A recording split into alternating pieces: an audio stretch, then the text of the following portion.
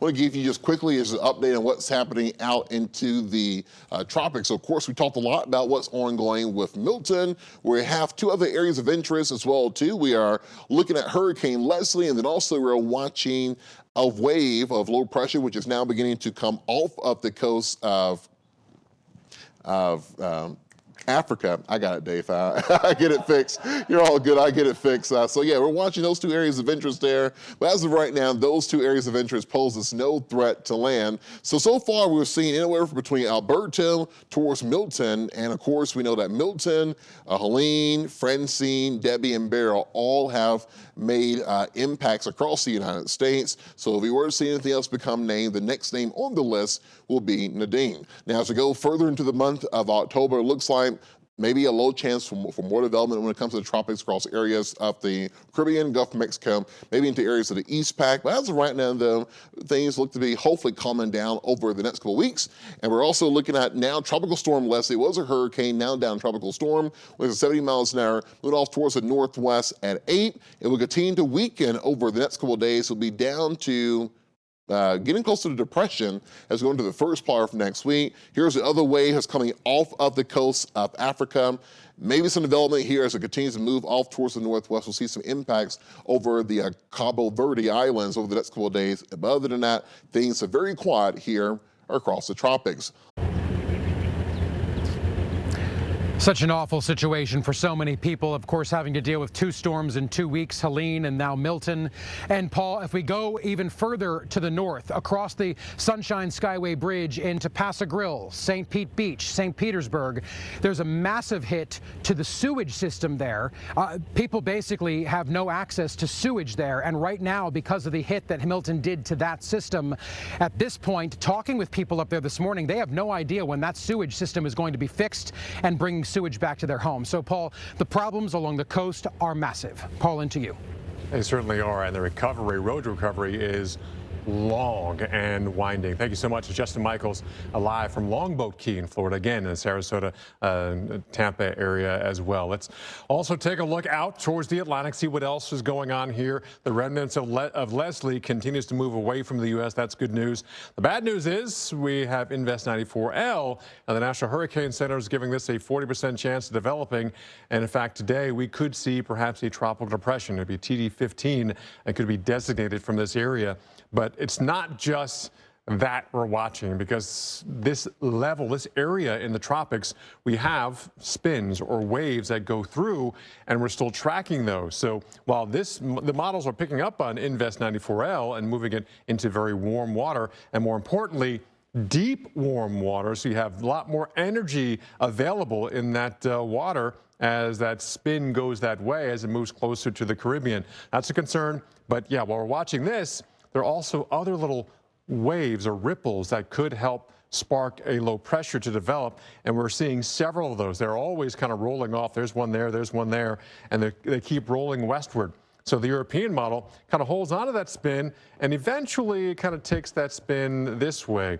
But at the same time, there are still areas that we're watching here in the Western Caribbean. So yes, while the European is picking up a little bit more than the Invest, the American is saying, yeah, we have this, we have this, we have this, and look what's happening here. At the same time, we're still tracking that Invest. The American model is already spinning up another low pressure closer to home, Western Caribbean. And that's crucial because once it hits in the Caribbean, the Gulf is not too far away, and the U.S. is not too far away. So when things get closer, we definitely have to keep our eyes open. The Invest is somewhere around here, but the European is still picking up on perhaps low pressure in the Western Caribbean, not associated with Invest 94L. Meanwhile, the American and Invest 94L is still spinning out here, but it is definitely more bullish on another low pressure developing in the Western Caribbean. By the way, Leslie is almost done. Milton is done, thankfully, but Nadine would be the next name on the list, and we still have more names on this year's hurricane list and also a list in reserve as well. You also have to remember, we're not done. We still have 18%, but look how, on average, it definitely picks up the middle to latter part of October in terms of activity. Doesn't mean U.S. landfall at all, but we're certainly not done, Lynette, at all in terms of the tropics still spinning other things up. Things are not even close to our shores, and that's really good news. It is. Unfortunately, we can't take our eye completely off the tropics because over the next many days, there are a couple of systems that will try to form closer to our shores. Now, it looks like there's just this one invest out there, and that's just one of the tropical waves, but there are a couple of tropical waves here in and around the Caribbean and Central America. This zone absolutely bears watching, and this will get a lot closer to land than we would like, and there's even another wave about to come off of Africa. So what these waves are doing in development potential and where they're going has a lot to do with the upper level pattern. So we got our big trough over the eastern U.S. that's producing our cool down, and then a big ridge, okay, and then we've got more troughing out in here and in here, down here into the Caribbean. So this big undulating pattern is providing some resistance against development. You know, the deeper wind shear, deeper into the tropics, that's very October-like. That's a good thing. However, there are gaps in between where the wind shear will be weaker, and because we've got a trough here and a ridge here, we've got this big high over the middle of the Atlantic. So the wind shear that caused this system to fail to develop over the last several days has left it weak and shallow. So it's going to go westward underneath this high. So that's the bad news of things not developing way out in the east. They tend to be weaker and go farther west. And then this tropical wave, it's being sheared right now. It's coming to the Western Caribbean where it could have development potential. So the fact that it's relatively quiet right now has a bad side, meaning these weaker systems will be able to make it farther to the west. So here's the Cabo Verde Islands, here's the Caribbean, here's this weak system, just a quick zoom in to show you, this is just like a steam engine. It just puffs every once in a while, but it is still slow to get going. So it's got a well-defined center, it's got some convection, but it's just the air's kind of dry and there's been some wind shear. But this weak system is headed west, and this upper level low that's down here by the Cabo Verde Islands, north of it, there's east winds aloft. So with east at the surface, east aloft, the wind shear is decreasing, just has to overcome some dry air. So when we look over the next 7 days, this has about a 50-50 shot at developing, mainly because it'll take a few days for it to get to the favorable conditions. But unfortunately, where it could develop is in the northern portions of the Eastern Caribbean. And then how far west could it get after that? So let's watch that system, and let's watch this wave headed toward the Western Caribbean. And you see this big ridge here in the middle of the Atlantic steering that weak system westward. And when we get to this weekend, Friday, Saturday, this is going to be sitting underneath upper level high pressure, and it could be going very near the northern islands there, maybe as a depression or storm. And how strong could this get in the time when we get to the weekend? I'm worried about, if it goes a little farther south, the large islands of the Caribbean being in play. It's too early to tell if this trough a week from now would get it and keep it from getting to the continental U.S. But this area, Mike, we have to watch the Northwest Caribbean. Even though the models aren't real bullish right now, a wave headed there could develop on our doorstep. It's the time of year to watch the Western Caribbean. It is, Dr. Nab. No, you've always got an eye on it, so appreciate that. Thank you.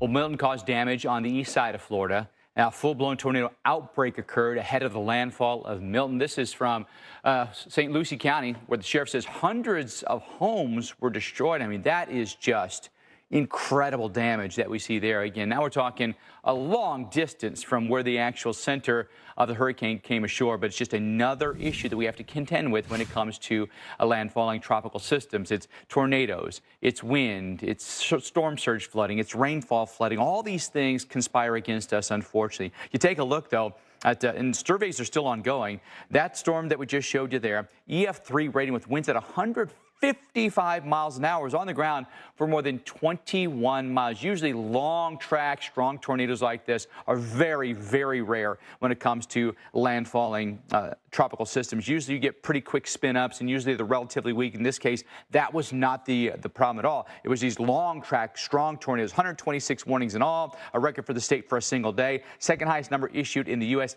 in a single day. And you take a look at the Fort Pierce forecast. Very nice recovery forecast. A little bit of rain toward the end of the weekend. Hurricanes still top of mind for a lot of folks, notably the recovery. And following Helene and Milton, the basin is cooling off. Let's hope that that trend continues. The Hurricane Center still watching a pair of possible development zones, both areas close enough to land that it does deserve our attention. A good sign, though, because that window for either of these disturbances is closing, and chances from the National Hurricane Center have dropped, at least for Invest 94L. 94L, that has been something we've watched. We've had some flare-ups, some storms have built over the past few days, but just one opportunity, two opportunities, and then it fades. And that's kind of the trend that we've been seeing, Marissa. Invest 94L, though, it still bears watching because we might have some implications for the maybe first the Lesser Antilles and then eventually the Greater Antilles. Yeah, there will be impacts to land regardless of whether it organizes. But yeah, that low chance down to 30% chance over the next 7 days. It does include that chance for development area includes the U.S. Virgin Islands, much of Puerto Rico, and then even into the island of Hispaniola. Thunderstorms, squally weather, given the topography of, let's say, Puerto Rico, you have to watch for flooding, especially if it's heavy and intense. Regardless, hurricane hunters, they're going to be flying into it. Supposed to take off this morning. It looks like it was pushed back, and they'll be taking off in about an hour and a half or so. It's a low-level investigation, right? Do we have anything that we're missing and we're not seeing on satellite? And there are still some storms that are trying to build this morning in the afternoon. That might be the trend that we see. And as this moisture surge pushes toward the Greater Antilles, those impacts that Marissa talked about are going to be a thing. The other area that we've been watching has been in the Western Caribbean. This has been a stronger signal, at least being picked up, with a high chance that we get, at the very least, a tropical depression. Widespread rain for Central America, the gyre doing another routine, another cycle, and strengthening. So heavy rain is going to be a possibility. If we get a name out of it, it would be Nadine. We will see, nonetheless, a 20% chance over the next 48 hours. The biggest thing that this thing's going to run into will be land. Yeah. If any development happens, it's so close to proximity. So looking at Honduras. Water is warm, but it's not going to be able to capitalize on that. So we'll be watching Central America as well. Let's get into PTC 15. Remember, this was that area that was Invest 95L. They changed that verbiage and the name of this. So potential tropical cyclone 15, that helps the National Hurricane Center get out ahead of this, issue those watches and warnings, and build that awareness that, yes, this thing may not be named at all, it may never be Nadine, but it's still going to have some impacts, and that's expected for the Yucatan and out towards southern Mexico. It's really this bullet point right here. Time frame, next 48 hours. So what we're looking at right now, visible satellite, it has gone down. But right before it did, I want you to take a quick glance. That's the last time we'll look at it. That rippling in the atmosphere shows you instability. Those robust thunderstorms are going to sweep through. They're going to dump a whole lot of rain, and they may pack a punch with the wind up to 40 miles an hour or greater. When does this make landfall? Well, kind of dialing up towards Belize late tomorrow, pushes through before we move on. Notice this in gray, that rippling at the surface, that is a delineation or a highlight of the topography. That means mountainous areas, they're going to get a big surge of that tropical moisture. The reason why I bring that up, we do have the tropical storm watch for Tulum all the way down to Belize City. It doesn't stop there. Notice when we bring out the track, I'm going to already beat you to it, Oaxaca. Those areas where you have the higher elevation of southern Mexico, a foot to a foot and a half of rain. Mudslides, landslides, that's going to be a concern. We'll be all over it. Looking at the possible development for Invest 94L, it's a slight increase, actually, up to 30% chance now over the next 7 days. It was 20%, 30%. Really now we're splitting hairs. Doesn't look likely. And when we get out towards Puerto Rico, it's skirting to the north of it. And so really looking out towards Aguadilla and those spots towards the western side that could get 1 to 2 inches of rain. Tropics do remain quiet over the next 7 days, but after that into November, it could start to pick back up. We do have, as of this morning, Tropical Storm Nadine. This was an area of low pressure we've been following for the past couple of days. They have the circulation, and it's expected to make landfall over the coast of Belize sometime later this afternoon. Now, it is moving very quickly to the west at 9 miles per hour. We have a lot of moisture associated with it. Tropical storm force winds do extend over 140 miles away from the center of this storm. Take a look. Here's the newest track and newest advisory. 5 a.m. Wind sustained 40 miles per hour, and then eventually it does move over the Yucatan Peninsula and then bringing that rainfall all the way into portions of Central America through Mexico as we head into the remainder of this weekend. No impacts for us here in South Florida. Another area that we've been watching watching very closely. This is Invest 94L, and it's still very disorganized as of this morning. They're like, hey, maybe it could still have the chance for formation. Good thing is it stays well away from the state of Florida, stays very weak. Models keep it away and staying out into the Atlantic in the upcoming days. Taylor? So here's the wide snapshot of the Atlantic basin. Notice that we have Nadine, which is working its way westward, and it is nearing that landfall within the next few hours. And then behind it, on its heels, we've got Invest 94L still working its way closer to Hispaniola and the southeastern Bahamas as we work later in this afternoon and evening. So that's kind of what's happening as of right now. But when you are concerned with over the next few hours, and I'll go ahead and have Marissa, if you could go ahead and click for me, that would be great. Forgot my clicker over there. Here's what it looks like, though. Nadine, the 8 o'clock advisory. We have 45-mile-per-hour sustained winds, and it's interesting when you look at the robust thunderstorms that have developed as we're watching. I mean, it's definitely getting a more defined center of circulation, and so this system has really strengthened within the last 24 hours because it's moved into a more favorable environment. However, it's running out of time, it's running out of real estate, and so that's why it is going to be making landfall as a tropical storm within the next few hours. So pressure right now, central pressure 1,002 millibars, and it is likely to be bringing rounds of heavy rain as well as tropical storm force winds to much of Central America. And this will continue over the next few hours and into tonight. So understand that heavy rain, the biggest threats, localized flooding, as well as high surf. That's what's expected all throughout this weekend. And we even have tropical storm warnings that are in effect for parts of Belize and Mexico as well. And so when we're looking at the wind shear, I mean, this is really fascinating and understanding the fact that this overall environment has been more conducive. And so we were talking about those thunderstorms that are developing, and there is a pocket of lower wind shear that it's been working its way into, and that is what essentially has allowed it to strengthen.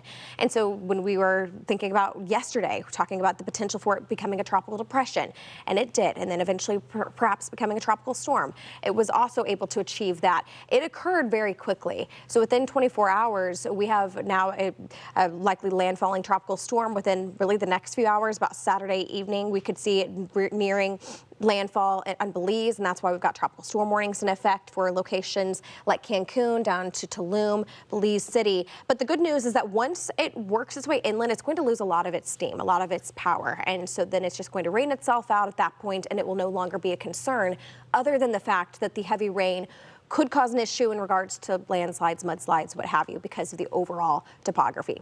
Now, it's important to also talk about Invest 94L, because Invest 94L, this system, earlier on in the week, had much better odds of actually developing into something a little bit more significant. As of right now, it is still working into a much more hostile environment, stronger upper level winds. We also have dry air. So all in all, it's going to continue to really have to fight off those inhibiting factors and will ultimately fizzle out and be no concern. So thankfully, the lower 48, we are not looking at any sort of landfalling tropical system in the short term. Well, we've been talking about it all morning. It's finally here. Tropical Storm Oscar just been named by the National Hurricane Center as a very small, compact storm. But as we're talking about Tropical Storm Oscar, more on that in a moment, we also have another tropical storm about ready to make landfall shortly as well. So a lot of activity for something that looks very quiet. If you look at the Atlantic Basin as a whole, not too much going on. It's just that the things that are going on are rather newsworthy. So let's get right to what we are seeing as far as, well, Tropical Storm Oscar. Here is the newest numbers out here. 40-mile-an-hour winds around a very compact center of circulation. Pressure at 1007 millibars, moving west at 13 miles an hour. So we're talking about a very complex storm. You take away some of the outflow here. There's the storm right there. So as far as the storm goes, tropical storm force winds extend about 35 miles outside of the center of circulation. Now, again, that's still big enough that whatever land it does reach, well, that's going to be causing some issues there as well. It's currently 190 miles east-southeast of southeastern Bahamas, so still not quite reaching any land as of yet as far as the bigger winds, but it could be impacting the Turks and Caicos soon enough. And then eventually you can see how muddled this ends up getting.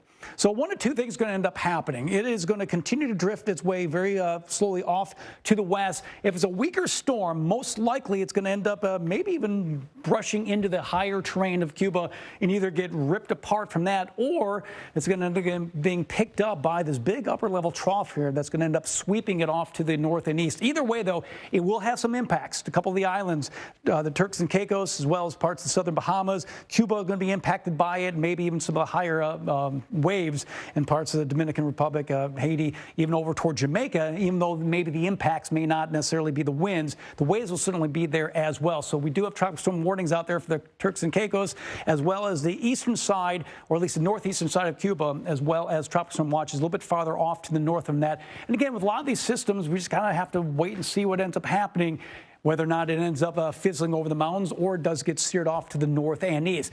Jumping a little bit farther to the west, here is Tropical Storm Nadine. Now, the worst winds are already impacting Belize at this moment.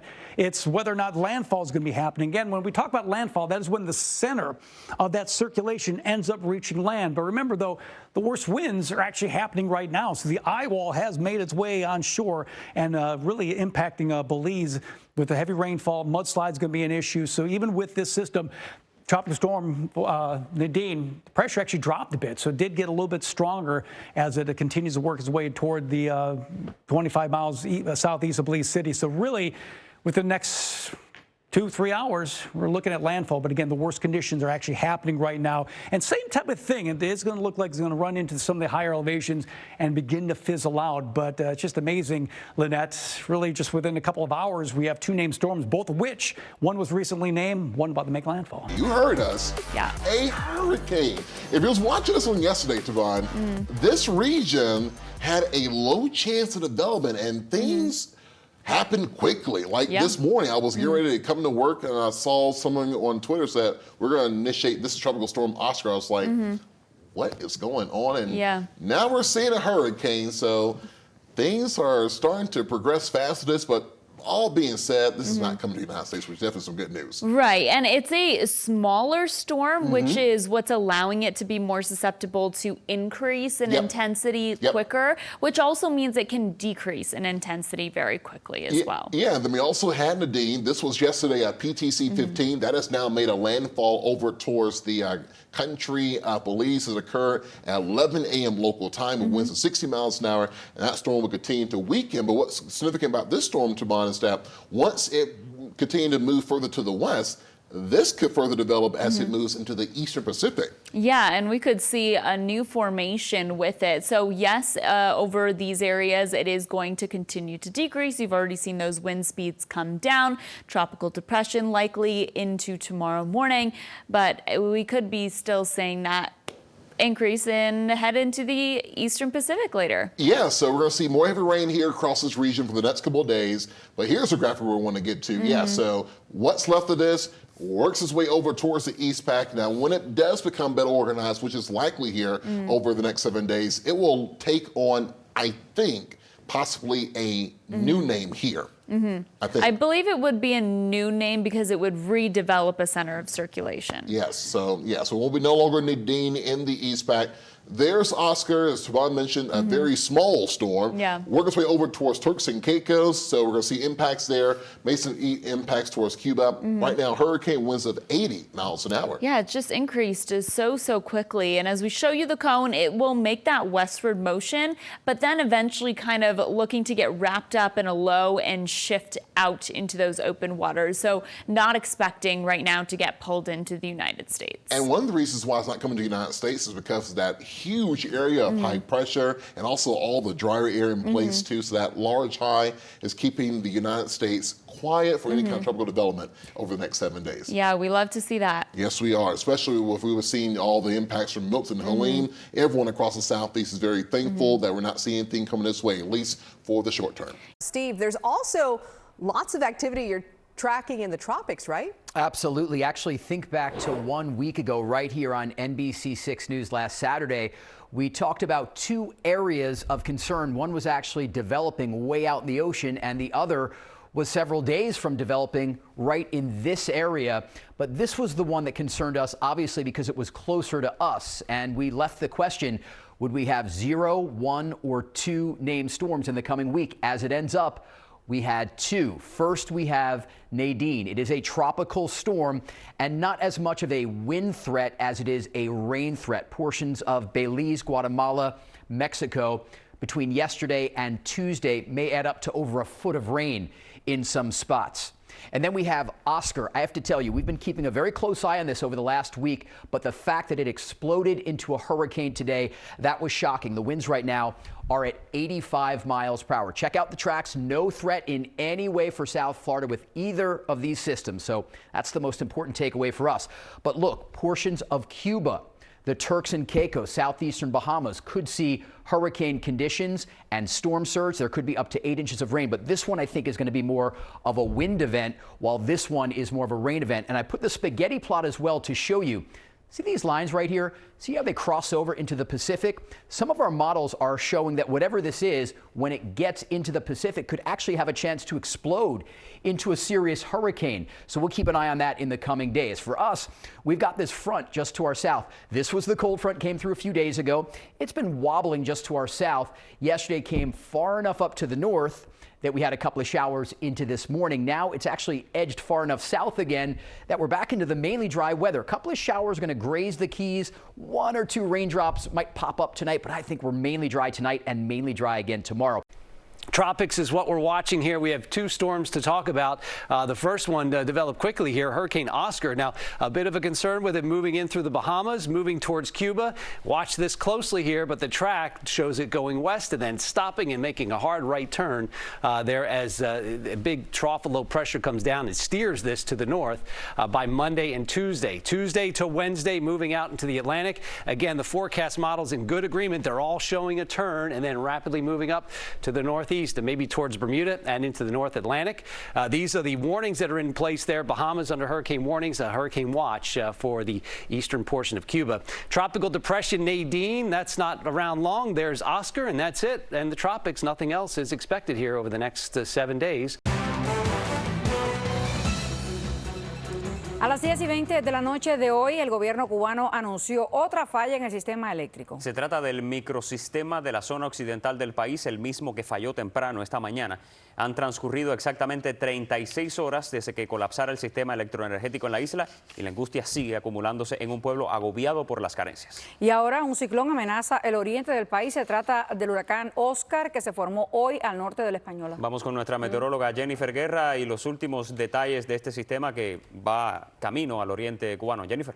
Efectivamente, Junieski, Lisset, es un sistema muy pequeño y lo que sucede con este tipo de huracanes que son tan pequeños es que tienden a fluctuar mucho también en intensidad, pero también en su trayectoria. Y es por eso que el Centro Nacional de Huracanes ha tenido sus problemas, sobre todo con determinar esa intensidad del sistema, porque tiene un núcleo bien pequeñito. Tiene ahora mismo vientos máximos sostenidos de 85 millas por hora. Eso no cambia en relación al boletín de las 8 de la noche. Su presión central es 987 milibares y su movimiento continúa siendo hacia el oeste a razón de 12 millas por hora. Lo que estará ocurriendo justamente es que ese huracán se comenzará a mover y prácticamente paralelo a lo que es la porción norte del territorio cubano, pero vean cómo entre algún punto entre Moa y Baracoa, al norte de la provincia de Guantánamo y también de Holguín, pudiera estar llegando como huracán categoría 1 este domingo en horarios de la noche, a internarse un poco más en la isla sobre el lunes en la mañana, ya debilitado lógicamente como una tormenta tropical, y después recurvar hacia el noreste, internarse nuevamente en aguas del Atlántico. Lo más importante con este sistema estará relacionado sobre todo a la lluvia, porque su campo de vientos no es tan amplio, aunque en este último boletín ya estaría ubicándose ese viento de tormenta tropical, sí un poco más dentro de la isla, se estaría moviendo hacia el norte el viento más fuerte para el día lunes, pero nuevamente lo preocupante en este sentido son las pulgadas de lluvia que pudieran llegar hasta 6 pulgadas, 150 milímetros, y esto en este terreno montañoso es muy peligroso para la comunidad en Cuba. When it comes to Oscar, you may remember yesterday this is a 10% chance of further development. We're going to get on Oscar in just a moment, but now it is a hurricane. Hard to believe. We've got this system, which is Nadine. Nadine expected to make its way on shore. It's doing so as we speak. Now we go back to Oscar. Now, if memory serves, yesterday this had a 10% chance of further development. And using the Halloween theme, if this were a monster, this is where you think you could drive the stake through its heart. You think you'd use the garlic, you would use whatever, silver bullets, you name it, to basically kill the creature. It came from a 10% chance of further development to a hurricane. Oscar, there it is. And you can see, again, a lot of the convection, winds of 80 miles per hour. The pressure, 9 988. Now, what we expect with this, a lot of wave action, possibly some heavy rainfall, and it will be affecting these spots. If you've got vacation plans to the Turks and Caicos, back into Cuba, and I'll tell you, the Bahamas, certainly a place that could be affected over the next several days, because this thing is going to be staggering around like a fraternity boy at Bourbon Street. Look at this. I mean, making its way over towards western Cuba, then possibly curving back into, well, look at this, back into the islands when you get into Tuesday, then into Wednesday. Fluctuations with power, that's true, down to 40 miles per hour, but still that's enough to cause all kinds of wave action, heavy rainfall, and certainly when you look at the water temperatures, certainly warm enough to sustain the power of this. Not a whole lot of shear out there, so we could see some fluctuations, but still going from nothing to something, and it sure didn't take long. Kelly, let's send it back to you. Appreciate having you here. So let's get to the tropics, guys. It's very active right now. There's nothing that's directly affecting the United States, so I will get that out of the way. I know we've got a lot of storm-weary people in Florida. You know, you hear about a storm that's 500 miles off the southeast coast of Florida. It's probably a little off-putting, so I wanted to get that out of the way. But this is video out of Belize, a storm that came out of the Western Caribbean. This was Tropical Storm Nadine, and it has now moved inland. It's lost a lot of its strength as far as the wind goes, but it's still got a lot of moisture associated with it, and it is still dropping some heavy rain. Let me show you where Nadine is at right now.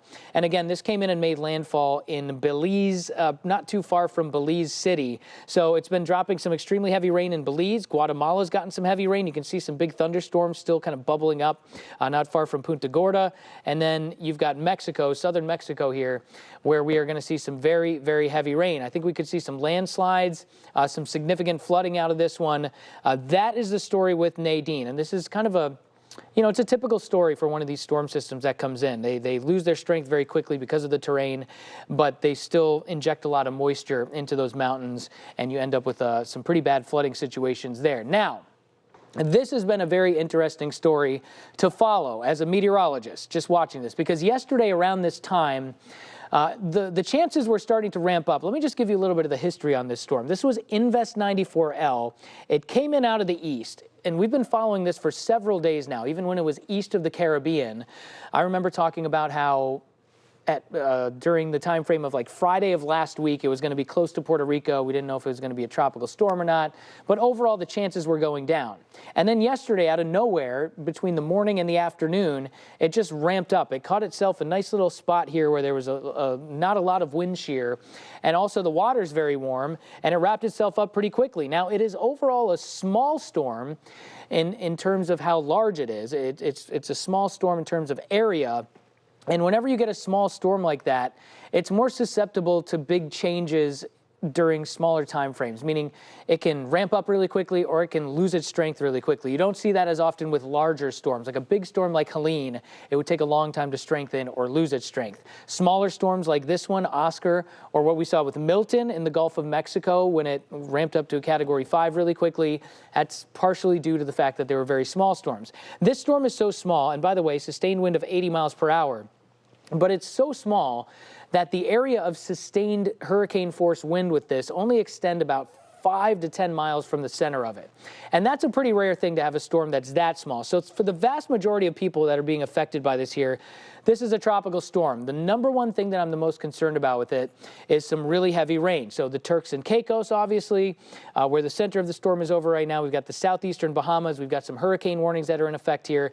But this is the forecast cone. And isn't it an interesting forecast cone? Like, it's moving toward the west-southwest right now, but it's going to do a little loop-de-loop here and actually spin around and go back out over the Bahamas. So, you know, the outer parts of the storm are already dropping some pretty heavy rain there. And so the bottom line is that this entire area is going to see some very heavy rain over the next couple of days. I'm concerned about flooding.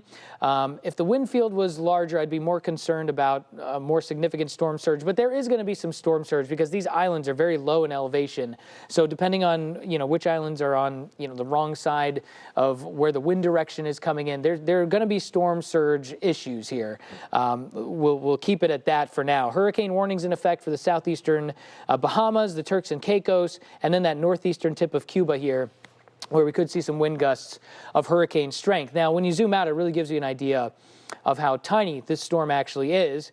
It's not a terribly pretty storm meteorologically when you look down at it. It doesn't have a well put together eye, but you definitely can see the circulation there. It's that counterclockwise circulation with thunderstorms bubbling up around the center of it. And hurricane hunters have been in it, so they've found the strong wind.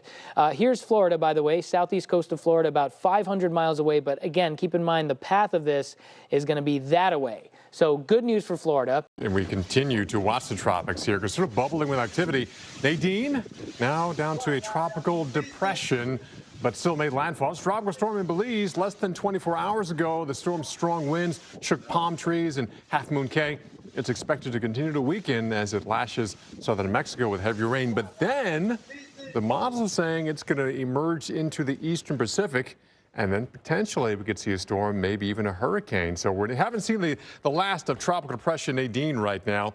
And if you were kind of napping, oh, you might have slipped on Hurricane Oscar forming and still impacting a big chunk of the Bahamas and Turks and Caicos. Right now, again, here's Nadine smack dab in the middle of land here, 30 miles per hour, moving west-southwest at 14 miles per hour. The models push it in the Pacific, and then, what was that, Abby? Christine. Nadine could, once it moves in a different basin, it will get a different name. So we'll not hold the name Nadine. The name would be Christine once this thing emerges. And if it follows what the model guidance is, will, become at least a tropical storm, maybe even a hurricane. Again, different name, same circulation. All right, what about Oscar? It was chugging along there. It was kind of small, compact storm, and then really start to strengthen. It has this little a small but a happy place for this thing to now be a 80 mile per hour Category 1 hurricane moving west-southwest at 12 miles per hour. Here's the thing. Here's the Turks and Caicos, but also these are the southern Bahamas, and they're getting just hammered right now. In fact, these islands, there are more flamingos than people on these islands here in the southern Bahamas. That's a good thing because they are in the brunt of that CDO, that central dense overcast, so they're getting just pummeled by wind and really a lot of heavy rain right now. And these are the Turks and Caicos. The bottom line, Turks and Caicos, parts of the Bahamas, parts of Cuba, hurricane warning right now, and tropical storm warning up for other parts of Cuba. Breaking right now, sadly, we've learned one person has died in the intense flash flooding in New Mexico. This comes after rounds of rain triggered a flash flood emergency in Roswell. Nearly 300 people were rescued from rising water in Roswell. Search and rescue efforts are underway. So we can see that we've been dealing with a lot of rain across this area, up to almost 7 inches when we're looking at radar estimated. So some heavy rain across this area. We've had a lot of people rescued, and of course, with all that rain, we do have a flood watch that's in effect for today from Las Vegas to Roswell. Let's talk about what's going on in the tropics, Paul. Yeah, even though we're in October, we're not done with the tropics here. One more month to go, the entire month of November. Really two things closer to home we're watching. Really three things. We got remnants of Nadine, Oscar, and also just the overall condition of the Caribbean. I'm going to show you that momentarily, but let's talk about remnants of Nadine. It was a tropical storm, made landfall in Belize yesterday. That remnant kind of circulation or low anticipated in terms of no more advisories for Nadine. Doesn't mean this thing won't still exist. It's going to keep moving on south-southwest into the open waters of the eastern Pacific. There, it's forecast to get a name and keep on chugging westward, or at least a tropical depression, maybe a tropical storm. If it gets a storm strength again, the name would not be Nadine, it would be Christy. Different basin, different set of names. All right, to the Atlantic Basin we go. Here's Hurricane Oscar, also made a hurricane yesterday. Small, compact storm, but it is mighty here, bringing a lot of rain. Made landfall in Turks and Caicos, then the Bahamas. Now continues to move on towards Cuba. Yeah. These are the Turks and Caicos. Everything else is the Bahamas in this direction. Then we have Haiti here and Cuba. It's about to make another landfall, third landfall in the east coast of Cuba here. And then the good news is, of course, we're concerned. Once you get to Cuba, you got 90 miles till South Florida. It's not going to go there. It's going to continue this direction, different direction, then kind of feel the steer and pull it back north and east. It will still impact Cuba, will still impact the Bahamas and Turks and Caicos, especially the southern Bahamas, maybe part of the south central Bahamas, not the northern Bahamas. Trips to Nassau should not be impacted by this. Cruises across that area will, but here's the projected path of this. It's going to take that turn and move it away from land. All the models, the American model, European model in agreement. Here's a quick look at the European. Nadine goes that, or Oscar goes that way, and Nadine still has a spin, maybe becoming Christie, and it moves away from the west coast of Mexico. So both are moving in great directions away from land. So yes, that's good news, but we're not quite done. We still have 12% of the season, including the entire month of November to go. And I'm concerned about this because of what's going on in the waters of the Gulf and the eastern or the western Atlantic and the entire Caribbean. This shows you the water temperatures, and they're well above average all across the Caribbean. So while they're starting to cool down a little bit here in the Gulf, northern Gulf, parts of the western Atlantic, the entire Caribbean basin is sitting close to 90 or above degrees, especially some of the shallow waters around some of the islands here. So this is all in play. Game on in terms of development. We need warm water, and we have plenty of it. The long-range models are saying still something potentially spinning up here in the Caribbean. Doesn't mean it's coming northward, but I'm saying we are not done, so stay prepared. Lynette? We still have a hurricane to worry about. That would be Hurricane Oscar. 80-mile-per-hour winds with the 2 p.m. advisory, which would put it at a Category 1. This is a very small but somewhat mighty storm system. It almost developed out of nowhere, rapid intensification that bumped the storm up from just an area to watch in this invest to then a hurricane. And it probably would have been hard to diagnose as a hurricane if it wasn't for the hurricane hunters that were able to go out, fly into the storm, and measure wind speeds of 80 miles per hour. Hurricane hunters still investigating the storm system. It's somewhat unusual to see this small of a system pop up. Not unusual, though. We saw something similar. I believe it was Humberto that was also a quick spin up, if you will. Landfall actually did occur with Oscar. This was at 4:44 a.m. in the Bahamas. Still at 80 mile per hour with the max winds and that Category 1 hurricane strength. For certain spots in the Bahamas, I believe it's Matthewtown, which is the largest community on the island that was impacted. The winds were blowing off of shore where that town was located. So the wind, yes, very impactful, but less in the way of that storm surge. Watching very closely. 2 areas. Let's talk about remnants of Nadine, forecast to move into the eastern Pacific, where it could gain strength and get its name as Christie. And then we have Hurricane Oscar with maximum sustained winds at 80 miles per hour set to make landfall across Cuba. It is forecast to move towards the west over Cuba, weaken, and then take a sharp turn towards the north and east. Coming up, we're going to take a closer look at our rain chances as we head through this week. Bueno, Cuba sigue bajo un apagón masivo. El gobierno suspendió todas las actividades públicas no imprescindibles, incluidas las escuelas, hasta el miércoles. Y como si fuera poco, el huracán Oscar acaba de tocar tierra, empeorando la situación aún más. En Cuba se ha decretado la fase de alarma para las provincias de Guantánamo, Santiago, Holguín, Granma y Las Tunas. Pasamos ahora con nuestra meteoróloga Jennifer Guerra. Y Jennifer, ¿por dónde entró el huracán? Pues Lisset Yunieski lo hizo por Baracoa, cerquita de Baracoa, justo a las 5:50. Eso es lo que advierte el Centro Nacional de Huracanes. Acaba de emitir este anuncio especial. Justamente ahí cerquita, justo se reportaron ráfagas superando las 65 millas por hora en la punta de Maicí hace apenas una hora. Como pueden ver, un sistema pequeño, compacto, pero que estará trayendo a ese sector de la isla muchísima lluvia. Ahí es donde está la principal amenaza. Lo hizo con vientos máximos sostenidos de 80 millas por hora y tiene un movimiento hacia el oeste-suroeste, observen, muy lento, a razón de 7 millas por hora nada más. Va a encontrarse ese sistema todavía una onda que no permitirá que se mueva al norte y por eso va a comenzar a quedarse, digamos, moviéndose sobre e internándose en la isla sobre las provincias de Guantánamo, Holguín y Santiago de Cuba, al menos hasta este próximo lunes en la noche, lo que significa que estaremos viendo entre unas 24 a 36 horas todavía con el impacto de de este sistema tropical que, aunque sí va a debilitarse a tormenta tropical debido a su interacción con tierra y todo el sector montañoso, va a estar pues dejando allí mucha precipitación y allí es donde está el principal riesgo. Los vientos máximos sostenidos, observen que rápidamente disminuirán sobre las 45 millas por hora, pero nuevamente el efecto que dará pues más preocupación en relación a este sistema serán las lluvias. Después un movimiento hacia el noreste que lo adentrará en aguas del Atlántico. Vean cómo se moverá muy lento. Observen este sector de Guantánamo, la punta de Maicí, el sector de Baracoa, también Santiago de Cuba, toda esta zona al menos hasta el martes viendo lluvia cuando ya el sistema salga de tierra nuevamente internándose hacia aguas del Atlántico. Los acumulados entre 8 y 12 pulgadas aproximadamente en términos de milímetros pudieran superar incluso a los 400 milímetros en estos sectores, y en relación al campo de viento sería muy cortico acá justamente cerquita de Baracoa.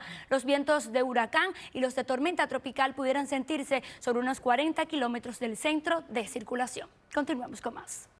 ¿Qué tal? Muy buenas noches, les saludamos Lizeth Mari. Y por aquí Yunieski Ramírez, y muchísimas gracias por informarse con nosotros el fin de semana. Vamos a comenzar con imágenes de radar de Oscar, que se ha degradado esta noche a tormenta tropical. Oscar tocó tierra en el municipio de Baracoa como huracán categoría 1. El sistema traerá más que todo lluvias, todo esto cuando la isla enfrenta el peor apagón que ha dejado a millones de personas sin electricidad. En Cuba se ha decretado la fase de alarma para las provincias de Guantánamo, Santiago, Holguín, Granma y Las Tunas. Pasamos con nuestra meteoróloga Jennifer Guerra y el último parte de las 11 de la noche, Jennifer. Así es, Lizeth, Yunieski, ya es algo positivo. Oscar se debilita. Eso se tenía ya contemplado en el pronóstico, así como comenzar a interactuar con tierra, con el terreno montañoso que caracteriza este sector del país, pues estaría debilitándose, perdiendo en intensidad. Ahora tiene vientos máximos sostenidos de 70 millas por hora, pero observen que su movimiento continúa siendo hacia el oeste-suroeste y lo hace apenas a 6 millas por hora. Es por eso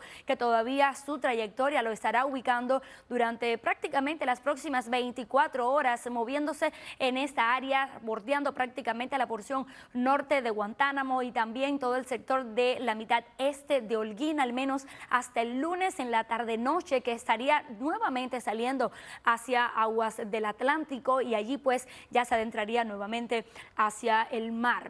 We appreciate you joining us as we get ready for this new work week. And we have had 2 tropical systems in one weekend. Over the weekend, just like that. Exactly. Just in 2 days, we've marked 2 names off of the list. Our top story is Oscar. It was a hurricane. As of the 5 a.m. advisory, it is a tropical storm. So Cuba being impacted over the weekend, though, the Caribbean islands kind of the focus spot. On Saturday, Oscar rapidly intensified from a 35-mile-per-hour tropical disturbance to an 80-mile-per-hour hurricane. That's how fast things can happen when you have hot water. After making landfall in the Bahamas, the storm made a second landfall in Cuba on Sunday afternoon and now is currently tracking to the west. So here's the latest on Oscar, and right off the top, this is not going to be an issue for Florida.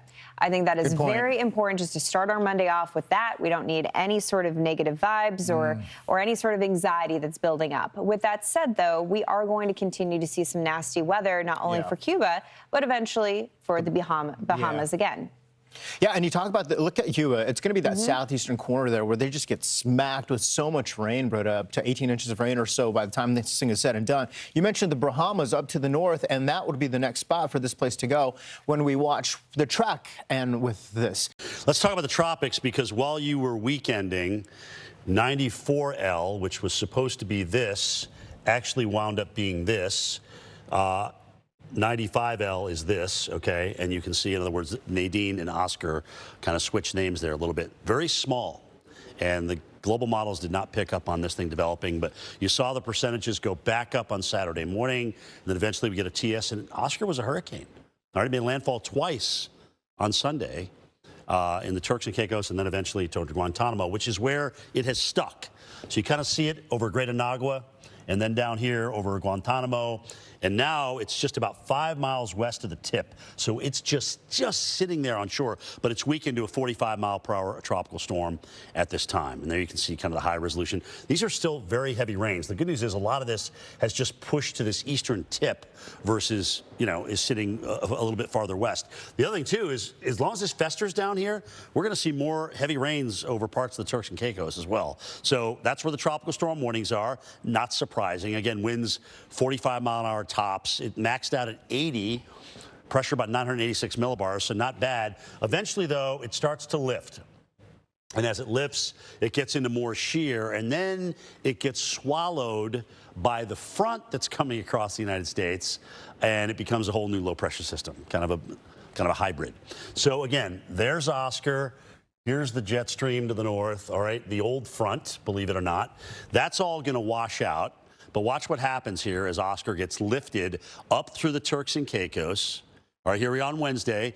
Here comes the front, and then it just scoops the whole thing up.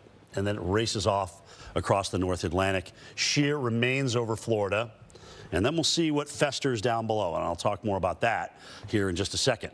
But what's going to happen is we're going to get out of a transition, or go through a transition, I should say, of getting out of this kind of sinking air into a more rising air motion part of our global circulations. And we call this a MJO phase that favors tropical development. Now, what could possibly move into that? So we're gone. Oscar's gone. All right, we talked about that. Nadine's already a Pacific hurricane at this point, maybe Christie. But we're going to watch something work its way across northern South America and possibly into this favorable area where the gyre is by the time we get in toward Monday. So we'll see. We'll see if something comes out of that. We still got 11% of the season left, and the fact that we're getting, Jordan, that phase of the MJO, which favors rising air motion over the part of the tropics that we look for in the Caribbean, means that we're still not done. Now, south of all those fronts in the Caribbean, it still feels like summer. This was the scene in Belize Saturday with strong winds lashing the palm trees as Tropical Storm Nadine made landfall. This was the Western Caribbean system that developed as it stayed over water just long enough. Unfortunately, 2 people died as Nadine crossed over Mexico. They were trapped in their house after it was destroyed by a landslide. And both Nadine and Oscar, before they formed, even if they didn't form, we were already concerned about rain-induced floods and mudslides and landslides. And that is definitely happening as a result of both systems. Now, what was Nadine is now leading to development in the eastern Pacific, and that northern system that we watched last week that became very small, Hurricane Oscar, is still a life-threatening, flood-producing rainmaker of a tropical storm. Now, we have strong winds here with this shortwave trough over the Bahamas. That's what's going to keep it from coming toward Florida.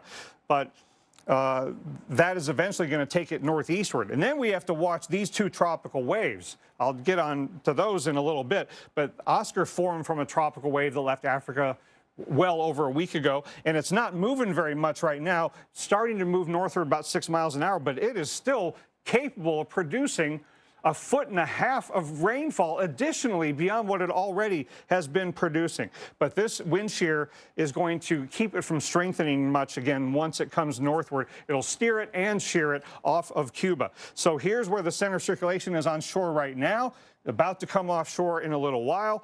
And the latest advisory has the winds at 40 miles an hour, moving northwest at 6. Tropical storm warnings are up, but winds are not the biggest problem. It's even in the Bahamas, up to 6 or 8 inches of rainfall, and again, 1.5 feet more in isolated spots in the mountains of eastern Cuba. It will go northeastward as a tropical storm, and then it'll get absorbed by a non-tropical low. So it's not going to be much stronger anymore, and it's not going to be a problem directly for the east coast of the U.S. Here's what's left of Nadine, and there's a lot left. Upper level high pressure with the low-level spin that came across southern Mexico and northern Central America. This is on its way to becoming a tropical storm, maybe even a hurricane out of this one as it moves westward away from Mexico. And then what could this tropical wave mean for the Western Caribbean about a week from now? We have another system to watch in the coming days, Felicia.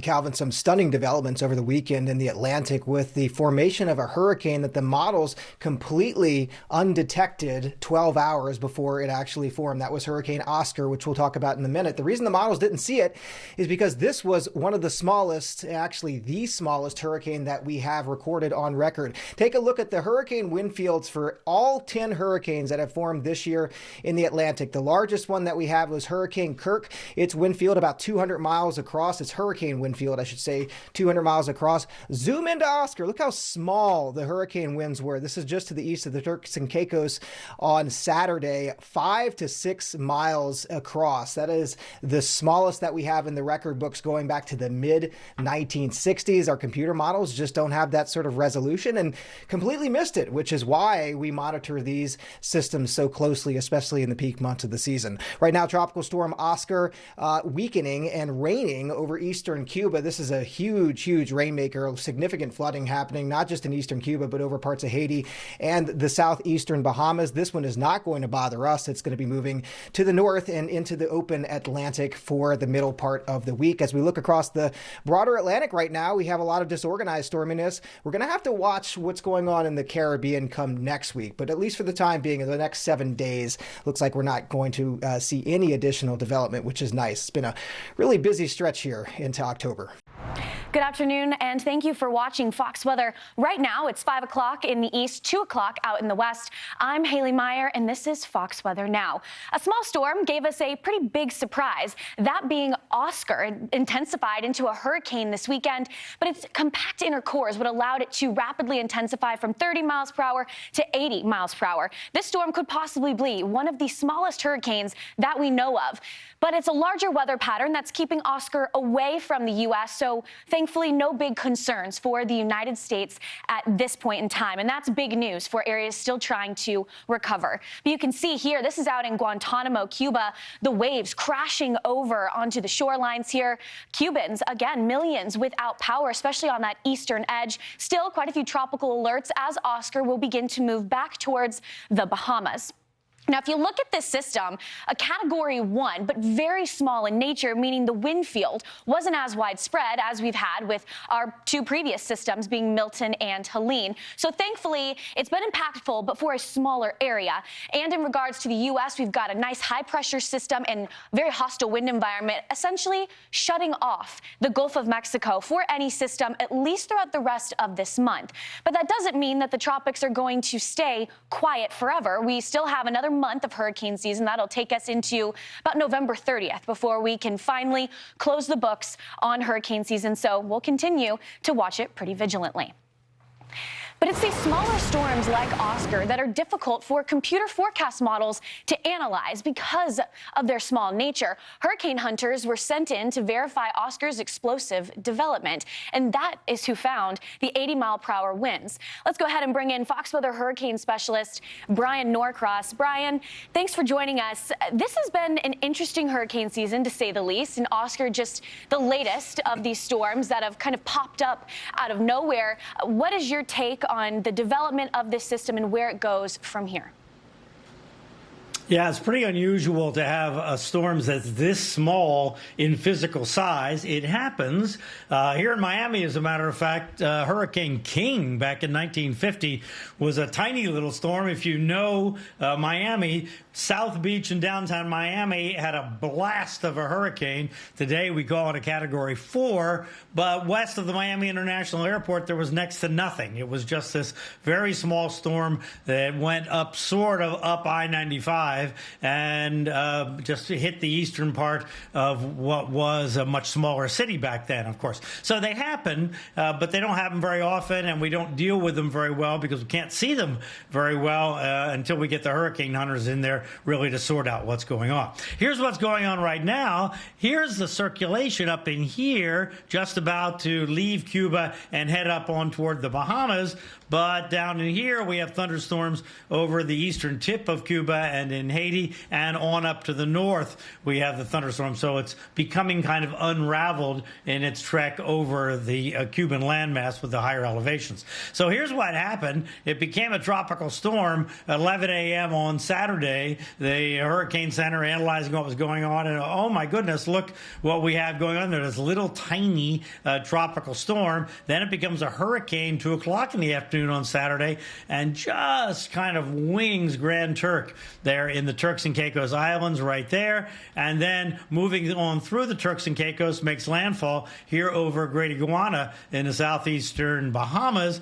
And then when we get over here to Cuba, this landfall at 5 o'clock in the afternoon yesterday is interesting because there are special satellites, kind of like radars from space, and one of them, the Canadian satellite, was looking right down on it and measured very strong winds up into the Category 3 range. Now, when they finally do the analysis, a lot of times they detect that those numbers are too high, but they're going to look at this all very closely because we might get a readjustment in terms of what the landfall was there. Then it's been drifting over Cuba, now kind of making a loop, heading back, it's going to head back to northeast over the Bahamas. 6 fallecidos hasta el momento. Ese es el saldo mortal del paso de la tormenta tropical Oscar por el oriente de Cuba. Las víctimas son de los municipios de Imías y San Antonio del Sur, en Guantánamo. 6 es la cifra inicial que podría aumentar a medida que bajen las aguas y se logre acceso a territorios ahora inundados. Oscar entró a Cuba como huracán categoría 1 con fuertes lluvias. Durante más de 24 horas recorrió la costa norte de las provincias orientales, inundando territorios históricamente secos.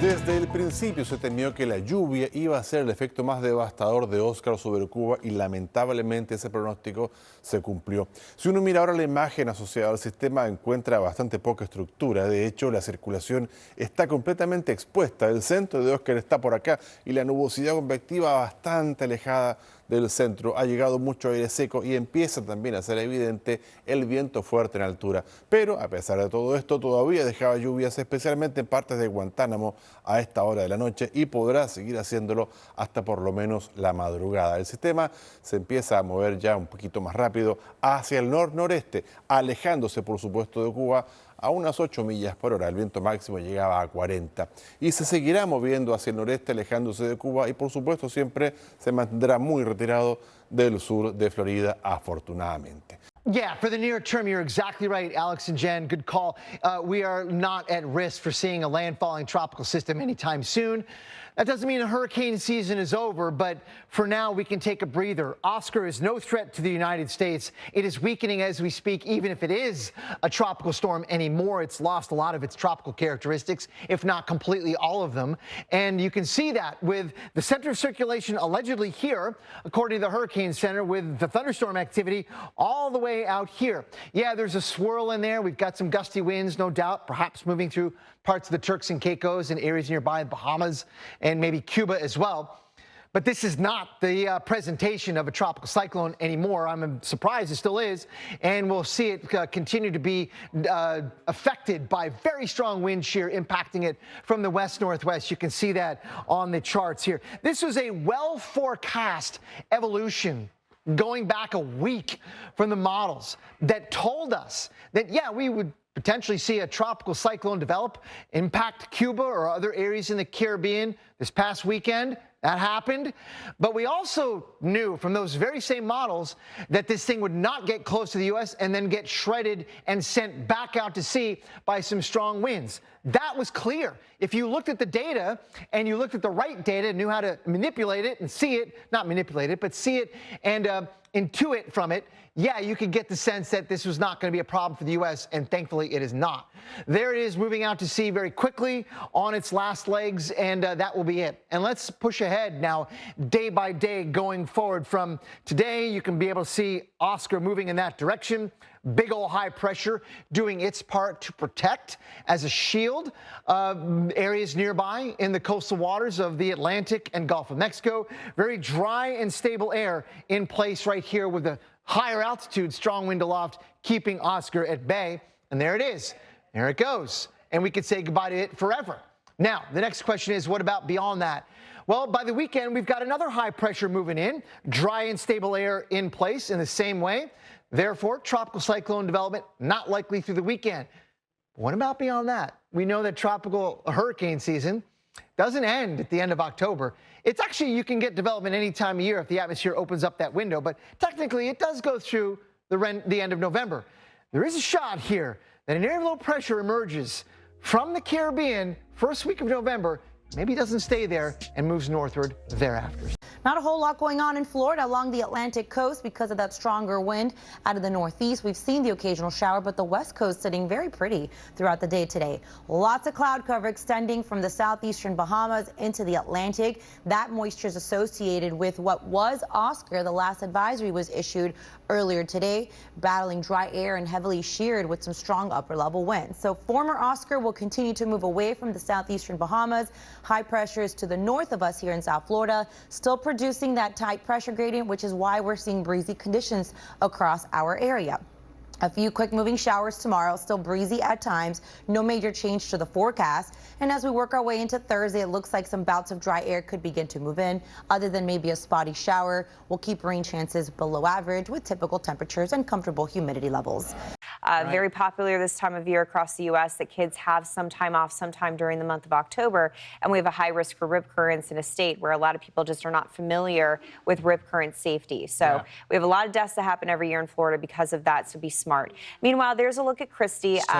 This is a monster of a storm. Yeah, it is. We talked about it already yesterday. up to Cat 2. Yesterday we were tropical storm. Yeah, this was what was once Nadine, fell apart, lost its energy. It was transferred over to the Eastern Pacific. We got Christy out of it. And look at the well-defined center there. Moves west 20 miles per hour. There's an area of high pressure to the north that's going to help to scoop it up and bring it up into the north and northwest.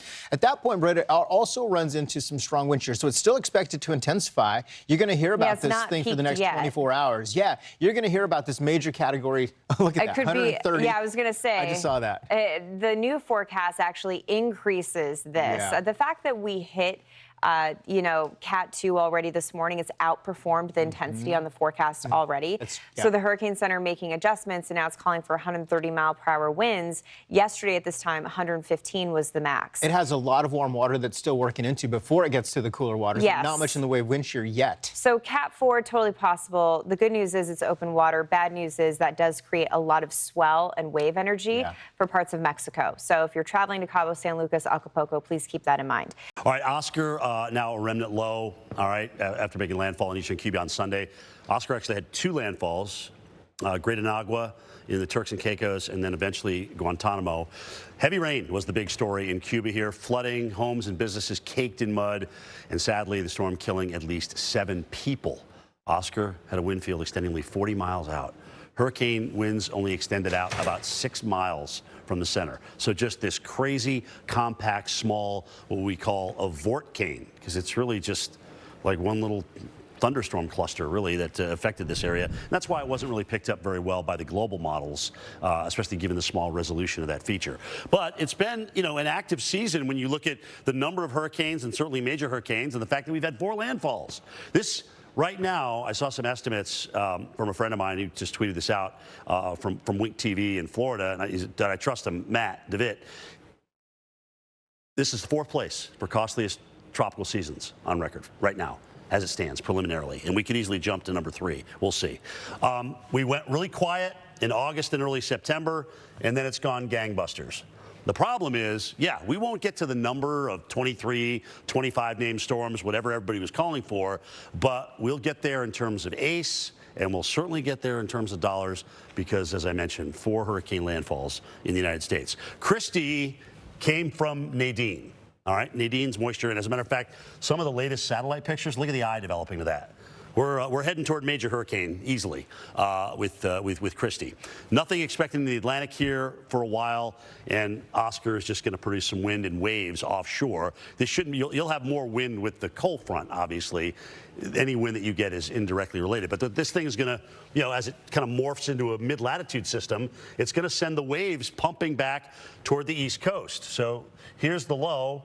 Wave propagation is always to the west and to the north, especially with something moving that direction. And you can see by the time we get into the early part of the weekend, we'll max out those waves for you on the Jersey Shore and in toward Boston. Too bad we're going to lose the 80s by then, right? Kind of nice to be surfing when it's temperatures in the 80s. So late October, we focus in on the Western Caribbean. This is a hot spot, and the CPC has also focused in on this area. This is what they update every Tuesday, and they're saying, hey, 40% probability of tropical cyclone formation. That's pretty good. That's the second level. They have a 60 plus, but we're not there. At least 20% continues right through the 12th of November. And notice again, as you look at November storms, the bulk of them are kind of concentrated in that Western Caribbean area. So what is going to happen here as we go on in time? It looks like we're certainly going to get a system that moves into this area going into the middle of next week. Excuse me. And as it does, what's the pattern going to be like over the United States? Are we going to have trough, ridge, trough? Because these are the systems that steer it, where something could easily come up, stop, move west, come up again, come up, stop, move north, kind of like Sandy. So we have to watch what the flow is like, not only in the tropics and what initially steers it and develops it, but also what eventually is coming across the United States. So Lynette, again, we are not done with the season. Nope. If this area is hot for the Hurricane Center next week, by this weekend, you'll see an outlook area come in down there. We'll see. Well, feet of floodwater rushed through parts of the Philippines during Tropical Storm Trami, killing more than a dozen people. Yeah, this is pretty wild to see. I mean, chest-deep water in some locations, people trying to get through this, and homes, businesses underwater. Unfortunately, it doesn't always take a typhoon or hurricane to cause epic flooding. We've seen that play out on our own shores time and time again. So let's talk a little bit more about what's happening right now, including Hurricane Christy in the eastern Pacific, but no tropical activity expected over the next 7 days in the Atlantic Basin. That could be changing, though. Dr. Knapp is back with us for a detailed look at everything. Christy is a pretty impressive hurricane nonetheless. Yeah, the Pacific Ocean, the conditions are very conducive, and those are generally headed eastward toward the Atlantic Basin over the next week or two. So, you know, enjoy the quiet on the Atlantic and Caribbean side right now. And when you see a major hurricane in the East Pacific in late October that is still on a strengthening trend over the next day or so, you get concerned that those favorable conditions will be in the Caribbean in about a week. But this could very well be stronger than the 125 miles an hour that it was at 11 a.m. this morning, because this has the potential, Mike, to get possibly even to Cat 5. What kind of conditions are we facing here in the eastern Pacific that this could go even stronger than what it is? Well, this kind of rapid intensification is super warm water that, or even in the East Pacific, in the La Nina year, they've been warmer than average just south of Mexico, and just really weak wind shear, upper level high pressure sitting south of all that wind shear over the Gulf of Mexico. And those conditions have allowed what used to be kind of the remnants of Nadine that went through the Caribbean into Central America to go up 65 miles an hour in the max sustained winds in the 24 hours ending at 11 a.m. this morning. And it may very well not be done. So it's got the structure to continue to take advantage of the very weak wind shear. Look at the outflow to the south and to the north, and then you've got the strong systems with the wind shear to the north. So it's just kind of ventilating the system, and eventually it will run into a trough. Thank goodness that trough isn't farther east, or else Mexico would have been in line for a major hurricane. This right here that had run into basically a big wall and push it north. Yeah, that'll steer it and shear it. So once it gets steered northward, runs into that shear this weekend, it will weaken, and then when it becomes a shallow system, it gets caught in the trade wind flow and goes westward. But when the Hurricane Center is forecasting something top end 4, it's at least possible it becomes a Category 5 hurricane while it's over the warmer waters. And eventually, tail end of that forecast, the waters get a lot cooler. That trough comes into play here. So at that point, then it becomes a lot weaker. These conditions, though, in the eastern Pacific translate to the Atlantic Basin. Yeah, because the Western Caribbean is just as warm, if not warmer, than parts of the Eastern Pacific. It's just a matter of the favorable conditions from the Pacific moving eastward, and you've got strong shear over the Gulf of Mexico and the Western Atlantic, but weak shear over the Western Caribbean. So once the favorable conditions move eastward, then a tropical wave like the one we've got out in the Atlantic right now can go innocently along through the weekend, but then in the next week gets into the central to Western Caribbean, and that could be just the wrong kind of timing. The wave arrives and the favorable conditions come in from the other direction. That means potentially something you really get going here. What then is the propensity for something to then come northbound once it forms there in the Caribbean? Sometimes they do, sometimes they don't. I mean, sometimes they stay down in the Caribbean and get pushed westward by high pressure to the north, but a trough can pick a system up from the Western Caribbean. Not toward Texas, but toward Florida. That would be the main concern. Well, Florida has been a target a lot this year, so we'll watch it, right? Yeah, maybe not. Maybe Cuba would be at risk. The Central American countries would be at risk for this development potential, but Florida, you can't rule it out, even once we get past October into early November. Always got to keep our eye on it, even late in the season. Dr. Nab, thank you. We're back after this.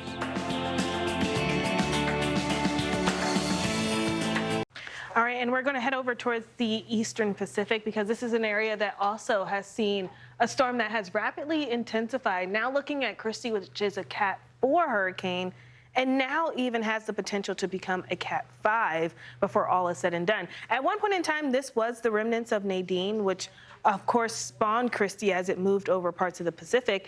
It has since been rapidly intensifying, and it looks like a perfect storm here. When you look at the enhanced satellite, you can see the eye of the storm. You can see those thunderstorms surrounding that eye wall as well, and it just continues to barrel off into the open Pacific. So this is going to be one for the fishes for sure, not really impacting any type of land whatsoever. But as we look at it and the potential of it, it is likely going to go down in the record books. Christy has intensified very quickly into a Cat 4 storm, and now as we're talking about the opportunity of it becoming a Cat 5 storm, it has also been the strongest since Otis from last year. We had Hurricane Otis, which was a Cat 5 storm in 2023. This is right on the heels of that and likely going to surpass that before all is said and done. The visible satellite looks amazing, but looking at the storm here with the winds up to 155 miles per hour, it has been booking it to the west all day long, now moving at a pace of 20 miles per hour. And the pressure just continues to drop, an indication that the storm is going to continue to intensify. So could we get it up to a Cat 5? That's quite possible right now. As I mentioned, we've seen the winds jump up nearly over, I should say, 25 miles per hour since earlier in the day. So it is continuously intensifying. The thing is, this is going to continue to be over the open Pacific from here on out. So this is going to be a storm that we can analyze and talk about the potential of strengthening and how it's going to go down into the record books. Looking at Christy, only the 8th Cat 5 storm to achieve this strength this late in the season. So watching it moving forward, as I mentioned, we'll get up to that Cat 5 status, maybe winds up to 160 miles per hour, and then it starts to weaken. It moves into some cooler air, Jane, as it pushes off towards the west. By the weekend, I think this is going to be a thing of the past, but certainly going down in the record books. All right, there's just a little over a month to go with the hurricane season in the Atlantic and the Eastern Pacific. They both end on November 30th, by the way. Check out this Eastern Pacific monster out and through here. This is Christy. It's a Cat 4 with 155-mile-per-hour winds, joining Gilma and John as the only major hurricanes of the season in the Pacific. This powerful storm could cause rough surf conditions for parts of Baja California as the wave propagation actually goes west, or I should say east. Well, it goes west. So beautiful look at what was going on as a rapid intensification cycle with Christy. We saw this all day yesterday. All right, let's talk about it. It looks like it just went through what we call an eye wall replacement cycle. The biggest and the baddest do this. This is how they stay perfect and symmetric and powerful. They go through what was called an eye wall replacement cycle. Inner wall caves in. Think about it. Skater starts with the arms out. Skater pulls arms in, spins faster, shrinks, and then when they slow down, they put the arms back out. What's going on here is the arms are starting to go back out now. You got a beautiful looking hurricane here. Thank goodness it's out over the water, not bothering anyone. 933 millibars. Look at the visible yesterday. Just absolutely perfect symmetry around the center of this thing. And, you know, one could argue, I mean, we don't know if we have a Cat 5 or not because there's no plane out there to measure the pressure. So you have to actually take the satellite and what's going on with it, also look at some of the cold cloud tops and say, you know, this correlates very, very well with what would be a high-end Cat 4 or a Cat 5. You can see, and also you get an estimate from the pressure there. You can see the rapid intensification this thing went over over the last 24 hours. Just incredible. Notice again, it is forecast to remain strong and then gradually weaken. Why is it weakening? This will never touch Hawaii, so don't freak out about that. You can see it's heading into cooler water.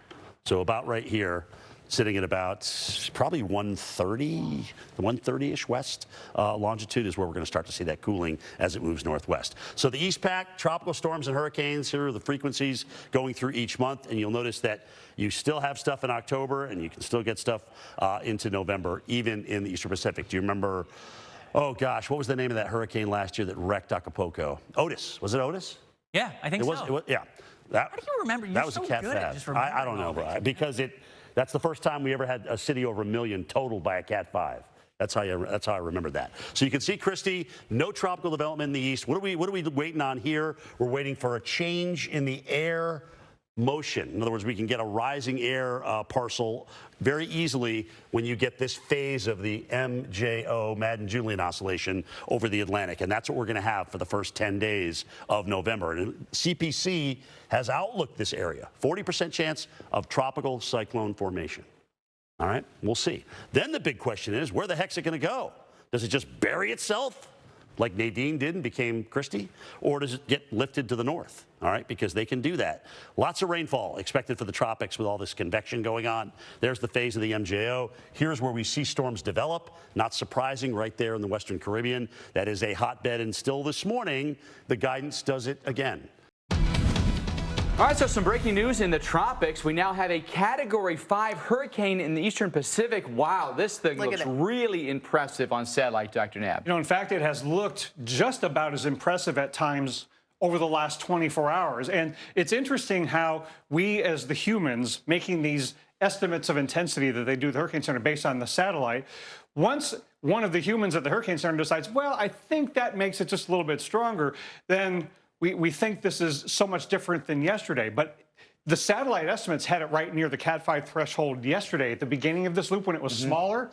And satellite estimates, when it's smaller, I think can underdo it. So I think right there, it might have been a Cat 5 then. Then it goes through the eyewall replacement cycle, comes out the other side bigger and re-strengthens. So now we've got a bigger Cat 5 than we might have had 24 hours ago. Yeah, you can almost see it here. It's like it comes out of that recharge, the eyewall replacement. It seems like not a restful period, but it comes out and you've got that clear center defined, and it just looks like a monster of a storm. Yeah, so guys, and absolutely that is true. There will likely be some reanalysis done after the fact on whether or not it got to Cat 5 yesterday, but we'll never know really as well without the recon. The good news is this is not land threatening. The bad news is they don't fly recon, so we don't really know how strong it is. Yeah. But I mean, we're kind of splitting hairs here, right? There's not a whole lot of difference between 150, 155, 160. You just crossed that threshold, but it gives it different status. Yeah, this has been right near the Cat 4 or 5 threshold a couple of times now, yesterday and last night, and now again. And when you look at conditions that are supportive of this in the East Pac, that could move into the Caribbean in a week or two, that's what you really get concerned about with regard to what Christy means. Yeah, well, here we are now in October, right? And we've had some infamous October storms, right? Sandy, Michael, Wilma, some of those destructive hurricanes that have hit the U.S. in the month of October. Good morning. Happy Friday. Thanks for staying with us here on Fox Weather. I'm Britta Merwin. Remember Tropical Storm Nadine? Well, its ghost redeveloped into Hurricane Christy, which has turned out to be quite a monster. Thankfully, a monster in open water. Now, the storm reached Category 5 strength briefly yesterday. Quite an impressive feat, right? And the explosion of development, such a short amount of time. Here's a look at the stats with Christy in terms of that internal pressure dropping, and in response to that, the wind creeping up. So before it went through an eyewall replacement cycle, Christy had 155-mile-per-hour winds. That's 2 miles per hour shy of a Category 5 hurricane. Went through that cycle about this time yesterday morning, which is literally a restructuring of the internal structure.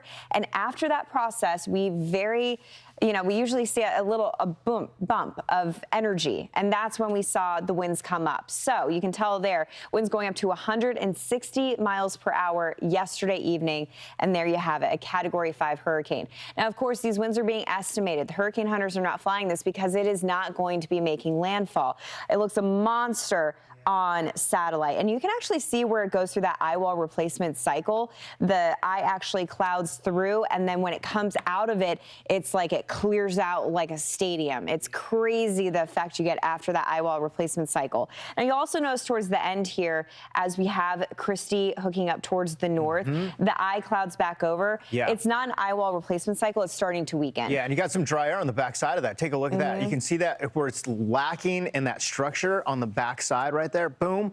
And then also running into some cooler waters to the north there as well, Britta, working against this. So this thing's going to just kind of fall apart and not have an effect on land, which is good because Hawaii's watching closely and is like, where is this going? You're good. Still Cat 4, so although we're past peak and we're starting to see this get that influence of the dry air, the cooler water, it's still a huge system. Winds are going to be down to 100 miles per hour by Saturday. Yeah, by Monday. Right. After 2 days of a tough weekend on Christie, it's going to be a nothing, system as we get into early next week. Yeah. It's the water temperatures. We're in the 70s up here, so that's not going to be able to sustain a tropical system. Worth noting that the swell is going to be big off of this. It's a Cat 5, so even in Southern California, we'll have swell coming from Christie.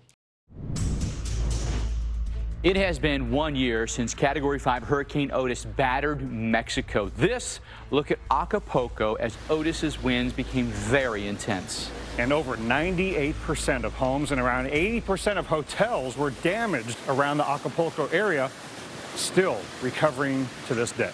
Let's take a look at some of the damage that was left behind. And ultimately, this tourist town was hit very hard. Nearly $16 billion in damages, the costliest tropical cyclone on record in Mexico. That was 1 year ago today. And there were a lot of issues with this one, Dr. Nab.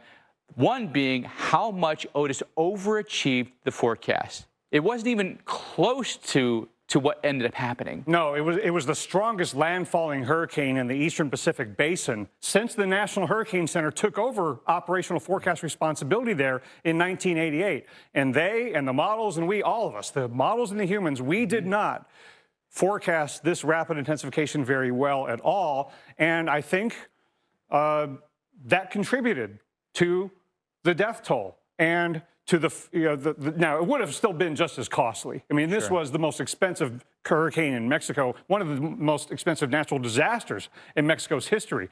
But this was a case where the tiny hurricane rapidly intensified beyond anything that any of our data or our models would lead us to believe.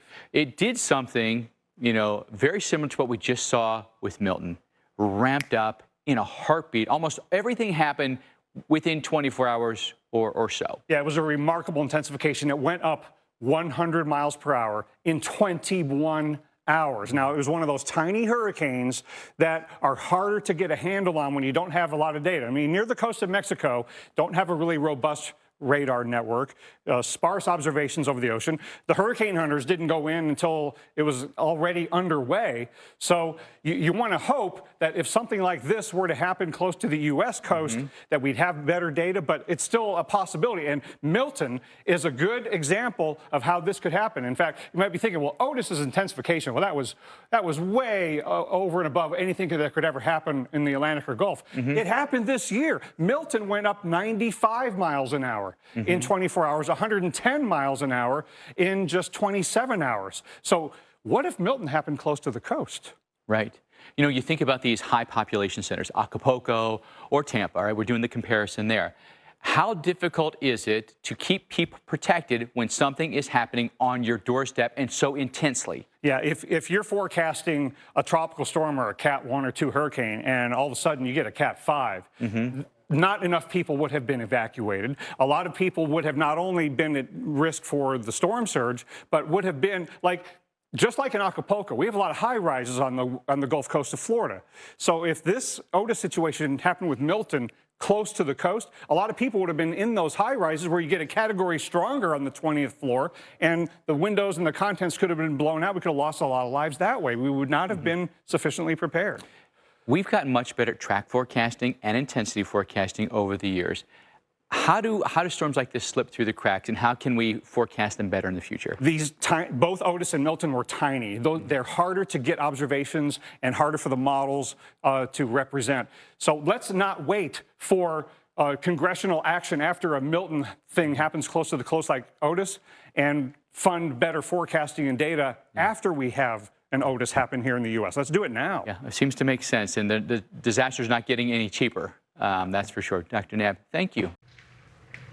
Let's check in on a storm that thankfully now is starting to lose its punch. Kiana, we've been watching this for a bit, and at this point yesterday, it was as picturesque as it gets for a hurricane, a Cat 5 in Christie. We saw the center of the storm, the center of circulation at I. Now it's starting to become a little bit more cloud-filled and the convection a little bit more asymmetric. So not looking like the best. It's still impressive here on the satellite, but not as great as it looked yesterday. We were describing yesterday that this thing would be running into a wall more or less, and it's starting to experience that wall clearly because it was operating in this pristine environment with effectively zero wind shear. So it was more or less a peak example of what a tropical system would be looking for. Yeah, I mean, it was a textbook image certainly yesterday. Now, as I mentioned, kind of not looking that great. As you mentioned, it's running into some wind shear, so that's tearing it apart from the north. And then on top of that, it's kind of knocking it off of its equilibrium, right? We're looking at the storm become a little bit more asymmetrical, not looking as impressive. It's sheared. Yeah, big time coming out of the west and southwest, which is tilting the whole thing this way, and it will increasingly look worse. So yesterday was an example of you have a tropical system and it looks gorgeous on satellite. It's not bothering anybody. It was kind of in the meteorological sense glorious to look at, and thankfully this thing's getting torn up now. And rightfully so. We've seen it kind of strengthen all throughout yesterday and earlier in the week. Now it's going to go down that downward trend. But I think when we look at Christie, you may want to think back this time last year because we approached the anniversary of Hurricane Otis, which was in the Pacific, and at that point in time, the strongest Category 5 storm. Christie got close, if not surpassed that. Yeah, Otis kind of set the new benchmark for rapid intensification, and it happened brutally fast in the worst of places to move onshore in Mexico, that portion of Mexico at least, moving into Acapulco. Just as quickly as it intensified, the terrain tore it up, but boy, was that a devastating and deadly situation. For sure, became Mexico's most expensive storm, too. Welcome back to Fox Weather. Let's turn our attention now toward the Eastern Pacific, where Hurricane Christie is still churning over the open waters. Take a look at infrared satellite over the past 2 days, and this is a beast of a storm. It briefly intensified to a Category 5 hurricane on Thursday before it then weakened as it moved into some more wind shear. But let's kind of take it back to the very beginning, shall we? The remnants of Tropical Storm Nadine, that's actually what spawned Hurricane Christie in the Eastern Pacific on Monday afternoon. Then we saw that rapid intensification into a major hurricane on Wednesday, and it is now the strongest East Pacific hurricane this season, surpassing 130-mile-per-hour Hurricane Gilma, which occurred back in August. And it's also the strongest since the surprise and catastrophic Category 5 Otis back last year in October. So as of right now, we are watching that weakening continue. And as of the latest advisory, notice our sustained winds are down to just 100 miles per hour as it's moving its way to the northwest at 15 miles per hour. The good news is that it doesn't pose any threat to land as it's continuing to track right over the open waters of the Pacific Basin. It's more of a fish storm, as we like to call it. And we are going to watch as wind shear will continue to just rip and tear the storm apart. So what's good about this is that you can see, I mean, the lifespan, it doesn't have much more left to go. As we are watching later tonight, we'll continue to see those winds decrease. And then by tomorrow morning, by the time we wake up, 50-mile-per-hour sustained winds. By Monday morning, we're looking at potentially down to about 30-mile-per-hour sustained winds. So all in all, this is just going to fizzle out because of the hostile conditions that it's moving into. The tropics are looking a little bit more interesting in the Eastern Pacific now. If folks in Hawaii may want to keep your eye on the tropics in the long term. We're talking about potential impacts from a system that's yet to form, really, but will be working its way west and eventually could send some moisture to Hawaii in the long range. We're talking about that 7 to 10 day window, so more than a week out or so. So we've got some time to get ready for this system. It's a weak tropical wave right now that's trying to get organized to the south of Hurricane Christie, which continues to weaken now down to a Category 1 hurricane as it moves off to the north. We're going to start to see upper level cloud cover get pulled into Southern California from this system, and eventually the moisture from this, it will thin out quite a bit, but it will get pulled into the southwest to help enhance some rain and snowfall as we get through the early portion of this week. So Christie really going to die out, the circulation coming to an end as we get through the day on Sunday, but some of that moisture is going to be fed into portions of the southwest in the days ahead. You can see Christie's moisture kind of getting split up a bit. So we see a lot of the moisture being pushed to the west, which is why we don't see rain chances get enhanced a lot across the southwest. But the GFS showing us several lows forming, including one out to the west, potentially heading towards Hawaii eventually, but that's way too out to talk about yet. Lane is the next name up on the list in the Eastern Pacific, and we will keep you updated there. Central Regional Forecast is coming up. Look at those beautiful colors in Iowa. Now, the tropics outlook goes out 7 days, and it's been quiet until tonight at 7 o'clock. That's when this area is something we've been continued to watch. It shows a low development potential right towards the day 7 time frame here. Got to be by the this time next weekend. It's right over the area where we typically see storms developing here in November, and what we're watching here is for agreement with these forecast models. Just a storm trying to develop there, moving north through the Caribbean. That's with the American model here, but not seeing anything with that European model yet. If we do, then our confidence starts to go up. But for right now, we just continue to monitor that here over the next 7 days. We take you out to Aruba this morning. A little bit breezy, a little gusty out there in Aruba, looking out at our Earth cam in that direction. But hey, it's still not too bad. Waters are blue, even with some of those gustier winds. Still a lot of sunshine out there. We do have some tropical interest. It is nearing the end of the season, but it is still the season to be watching out for potential tropical development. We've got this area with a low chance of tropical development, sitting at a 30% chance of formation in the next week here. So this is an area that we are monitoring. It's a broad area of a low pressure expected to develop by about the middle of the week, with gradual development possible through the end of the week and into the weekend. It looks like this could be moving up into areas northeast of it. So that's where we have a medium confidence level of tropical development. So that does coincide with that tropical interest level. Out in the Eastern Pacific, we still have Tropical Storm Christy, and we also have another chance of development, a high chance over the next 7 days or so. Post-tropical cyclone now is what Christy is standing at, winds 45 miles per hour. So again, as we were tracking this to begin with, never expected to impact land. Now, the Atlantic, though, these are our numbers for the hurricane season so far. 15 named storms, 10 of those hurricanes, 4 of those reaching major levels. And these are all the ones that we saw landfall across the Gulf Coast. We had Beryl, Francine, Debbie, Helene, and Milton. So we'll be monitoring these areas closely. Again, we're really close to the end of the season. We're just on the tail end there as we head through the next month. Only about 8% of the energy remains in the season. If we see another named storm come through, Patty and Rafael are the next 2 names on the list. And as far as accumulated cyclone energy over the last 5 years, looking at some of these energy levels, 2022 was close to average, but we've had 2021, 23, and 24 so far above average levels, with extremely active weather 2020. And as we leave October in a couple days and head into November, we still have to watch the tropics. And even though the greatest chance of development is in the Caribbean, that doesn't mean what forms in the Caribbean is going to stay in the Caribbean. And I think, especially if we consider what are the chances of development beyond 7 days, now till 10 days from now, I think the chances are greater than 40% that eventually something will form and maybe come out of the Caribbean, maybe toward the Gulf of Mexico. Even if we don't get depression or storm to form, we're going to have rain that could cause floods and maybe mudslides and landslides in these mountainous areas, Puerto Rico, Hispaniola, Cuba, and all the countries here in Central America.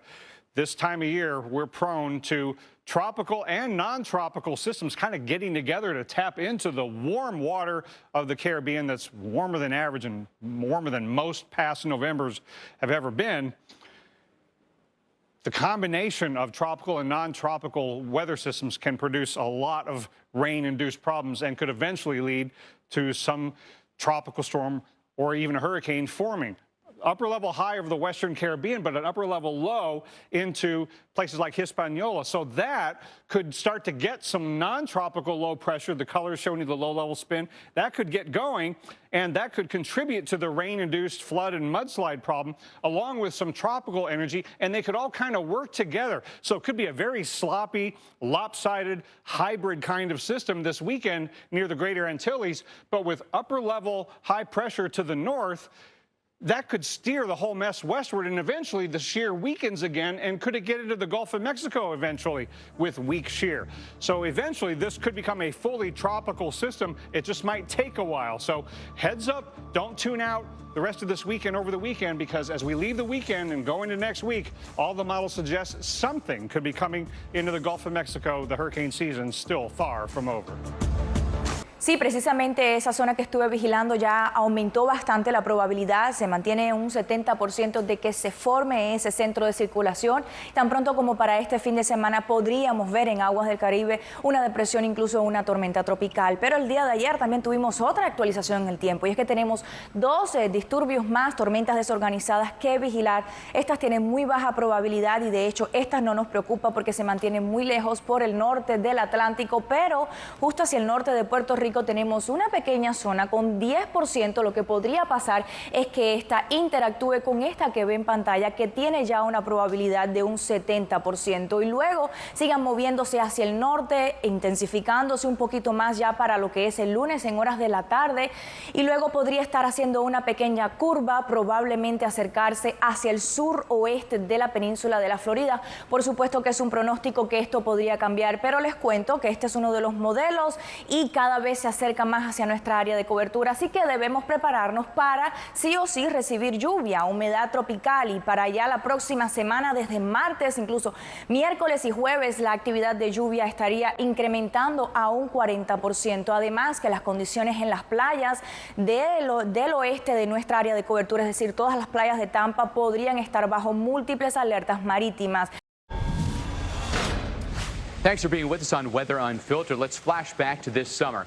In July and August, we thought it was going to be a really slow hurricane season. At that time, we'd only seen Hurricane Beryl.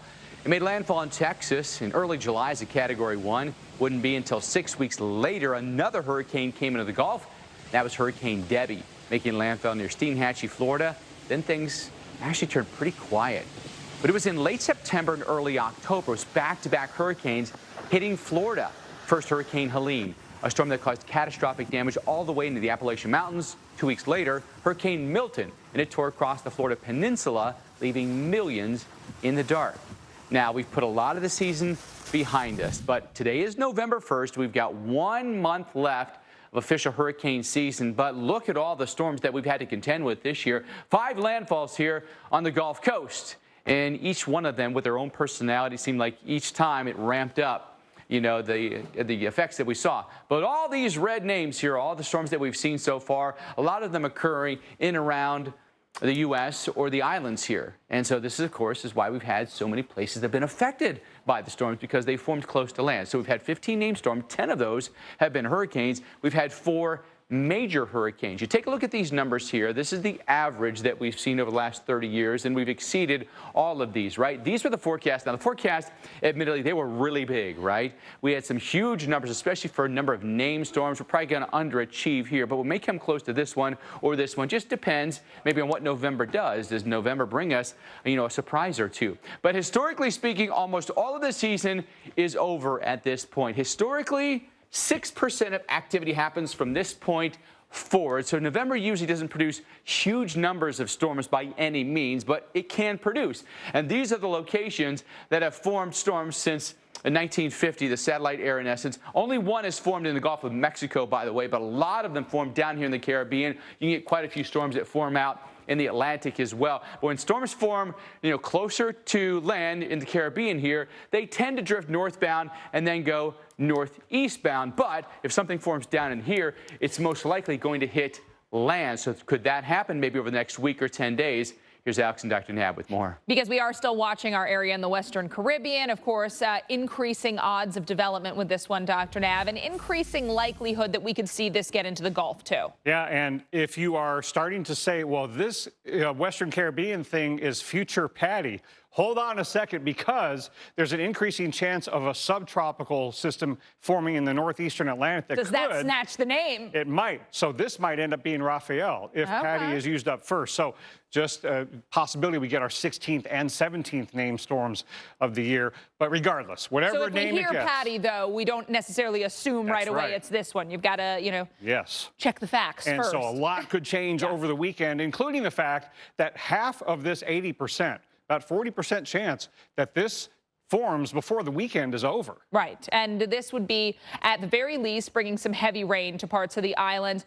Do you anticipate like a quick spin up with this, or is this going to be rather slow development? Ooh, I think late in the weekend, after a slow burn over the weekend, it might all of a sudden start to ramp up, maybe quickly, because of a complicated interaction with this upper-level trough over the northeastern Caribbean.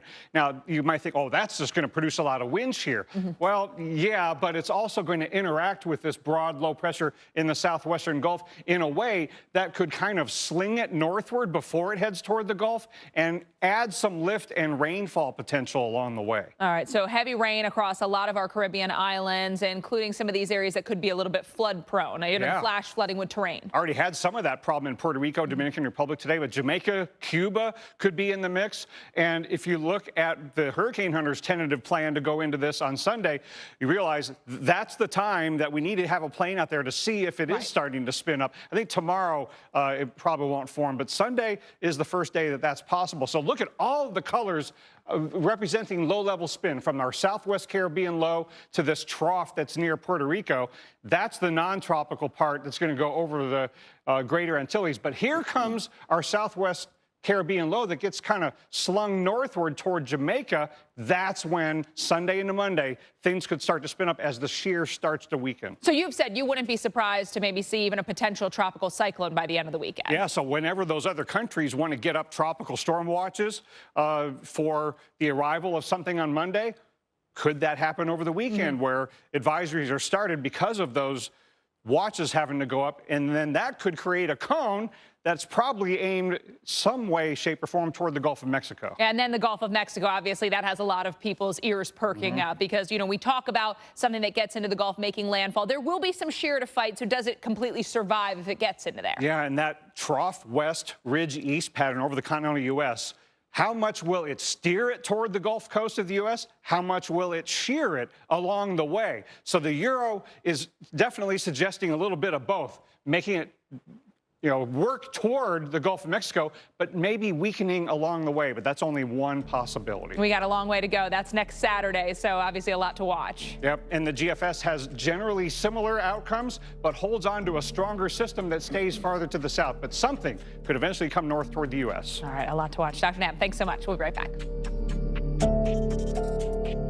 Down to the tropics, we're tracking two areas in the Caribbean for possible development. The weather on Election Day could be affected, so here's hurricane specialist and storm surge expert Michael Ari. Michael. Nicole, the hurricane season, 183 days long. And I tell you, this hurricane season, wanting to make use of every one of those days. When you look at the map, it is awfully busy for the first day of September. We're going to talk about those two areas in and near this Caribbean. They're really linked together. That area in the North Atlantic, 40% chance of development over the next 2 days. And that one has a possibility of becoming a subtropical storm. If it does, it would get named Patty and then potentially steal the name from what may come out of the Caribbean. The next name after Patty would be Rafael. What is this, and how is this going to all come together in the coming days? Well, we have this big sprawling area of low pressure and spin over this Central America into the southwestern Caribbean, known as the Central American Gyre. We've talked a lot about this feature during the hurricane season. It's a breeding ground this time of year. And then this broad area of low pressure to the north. They're going to kind of fuse together as we get into the early part of next week. And we could get a tropical depression or a tropical storm as we start next work week going into Election Day. The question then is, where would it head? Well, we have a big area of high pressure to the north of it, which means it can't move to the north. It's going to get blocked in terms of its movement to the north. Maybe a little bit of a northward component to that track, but generally off toward the west-northwest in the direction of the Yucatan Peninsula. And then as we get into the latter part of next week, deeper into next week, notice this largely stays to our south and west, may sneak into the Gulf of Mexico. What would it do from there on, hostile wind shear will probably dismantle this one deeper into next week. So right now, Nicole and Calvin, not looking like an immediate threat for the U.S. Rain chances at 30% under a mainly cloudy sky with just these quick hitting downpours that continue to come through. No doubt, though, the highest opportunity for showers and downpours tomorrow going to be right along the coast. Here's the deal with the tropics. This thing up here could end up stealing a name over the next couple of days. We don't care about that, though. That's way in the North Atlantic. This is the area here in red. Now up to an 80% shot for development in the Western Caribbean. There's a broad area of low pressure developing as we speak. Still not a lot of thunderstorm activity associated with it at this point anyway. The deal with this over the next few days is big chunk of high pressure going to guide this west. We're going to be focused on this little blue area just south of Jamaica. That's going to be the developing disturbance. And things are pretty much honed in here because of that chunk of high pressure. That this is going to kind of skirt the southern end of Cuba and then work its way into the Gulf of Mexico. Now, there's some uncertainty as to where this thing goes once it gets into the Gulf. It could head towards the Florida Peninsula or it could head towards Louisiana. With that said, and there's a lot of shaking around with the jet stream at this point, that's why there's some uncertainty. You see there's still an opportunity for that to hang by the Yucatan. Regardless, the Gulf is not primed right now. It's much cooler than it was a few weeks ago, and there's going to be a lot of wind shear as well, so that shouldn't get too strong. We have our eyes on it, though. The National Hurricane Center is watching multiple areas for potential tropical development. A system near Puerto Rico beginning and bringing plenty of rain and moisture. Right now, though, newly minted, we have subtropical storm Patty that's formed in the northern Atlantic. That happened again about an hour or so ago. Patty with winds of about 50 miles per hour with that movement toward the east-northeast at 5 to 10 miles per hour. Who is this going to impact? Well, if you're familiar with the beautiful Azore Islands, of course, that have associated with Portugal, we could see some influences there, so watch out for really strong winds and perhaps even some large waves and rip currents for the Azores. Here's what the track and what the anticipated movement of this is going to look like.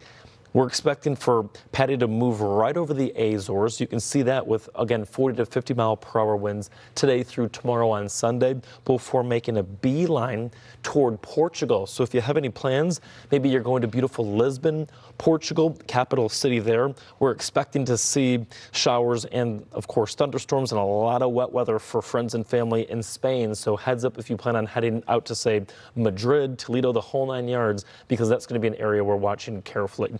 Closer to home, though, this is what all eyes are really focused on, is the southwest Caribbean Sea, where there's an 80% chance of tropical development. Yes, toward Puerto Rico, we're also tracking a disturbance up this way, but what we're expecting is for basically this eventual area of low pressure to kind of suck in the energy and the juice from that system. So eventually we'll see some merging take place out of that. And as that happens, we're expecting growth and development of this system through the Caribbean Sea, especially into early next week.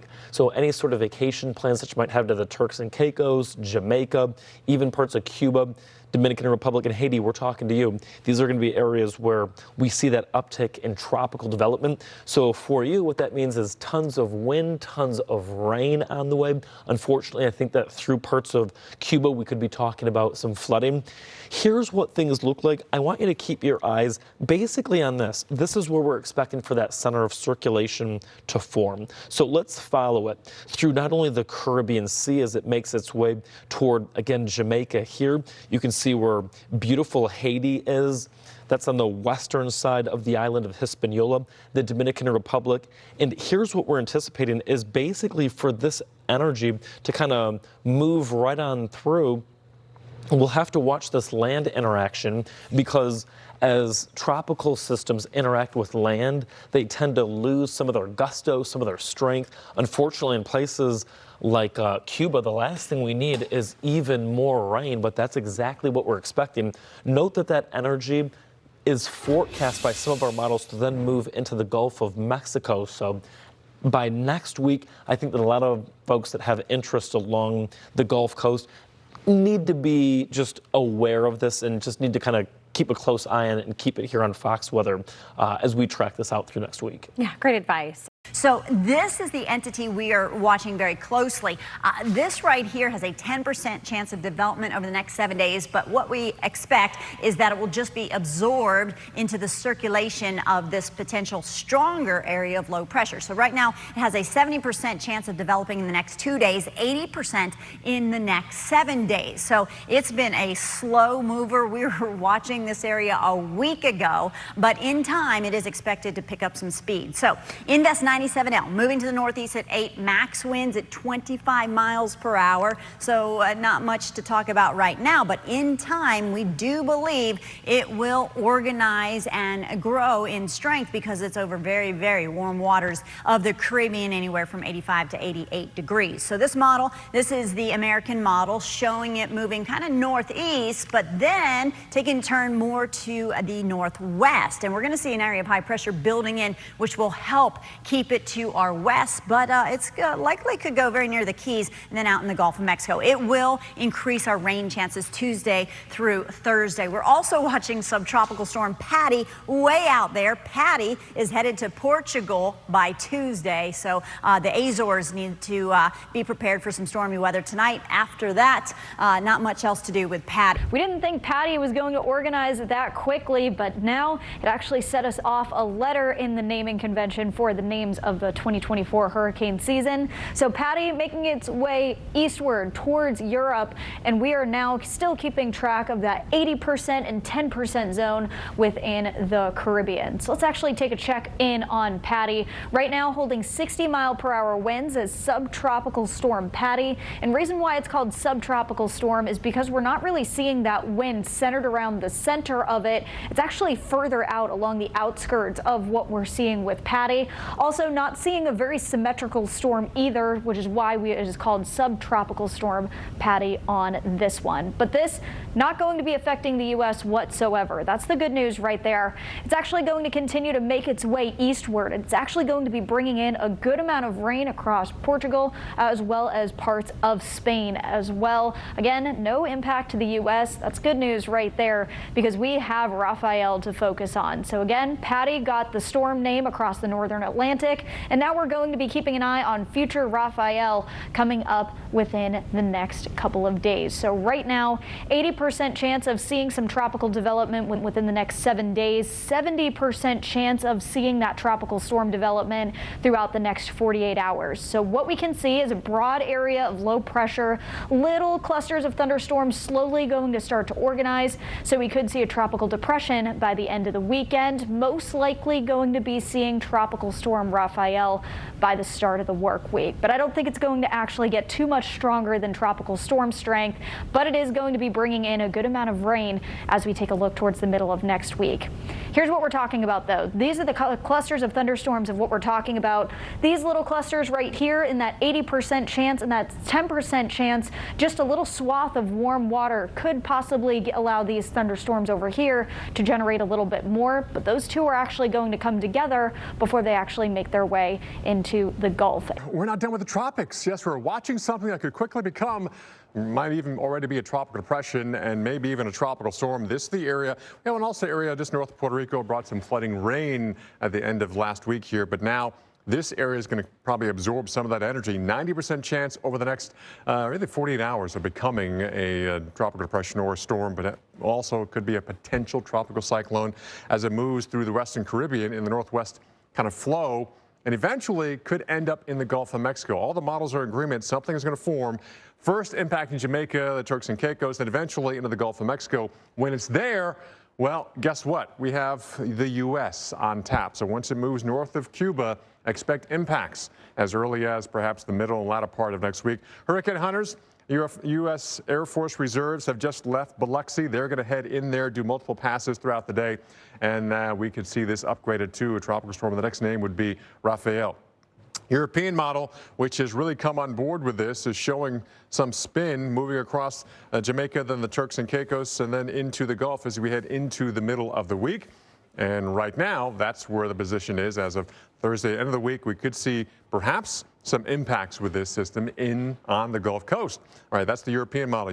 The American model, GFS, has been bullish on something coming out of the Caribbean, impacting Jamaica and the Turks and Caicos and Cuba for a while here.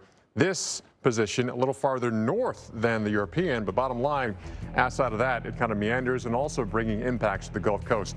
We are not sure what or when, but we do know something is coming this way, and yes, it's going to have a tropical flare, so stay tuned. Couple areas of interest that we are tracking out there. One of them out in the Caribbean and one a little bit farther to the north. This first one that we're watching, this is labeled as Invest 97L. It is a broad area of low pressure that is formed in the Caribbean, a tropical depression looking like it's expected by early into the work week, with flooding rain possible for the Greater Antilles by the time we head into the weekend. Spaghetti plot models, we've got kind of that general formation towards Havana, Key West. We could be watching this head into the Gulf, and then still a lot of uncertainty. So it is one that we're monitoring closely. Regardless, just expect some of that potential to see some increased chances for showers and gusty winds. Hurricane hunters are heading into Invest 97L. We'll get another round of those hunters going in later on, and that'll help to get us kind of a better view inside the storm, more information inside the storm, and see some of the characteristics. We've also got this low that's just to the north of that, producing some storms in the eastern Caribbean. Some slow development possible the next couple of days, but it could be absorbed by that southerly wave, looking a little bit more promising. But those ocean waters, the sea surface temperatures still warm, still allowing for further development. When we look at the GFS forecast, here's that potential area of low heading towards Kingston, eventually moving farther and farther north, closer to Havana by Tuesday afternoon and evening, and then eventually working up into the Gulf. So we'll have to watch that, but it does look like a swath of some heavy rainfall associated with this is going to be likely. Tropical storm Patty is much farther to the north, winds 45 miles per hour. This is moving out closer to Portugal, not expected to be impacting any sort of land for the United States. Rafael will be the next name that we see on the list. And out into the eastern Pacific, we've kind of got post-tropical Lane here, not expected to impact anyone. And then another wave that we're also watching there out in the eastern Pacific. If we see that wave turn into our next named storm in the eastern Pacific, Miriam is going to be the next one on the list. So we're nearing the end of the season, but we still have areas to monitor out there. And if you stay with Weather Nation, we will always bring you the very latest. Our first warning weather team has been tracking a potential tropical cyclone out there. What is the probability that this is going to get named, and what kind of impact could it have on us? Well, we're going to see it likely get its name by tomorrow. I'm going to say tomorrow afternoon. So in the next 24 hours, we'll see it become Tropical Storm Rafael. We're on our R-named storms, but for right now, this depression just got updated to a potential tropical cyclone. And that allows us to issue the warnings out a little bit earlier. We do have warnings in place for the Cayman Islands, also Jamaica under that tropical storm watch. But this could potentially become our next hurricane as it does continue to grow across the western Caribbean and then spilling over into the Gulf. Right now, sustained winds are at 35 miles per hour. You're likely looking at 35, saying, hey, that's how fast you need to be a named storm, but we just don't have that vertical stacking just yet.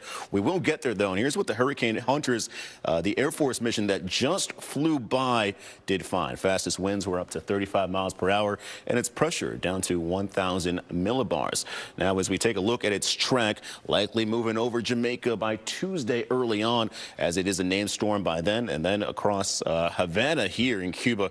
And then as it enters these warmer Gulf Coast waters, likely going to become a hurricane, a Category 1. Where it goes from there, though, models are indicating that bit of a westerly push before it does encounter some wind shear at the tropics. We wanted to take a closer look at PTC 18. We see that north of Panama and also north of Colombia here, a couple clusters, showers and storms beginning to brew, but we will see that intensification in these open waters. We showed you the track to start off the show, but we're going to overlay the spaghetti plots on the track and see most of the models are showing tight agreement moving across the western Caribbean into Cuba, likely just going to be pushing west of Havana. But once it gets into the Gulf, that's where we start to see some deviation. We will say about 90% of the models that we are looking at aren't going to be showing any impact or landfall in Florida. Just one, though, is pushing it towards the east. We're hoping that all these start to move towards the west as we do get more model iterations. But what that means for us here in Central Florida, most of the models are still indicating that we will have some heavier rainfall towards the middle of the week. That invest in the tropics, which stands for investigation, if I'm not incorrect, we're getting a better look at the path of the storm that's been getting a lot of attention online.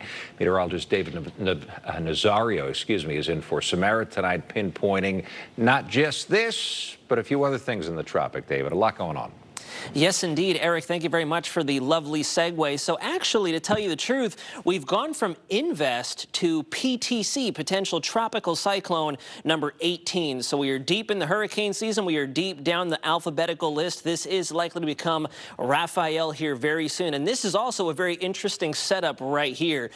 Busy is almost an understatement, especially for this time of year. If you look, we have a 0-for-0 shot of an area of formation that's actually located right in through here, some disorganized showers and storms. Hurricane Center's not thinking that's going to form up, but we actually have overlapping areas of interest here. So these two designators are not a mistake. There's two different features that might be wandering through the Turks and Caicos and the Bahamas over the next 7 days that might have an opportunity to develop getting closer to Florida. Now, moving on to potential tropical cyclone number 18, we have max sustained winds at 35 miles an hour, central pressure of 1,004 millibars. And if you look, this is our latest forecast track tomorrow night, approaching Kingston, Jamaica, the island of Jamaica, as maybe a mid to high-end tropical storm before rapidly accelerating off towards the northwest. I do think Hurricane Center's being a little conservative here. This has the potential to go hurricane before it reaches the Cayman Islands and Cuba. And then once it gets into the Gulf of Mexico, this is where it gets a little dicey. The cone is huge here, and we're looking at potential future Hurricane Rafael well to our west. We are not in the cone, so that's excellent news, especially post-Helene,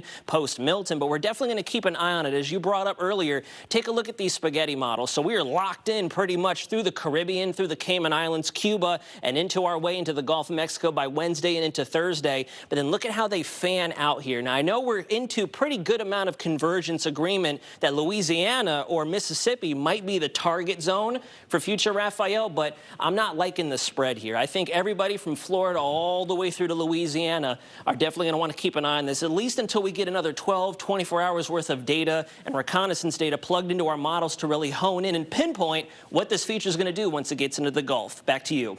All week long, we are going to be above average high temperature in the low 80s. All week long, we are going to be in the mid 80s. Now, of course, we are keeping a close eye on what we call potential tropical cyclone 18. It is not a tropical storm yet, but the latest thinking, it could become tropical storm Rafael later on today, if not tomorrow. From there, going to make landfall in western Cuba by Wednesday as a Category 1 hurricane with winds of 80 miles per hour, emerging into the Gulf of Mexico. But as it gets closer to the United States, the intensity begins to fade a bit, becoming a tropical storm. Now, latest track does show that this is not going to directly impact Central Florida, but I do want to show you our two major models, European and GFS. Both of these saying it will make landfall in western Cuba, but then from there, GFS gets it really close to the panhandle of Florida before taking a jog west and then making landfall in parts of Mississippi and Louisiana, whereas a European doesn't even get it close to the northern Gulf Coast. It moves into Mexico by this weekend. So there's still some things to fine tune, because if the GFS does pan out and it gets a little bit closer to Florida,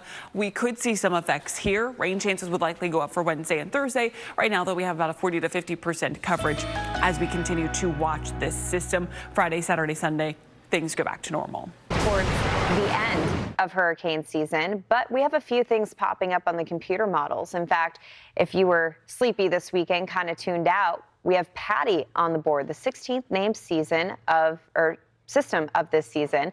It's now going to be a post-tropical cyclone as it moves towards parts of Europe. Portugal and Spain will be getting rain from Patty.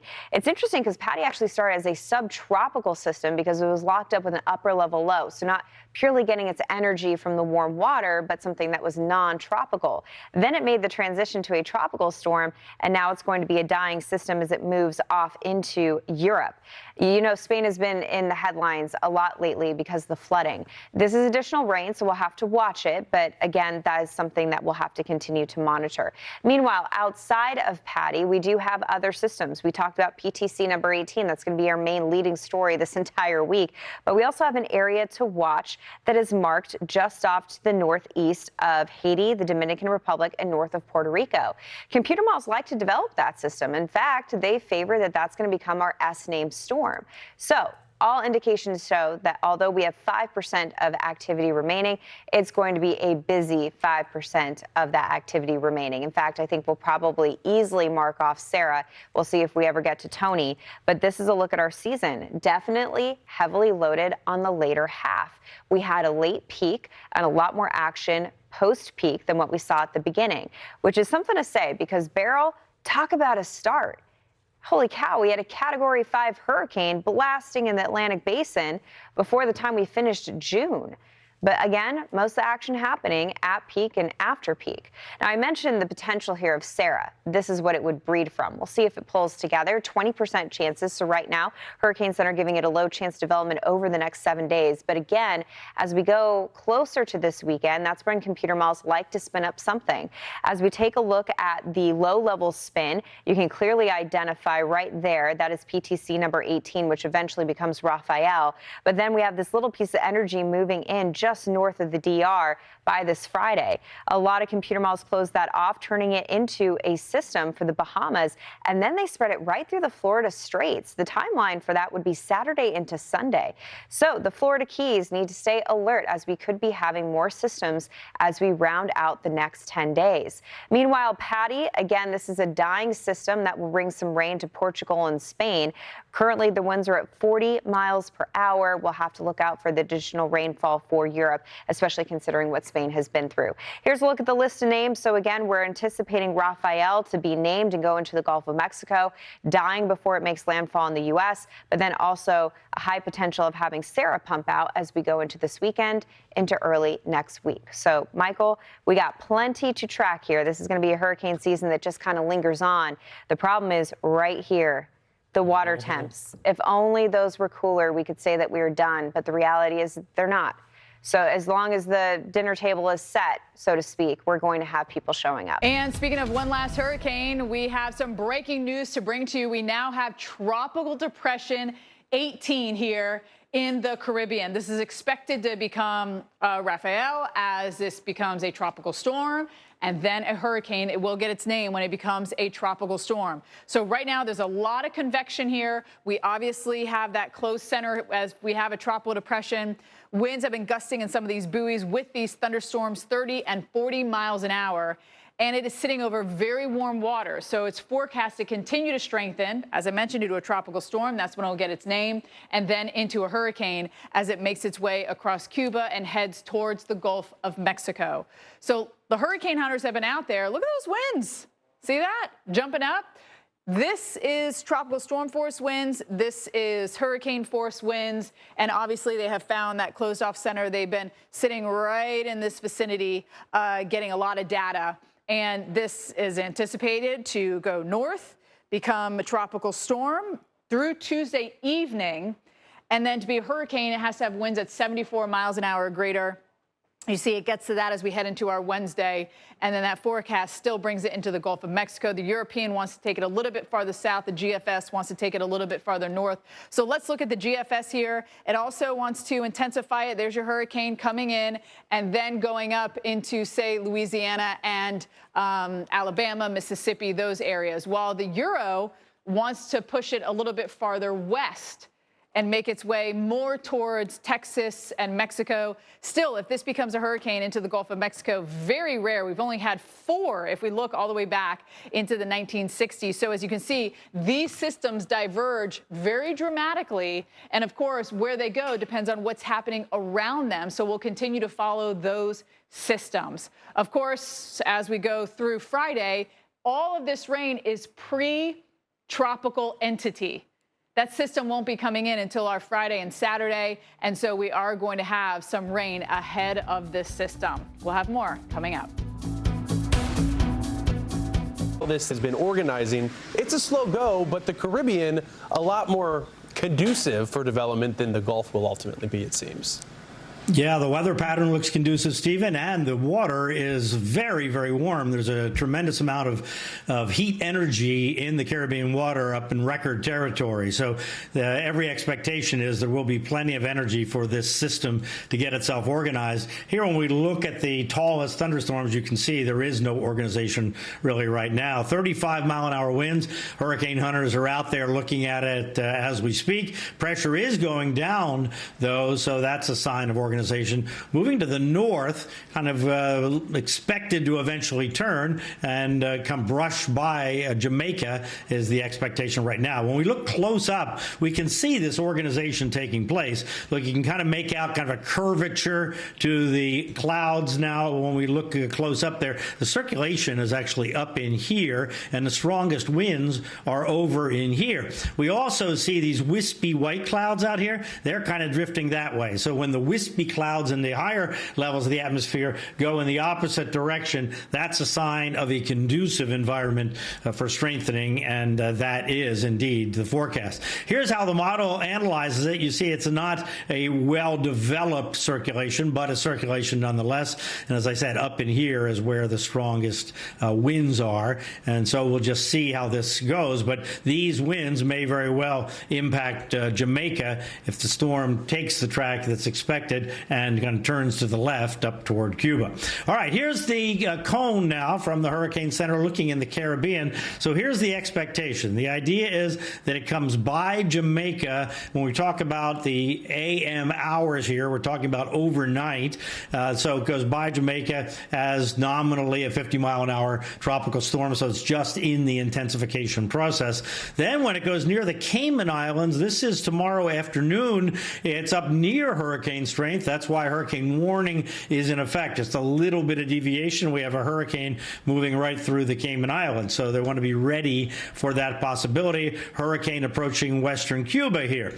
And that's why they have hurricane watches in effect, and those will go to hurricane warnings if everything kind of works out the way it is currently projected to. Then we get into the Gulf of Mexico, and things get much, much more fuzzy, because take a look here, and you'll see that this is Tuesday afternoon, and this is Wednesday morning. So that's how far it moves in that 12 hours. We'll look up here. This is 24 hours, so it's only moving half as fast. So essentially what's happening is whatever the storm is doing, it's drifting around. If it's drifting like this or it's drifting like this, whatever it's doing, it's not moving very fast in the Gulf of Mexico over cooler water with much more hostile environment around it. So that's why the expectation is, even if it's a hurricane down here, it's not expected to continue to be a hurricane. Hurricane Center is forecasting it to weaken back to a tropical storm while it's still over the water. And then if it gets near land, probably weaker yet, low-end tropical storm, tropical depression or something. That's the expectation right now. But because it's going to move slow and the models are kind of all over the place, look at this. The European and the UK Met are over here. Other models up in here all show it much weaker by the time it gets anywhere near land in the Gulf of Mexico. There's the consensus, and there you see it kind of bends to the left and then drifts up a little bit. Hurricane Center kind of taking an average for the cone there, and we'll see how the cones shift.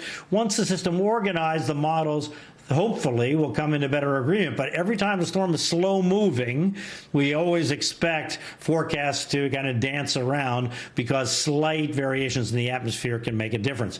When we look at these uncertainty models, this tells us that if it spreads out a lot, things are uncertain. You notice it gets to Cuba and they're all clustered. So high confidence that this thing is coming to western Cuba. The mountains there are about 2,000 feet-ish, so they're not real high, but they might be like a speed bump, so they might knock it back a little bit going into the Gulf, but it's not expected to have a big effect. Then they spread out everywhere, and that tells us once it gets into the Gulf, where exactly the system's going is uncertain. But when we look at the weather pattern, we're going to see that the weather pattern changes a whole lot. Impactos por esta depresión tropical de forma indirecta hasta el miércoles en la noche, así que para mañana estaremos con un buen pronóstico para ir ir y votar. De hecho, esta depresión se mantiene todavía muy lejos de nuestra zona. Se va a intensificar a un huracán categoría 1 antes de que se acerque bastante hacia el oeste de la Florida. Así que hoy para las 7 en punto se pronostica que se convierta en una tormenta tropical, siga una pequeña curva hacia el noroeste y luego impacte de forma directa el oeste de Cuba como categoría 1 después de las 7 de la mañana del miércoles, con vientos sostenidos de unos 80 millas por hora. Luego se va a seguir moviendo lejos de nuestra zona, así que son muy buenas noticias, y de hecho de categoría 1 el viernes en la madrugada va a degradar a una tormenta tropical para el sábado en la mañana por condiciones no favorables que va a estar encontrando a su paso. And east there along the Metroplex, including Plano. Very heavy rain, potentially strong winds over 60 miles per hour. And we've got more storms kind of lining back up. Not warned on Felicia, but still could produce some very heavy rain here as the kids are coming home from school. Yeah, you're just going to have to keep your eye out for all of those different hazards that we have with these storms that are moving through. Keeping a very close eye on what is now Tropical Storm Rafael. The latest on this, winds at 45 miles per hour. This is the latest update here, about 175 miles south of Kingston, Jamaica. So with the previous update, we knew that it was near tropical storm force, and now it is a tropical storm, and it is forecast to become a hurricane. So that forecast showing becoming a hurricane, a Cat 2 actually, at some point on Wednesday before it interacts with western portions of Cuba. The forecast is for this to be a hurricane as it's interacting with the Cayman Islands on Tuesday. So the schools in the Cayman Islands are closed on Tuesday. Reemerging north of western Cuba, still as a hurricane early Thursday. Now, we do have tropical storm warnings up for Jamaica, hurricane warnings for the Cayman Islands, and a hurricane watch for western Cuba. But we also have tropical storm watches that extend up through the Florida Keys as well. So you'll notice you have to pay attention to the cone as a whole, and this eastern portion of the cone here early Thursday is very close to the lower Keys. So that could certainly bring us some tropical storm force conditions if it ends up taking that more eastward trek or northeastward trek with the forecast here. So it does show that we still have a hurricane Friday afternoon in the Gulf of Mexico, a strong tropical storm by Saturday, but you'll notice that cone getting larger because the models aren't sure what they want to do with the system just yet. In terms of that intensity forecast, the models are really closely packed until we get into about late Wednesday night, early Thursday, with that forecast for how strong for the intensity. But they become very widespread as we're heading into Thursday night and Friday. And of course, that is after that system has interacted with western Cuba and emerged into the Gulf of Mexico. So we'll have to see how that system is able to reorganize to see what type of intensity we have with Rafael's. And then on Thursday, especially Thursday afternoon, an even higher chance for some rain. Let me show you where it's coming from. And if you're just getting home, this is Rafael, our storm for the year. It's closing in on just the west side of Jamaica. Hurricane warnings are out for the Cayman Islands. Hurricane watches out for western Cuba, but it could hit as a Cat 2 just on the south side of Havana. So really keep an eye out there for the capital. You can see the hurricane hunters flying their mission through, and they take this data, put it into the forecast models, and of course the data comes into our computers, and we're able to see the structure of this storm. It's just kind of getting going. By tomorrow, Cat 1, and then tomorrow into Wednesday, growing to a Cat 2 over the warm waters of the Northwest Caribbean. Then it gets in the Gulf of Mexico and likely be pretty far to the west. Here's a look at our in-house IBM forecast model, and you can see it just giving a glancing blow to Jamaica, the Cayman Islands here, pretty more of a direct hit. Then you can see here's Havana, Cuba. So coming in from the south, that is a well-defined Cat 2 hurricane. And our model's a little bit faster than the official track. There's the track position. There's our model. But both of them keeping it west of Florida. And the European model actually keeps it even farther west over time. So we're not concerned about this making any radical right-hand turn. I've already had folks on my Facebook page waiting for the turn. That's not going to happen. But we are going to keep an eye on some of the outer rain bands during the day on Thursday. That could lead to some locally heavier downpours, especially along the Gulf Coast. But our rain chance overall is going up for Thursday. Here's your 7-day forecast. The weekend always in view. Higher rain chances Wednesday, Thursday. We should have the storm far enough away and weakening in the Gulf that we'll mainly just see more clouds on Friday. And the pre-Veterans Day weekend coming up looks to be very nice. We'll be right back.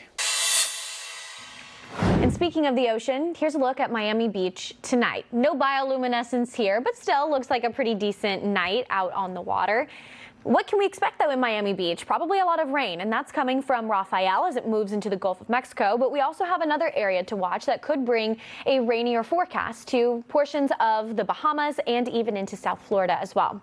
This is what our board looks like for the Atlantic Basin. At one point, we had Patty, and then that became extratropical and subtropical. Patty no longer a problem, and it really never posed an issue for the United States. We have the area to watch in the Bahamas, and then Rafael. Rafael could have the propensity to become a Cat 2, Category 3 hurricane. Certified Chief Meteorologist Tom Terry is in Severe Weather Center 9 right now with your Election Day weather. And Tom, we also just got the latest track from the National Hurricane Center on a storm. Yeah, I think weather looks pretty good for tomorrow. We'll be watching a few passing showers and a better chance for rain toward Wednesday, Thursday, as some tropical moisture feeds north around the eastern side of Rafael. Hurricane hunters are flying a mission in there right now. Let's see where they've made their progress. They just came in south of Jamaica, so they will go in overnight. We put this data into the overnight forecast models and hopefully gives us a little better solution on the storm. But right now, we're going to move this right toward the Cayman Islands, western side of Cuba as a hurricane. Hurricane warnings are in effect. We even have a tropical storm watch out for the Florida Keys, although I think the brunt of the storm will be west of the Florida Keys by about 100, 120 miles. Here you see the track as a strong Cat 1 through Cuba, eventually kind of arcing out here in the Gulf of Mexico. Still a pretty sizable margin for error here, but nearly all the forecast guidance, Greg, keeps this storm away from central Florida. We're keeping an eye on it, though. All right, watching down to the south of us, keeping an eye on the tropics, of course, is Rafael moving into Jamaica right now as a tropical storm. Then it will work its way toward the Cayman Islands, up toward Cuba. Heaviest weather will stay to the west of the Florida Keys, but we will get clip eye on the Keys with some of those tropical storm conditions. But overall, the steering flow, all of this kind of locked in, bringing this area back toward the central Gulf of Mexico as we get down the road with an area of high pressure, just these kind of rotating around that. And you see it here with the computer models. This here is by the time we hit tomorrow midday, again, right on top of western Cuba, and then working its way back toward the central Gulf of Mexico by the time we get into Thursday, all back to the west. Big spread in the models here. Some just want to have it go to the west, others to the north and fall apart. There's a big spread because overall there's some weakening down the road. It should eventually start to fall apart as it gets toward the end of the week and into the weekend with some of the cooler water, some of the wind shear around. All right, taking you through the day on our Election Day, spotty shower possible. It'll be warm. Highs will be in those mid-80s. Coming up, I want to show you the showers on the move and tropical future track with Rafael as it moves into the Gulf of Mexico. We'll do that next. Right now, it is a tropical storm, but it's expected to be a hurricane, Cat 1, even maybe a Cat 2. The official forecast has it as a Cat 1, but wouldn't be shocked if it got to a Cat 2. Right now, it's a tropical storm, and notice most of the convection is on the east side. It's trying to wrap around as these things go counterclockwise, but on the west side, there's some dry air and shear, and so it's dealing with that on the west side. That will give way, and this will become more symmetrical as it moves north towards the Cayman Islands and also into Cuba. And you can see that's where obviously this system is going because that's where we have our hurricane warnings. Lots of convection here, and it just can't get in where that dry air is located, but where it is on the east side, bringing a lot of moisture into Jamaica right now. Cloud cover, heavy rain coming into Cuba as well. And as we look over towards Haiti and Hispaniola too, it is sitting in very warm water temperatures. So it's going to tap into that. And it's like giving candy to a baby. It's going to energize this system. As it goes into the Gulf, it's not as warm. It's not like it's cold necessarily, but it's just not as warm. And the warm waters are really the fuel to these systems if there are calm winds, on top of it. Right now, we are seeing that rainfall come into Jamaica, very heavy rain there. Also into Cuba, we'll see it. Central America will get in on some moisture as well. As this moves north, look at it becoming a hurricane, moving into the Gulf of Mexico as a hurricane. And we've actually only had 4 hurricanes since 1966 in the Gulf of Mexico in November. So this is quite unusual and quite rare. I don't think we're going to have any sort of landfalling issues in Florida. You'll get some of the thunderstorms because there's a big high pressure. That's part of the reason it's getting directed away from Florida. But you'll see some of those gustier winds and some of those bands come in. I want you to see that happen. Really, as we head into our Wednesday afternoon, that's when you start feeling it into Wednesday evening and into our Thursday. Look at the center of that circulation, how that moisture is able to wrap around. I mean, that is a hurricane for you right there. And you will see some of those showers kind of along the west coast of Florida into Thursday, Jim. Heading into the Florida Keys, we've had some heavy downpours across the lower Keys, most of that beginning to lift out of the area. But the good news is, with the strong breeze that we have in place, a lot of these downpours are quickly moving through, so they're not sitting in any one specific area. In the Caribbean, we do still have a tropical storm, Rafael. It is a strengthening system and forecast to become a hurricane later today. Winds of 60 miles per hour. This is the latest advisory, passing very close to Kingston, Jamaica there, and now beginning to move towards the northwest as high pressure here in the southwest Atlantic begins to build and pushes it in that northwesterly direction.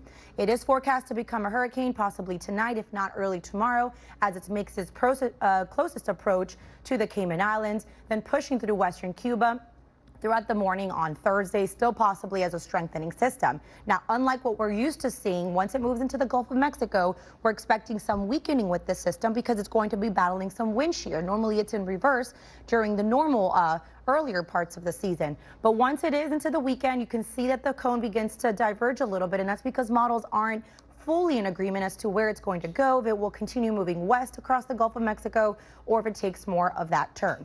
Here are the latest of watches and warnings. A tropical storm warning still in place for Jamaica, with hurricane warnings in the Cayman Islands and through western Cuba. And then as we work our way into the Florida Keys, the tropical storm watch was upgraded to a tropical storm warning.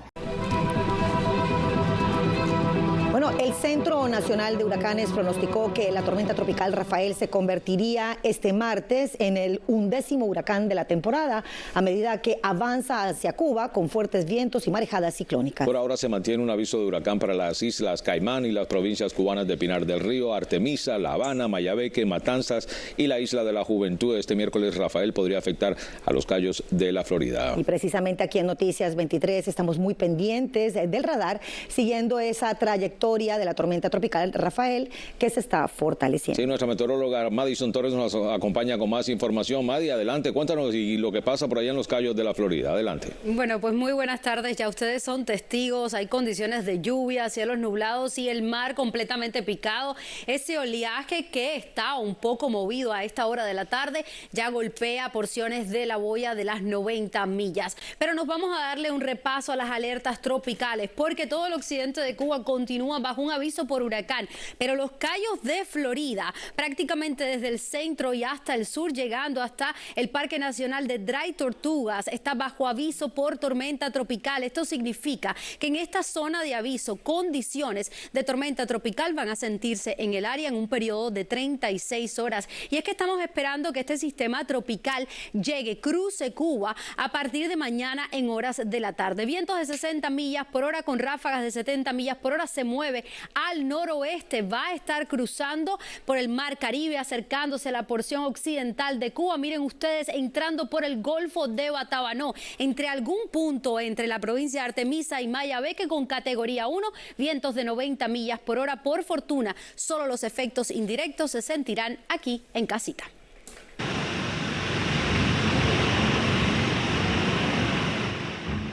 Strong winds pounding Jamaica overnight. Tropical storm Rafael spinning closer to the island. In fact, it's passing now just off to the north and west, and it is set to slice up from the Caribbean into the Gulf of Mexico. The cone of Rafael, as of now, looks like it makes its closest approach to the United States this weekend. I say that because there's still a lot of uncertainty long range with this, so let's get into it. We've got Fox Weather hurricane specialist Brian Norcross joining us now. Brian, we see some of the impacts down in the Caribbean. It feels like this storm comes in a couple of phases because this is the intensification phase. Things are good in the Caribbean, but thankfully that does change big time in the Gulf. Yeah, the Caribbean is phase 1 and the Gulf is phase 2, and they are very, very different in terms of the weather pattern. Hurricane hunters are looking at the storm now, and it's not going to be a 60-mile-an-hour tropical storm when this new advisory comes out here within the hour, and it could be a hurricane. It's right on the border, best as I can tell, looking at the data from the hurricane hunters. And we look at the center of it right there, we see the very dark clouds, the way this analyzes it. This is got to do with how tall the thunderstorms are that are rotating around the center. And you see the darker the colors, and then it goes to white after that. That means very tall. And so that's what we have going on right now. Hurricane hunters measuring in the 70 to 75 mile an hour range there. We'll let the Hurricane Center do that analysis. So it was 60 miles an hour as of 1 p.m. Eastern time on the advisory, and 994 millibar pressure. Pressure down to at least 990.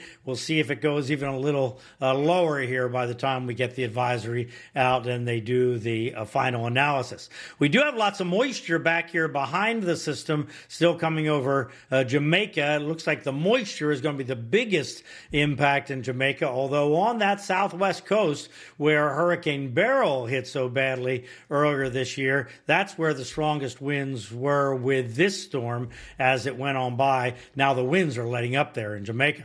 All right, take a look here at the visible picture. This is like a photograph from space, and we can see the kind of circular shape right in there. We also see these bands coming around here still over Jamaica. So as this moves up over the Cayman Islands, looks like since the winds don't extend out very far, Cayman Brac and Little Cayman, these islands up in here, are the ones that are going to get the worst of it. Grand Cayman is on the weaker side of the system, and that's the most populated part of the Cayman Islands. So they need to batten down the hatches here on Cayman Brac and Little Cayman. This one here is Cayman Brac. This one over here is Little Cayman. And a storm surge could be quite significant on those islands. Hurricane Center is saying up to 6 to 9 feet above normal. So this could be a very bad evening into the night on those Cayman Islands. Then it heads for western Cuba.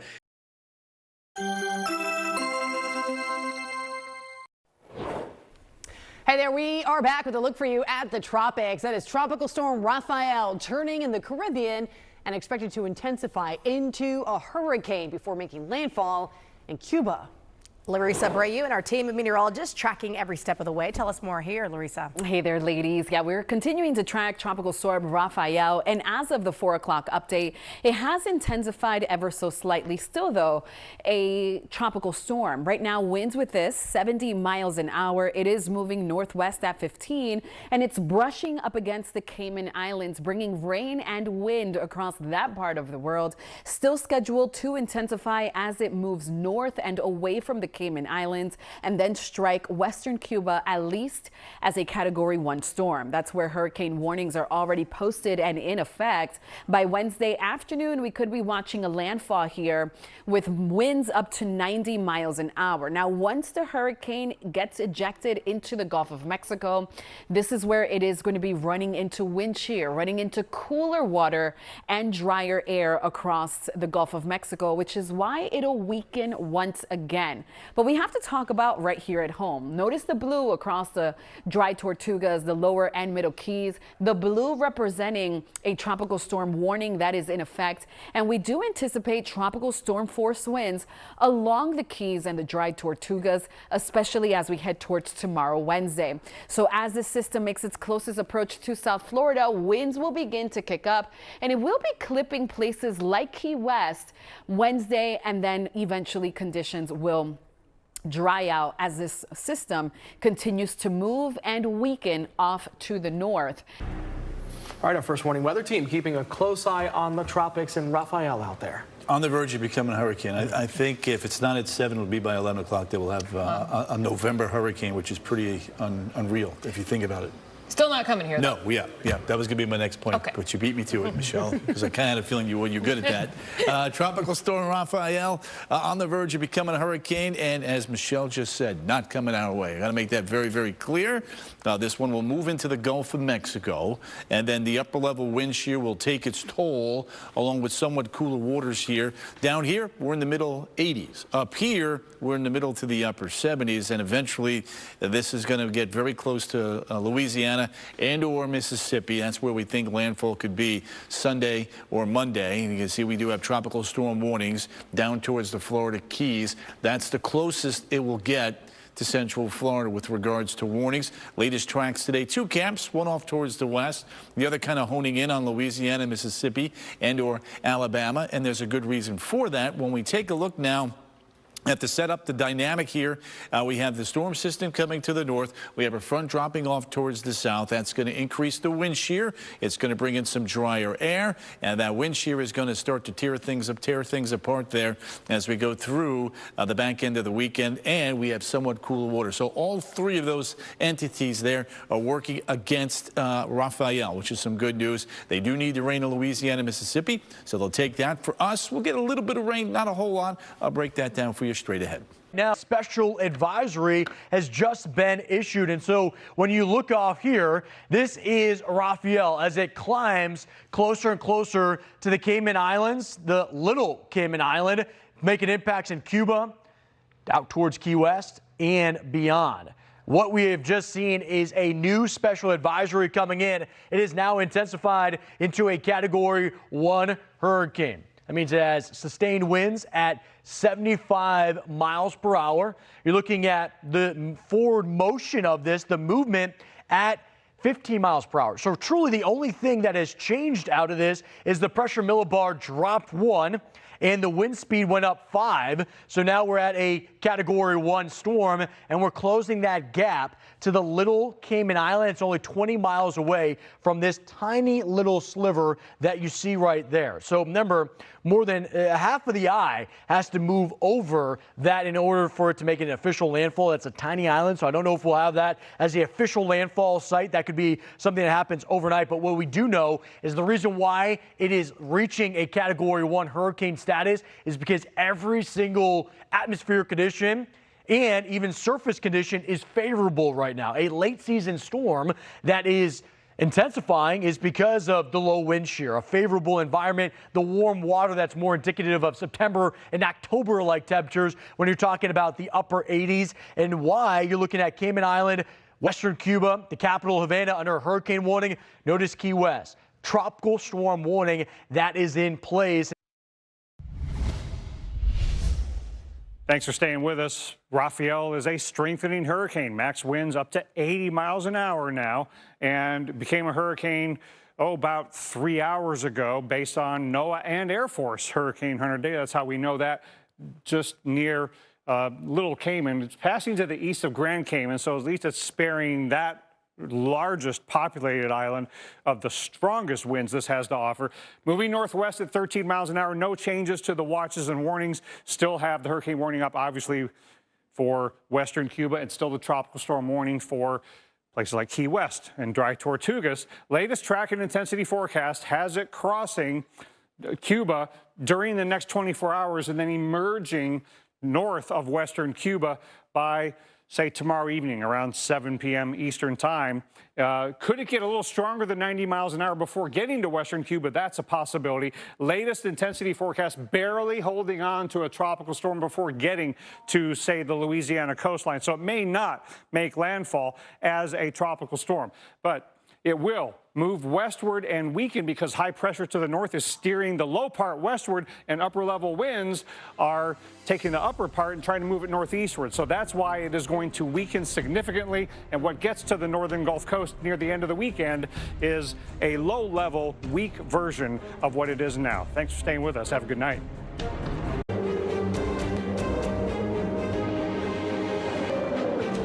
Nadie, preocupado por Cuba, los Cayos también sintiendo ya los embates de Rafael. Y gente trotando a esta hora de la mañana, entonces esto es increíble. Solo en la Qué lindo, pero bueno, ¿qué se puede esperar en la isla de Cuba? Ellos han tenido ya varios ciclones en esta temporada, Madison. Bueno, este puede llegar como un categoría 2. Yo pienso que uno de los más fuertes de esta temporada por una zona, y les hablo de qué zona es, porque hace aproximadamente unos 20 años que no reciben un huracán. Y les puedo decir, porque yo nací en esa zona del país, esta zona es el occidente entre la provincia de Artemisa y la provincia del Pinal del Río. Ahí hace ya unos 20 años que no se recibe un ciclón y, bueno, un huracán en este caso, y puede llegar como un categoría 2. 2. A esta hora de la mañana es un categoría 1 con vientos de 90 millas por hora. Las ráfagas dentro del sistema son de 105 millas por hora. Está a unas 120 millas de la isla de la Juventud. Sin embargo, ese centro continúa desplazándose y esto fue a las 4 de la mañana aproximadamente. Noten ustedes cómo está cada vez más cerca según esa imagen de satélite. Así que yo estimo que esté aproximadamente a unas 100 millas por hora de la isla de la Juventud. Durante la tarde de este miércoles, específicamente entre los horarios de las 2 a las 4 de la tarde, puede estar llegando como un categoría 2, pero a las 3 de la tarde aquí debería estar pegadito a la costa de Artemisa, Pinar del Río, por acá por lo que es la zona del Golfo de Batábano. El lado sucio de la tormenta estaría afectando con numerosas lluvias, con vientos con fuerza de tormenta tropical y vientos huracanados a la provincia de Artemisa y también de Mayabeque, al menos los vientos con fuerza de tormenta tropical. Saldría por el norte, muy cerca de la zona del Mariel, como un huracán categoría 2, vientos de 110 millas por hora para hacer una curva y entrar al Golfo de México. Aquí comienza a debilitarse porque en esta época del año el Golfo de México, las aguas no están muy calientes, están de hecho frías y esto es un ambiente desfavorable. El radar de Key West comienza a detectar las primeras lluvias llegando ya al sur de Cuba. Miren, desde Villa Clara, Cienfuegos, la porción sur de Matanzas, la península de Zapata, y acá también está detectando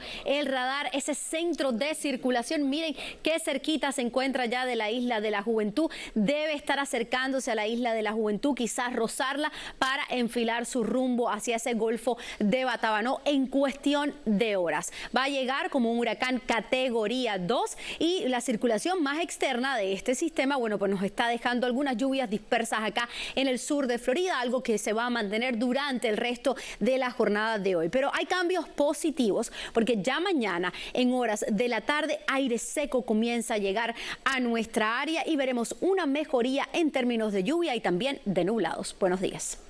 Let's talk about what we got going with Rafael. It is 90 from the last advisory, Cat 1, 970.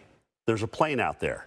It just got a pressure a little bit ago of 967 millibars and wind with a drop at 100 miles an hour. So we'd likely have a Cat 2 out there. All right. And that's not surprising because that is the forecast. We know it's intensifying. It's kind of in the perfect little area right now with deep ocean heat content, light shear to blow. And it's already got itself organized. So again, north into Cuba, really, it's the western two provinces of Cuba here that are going to have to deal with the hurricane conditions. And they're going to get, obviously worse. We're going to go downhill today and into tonight. And this is where the streakiest of heavy rain is going to be as well. Obviously, this is out into the Gulf of Mexico. Not really going to see a ton of rain in Florida. There'll be some ancillary effects with the outer bands. I mean, I'm worried about a severe storm there. I wanted to show you this loop because at some point, I think during our show, as this makes its way toward the Isle of Youth, and northward, we will probably see the eye come out, all right? Especially if this is rapidly intensifying like it appears to try and be doing, especially around that center, all right? You can see some semblance, but it's just not cleared out yet, and that may take a second before all that starts to happen. Starting to show up on Key West radar, some of these shower areas that are coming in. Also, again, kind of the outer bands of the hurricane starting to impact Cuba. And this is this moisture surge that Reynolds and Jordan have been talking about coming into the southeast over the next couple of days. So it has absolutely nothing to do with the hurricane itself, okay? So looking at the Keys this morning, a few of these showers. Look at the gusts, too. Marathon in the mid-Keys, Duck Key, 29 miles per hour. We actually got a camera down in Duck Key. We'll probably fire up a little bit later on. And there you see that Torcon 3. From about Marathon and Isla Mirada and Duck all the way south into Key West. So that's what we're looking at. Winds are going to be gusty today. So no way, shape, or form are we getting out in a boat. You can see the hurricane itself is not going to be touching the United States at all. It's going to be just basically giving you these winds, which will be out of the northeast first and then out of the southeast for the Keys. Then we bring this into the central Gulf of Mexico, either as a Cat 2 or maybe even a 3. We'll see how much intensification it does. The European says, hey, I'm going this way. The GFS says I'm going this way. But both models are weaker. And as we take a look at the latest from the National Hurricane Center, the latest advisory should be coming in any moment right now. We are still waiting on that advisory. Just looking at the graphic right here, it's still labeled as 4 a.m. It's Cat 1 hurricane, winds at 90 miles per hour. But as we await this new advisory from the National Hurricane Center, I think likely we'll see that number grow. This has been a strengthening hurricane in the overnight hours, and I think there we are. It's just getting in now. We officially have a Cat 2. And that's what's so remarkable is the fact that we just saw that strengthen, and it is just hours away from its landfall in Cuba. So the western end of Cuba, it could very easily even strengthen even more, perhaps a strong Cat 2, even maybe borderline a Cat 3. A Category 3 is at 115 miles per hour, so it's not out of the question that that could be happening. Pardon me, 111 miles per hour. Thank you. I've been making that mistake all morning long. So, you know, doesn't even make much of a difference. No, it doesn't, to be quite honest. But with 11 miles per hour, you know, that's not a lot of growth needed, considering that we're at 100, and we still have a hotbed of warm water that is in the path of Rafael. For the island nation of Cuba, this is the second landfall that they've had in just a matter of weeks, and so that's really tough. We know all too well from our own country what it's like to have back-to-back hits, and this is going to have a significant impact. The last hurricane that they were impacted by caused death, a long stretch of power outages, and tremendous amounts of flooding and wind damage, and this is going to probably be a stronger system. Rafael is very compact, so where you're in that path of the strongest winds, it's going to be a big hit. All right, good morning, everybody. Let's update you on Rafael, which has undergone a rapid intensification. This was discussed over the past couple of days, and now it is a Category 2, 100-mile-per-hour hurricane at least. Unfortunately, Hurricane Hunter missions are gone now, and we're not going to have another one in there until about 10 a.m. or slightly thereafter, actually. So we'll find out. Why is it a Cat 2? You look at this. You look at all this data in through here, moving northwest at 14. We've seen the pressure really come down, even from the 4 a.m. till the 7 a.m. intermediate advisory. It's gone down 6 millibars, and that's quite a drop. Notice what else we've seen in that time period. The eye. You see the eye right there? It's not a cleared out eye. That's in the process of potentially being worked on right now. But this is absolutely, from satellite, a developing hurricane that's getting even stronger before it makes its way toward the Isle of Palms, which is right here, and then eventually into the western provinces of Cuba, where we're already starting to see the rain get very close to Havana from the south. As a matter of fact, you can see the eye of the hurricane right there. This is the Isle of Palms and its chain of islands. This is Havana. Havana is the second province over on the west side of the island here. And I don't think we're not going to see the eye wall hit Havana.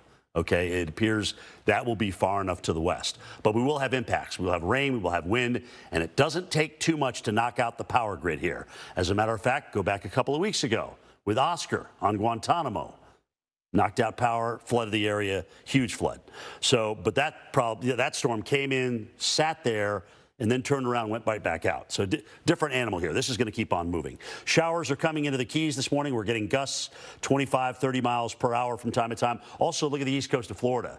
So you go from these gusts where we get this gradient wind pretty much on the east side. You go to Naples, Sarasota, Fort Myers, nothing.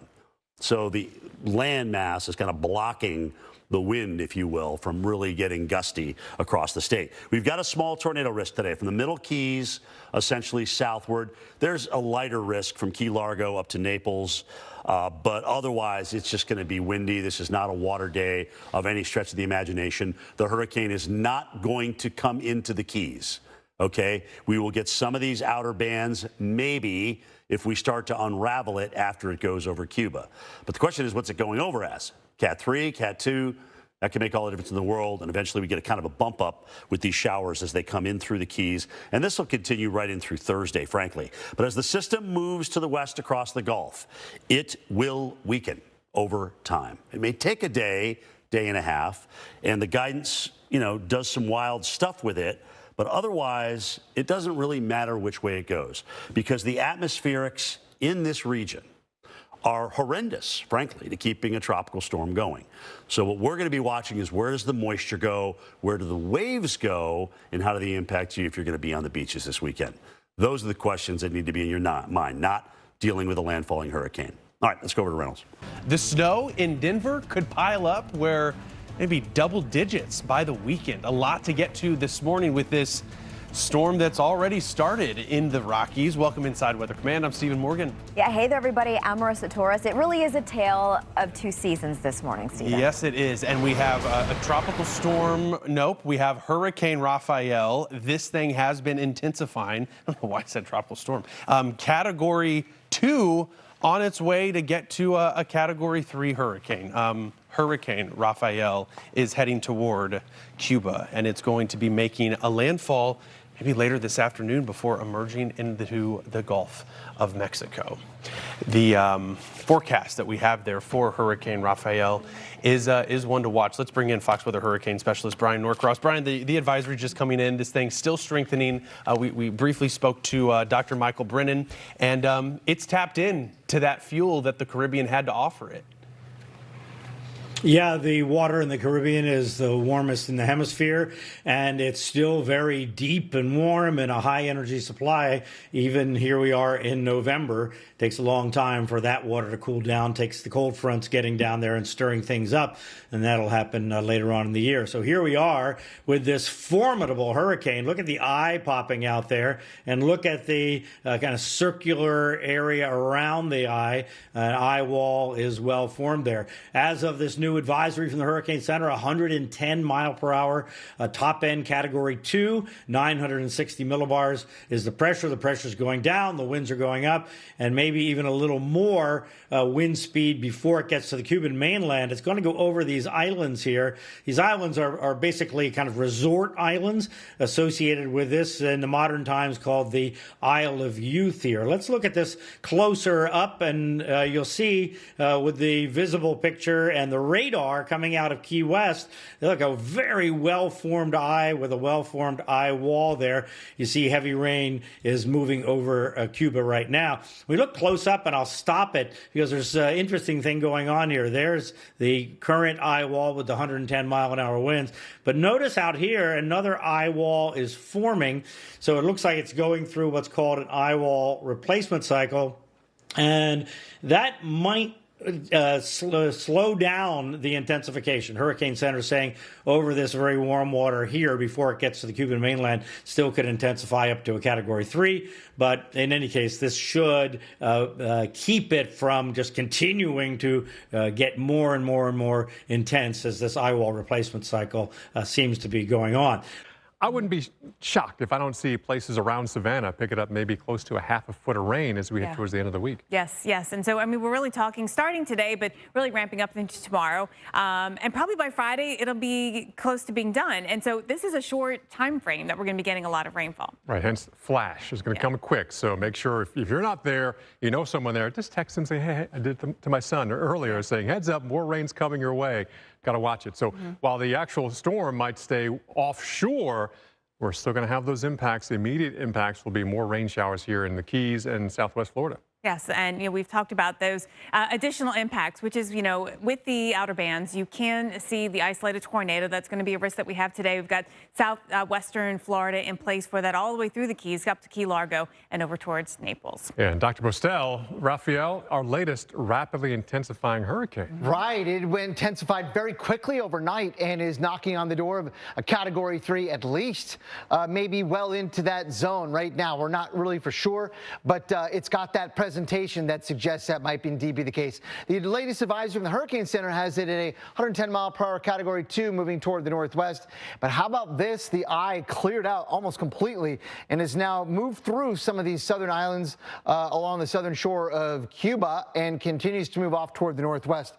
And the radar presentation is actually quite spectacular, where we've got a very well-defined eye wall right in there. That is by far and away where the worst weather is. But even outside of that, we're getting sustained winds of 54 miles per hour at Cayo Largo with a gust to 83 miles per hour. That is outside, again, of the eye wall, which the weather gets much, much worse. Once you're inside of that eye wall, it is another world, unfortunately. Now, we have some peripheral impacts now going through Florida, especially the western Keys. The weather today will be likely manageable, but it'll be kind of showery, and maybe on the far western Keys we'll see some squally weather. But let's talk about where it goes from there, because I don't think that's going to last a whole lot longer. Because once Rafael gets in the Gulf of Mexico, it is likely to turn westbound away from Florida and then hang out here for a while.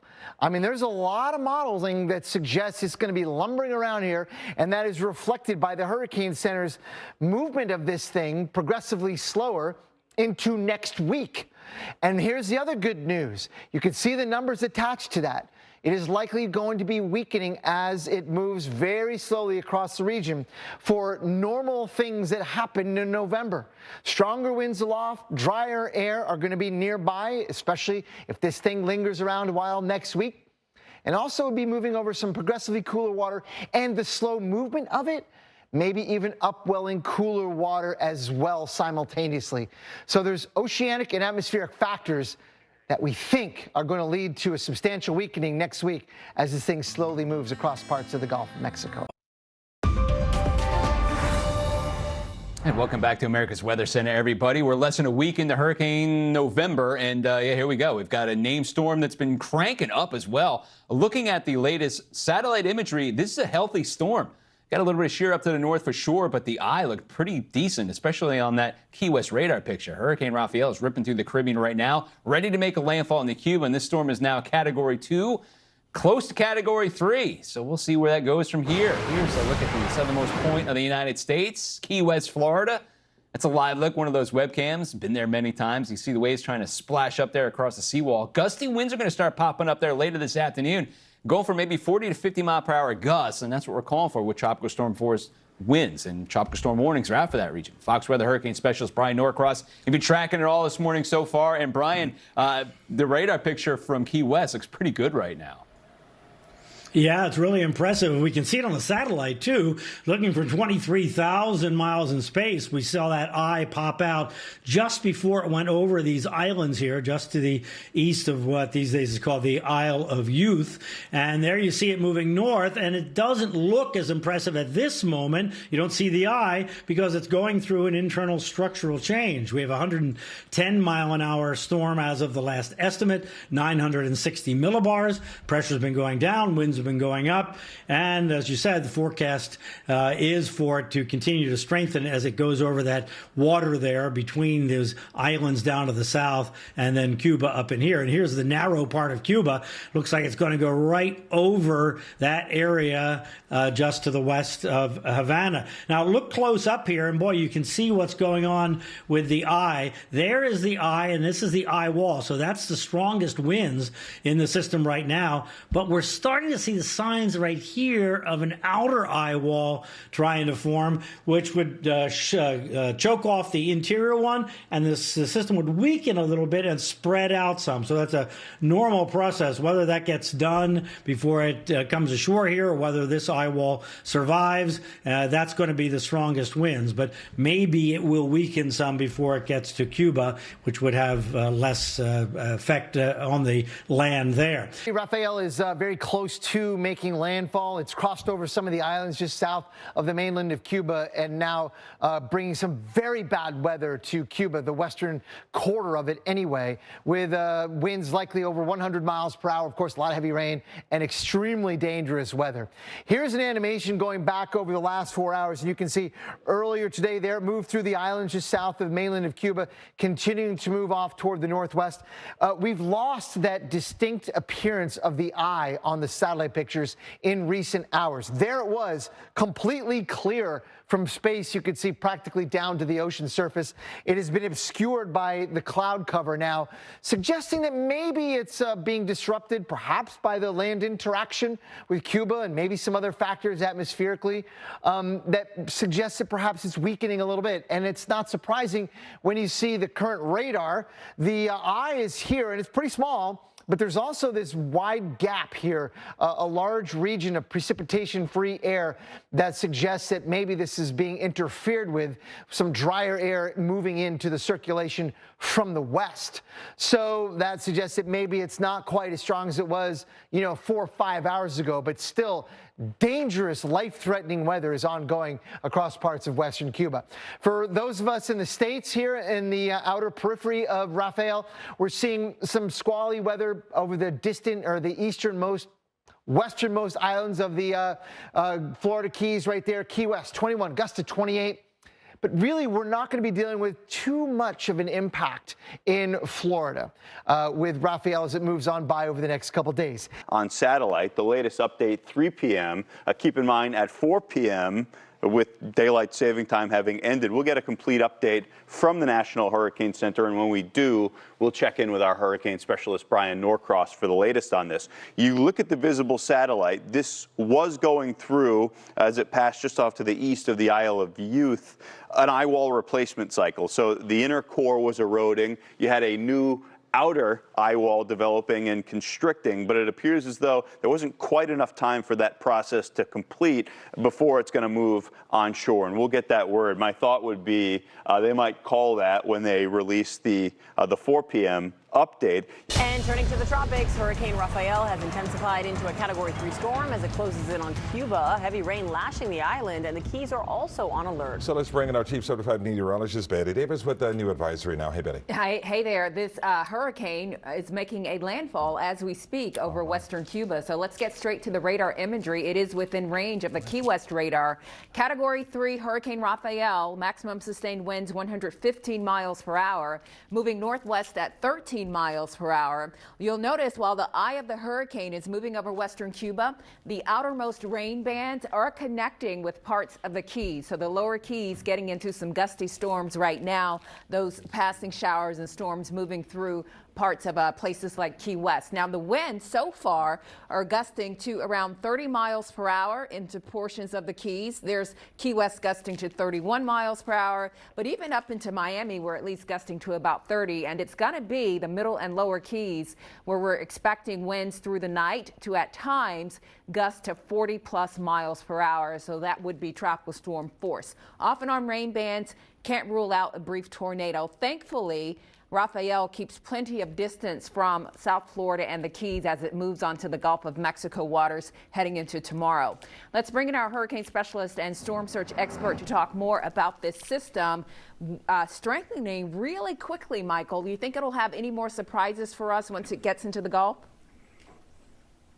Another rapid intensifier, Betty. Yeah, this one yesterday, if you joined us, 70-mile-per-hour winds, now 115 miles per hour. Category 3 hurricane in November is very unusual, Betty. I don't think it has any more tricks up its sleeve, although the long-range forecast, which I'll show you a little bit up in the air right now, as you just showed this, a major hurricane, the 5th major hurricane we've had this hurricane season. The forecast track is a little more to the left today. You can see it taking a sharp bend into the Gulf of Mexico tomorrow and into Friday, and then weakening by the time we get to the weekend. Notice the big bubble there on the end of the cone. That's telling us that there's a lot of uncertainty in the longer range part of this, which I'll get to in just a second. When you look at it on the visible picture with the radar laid over that, you can see that the small eye wall, or the small eye that was there, has morphed into a much larger eye. So this is undergoing what we call an eye wall replacement cycle as it's making landfall in western Cuba. So right now it looks like the intensity of this has peaked. I don't think we're going to get a storm stronger than this even once it reemerges over the Gulf of Mexico, as you were just showing, Betty.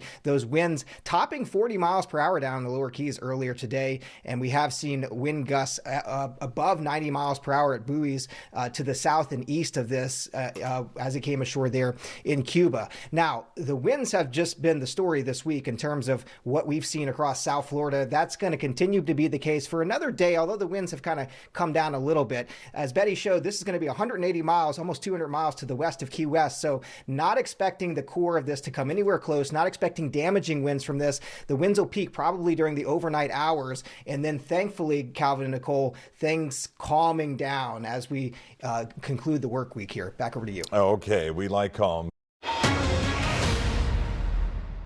Welcome back. Fox Weather is your Hurricane HQ, and breaking right now on Fox Weather, Rafael has made landfall in western Cuba in the province of Artemisa.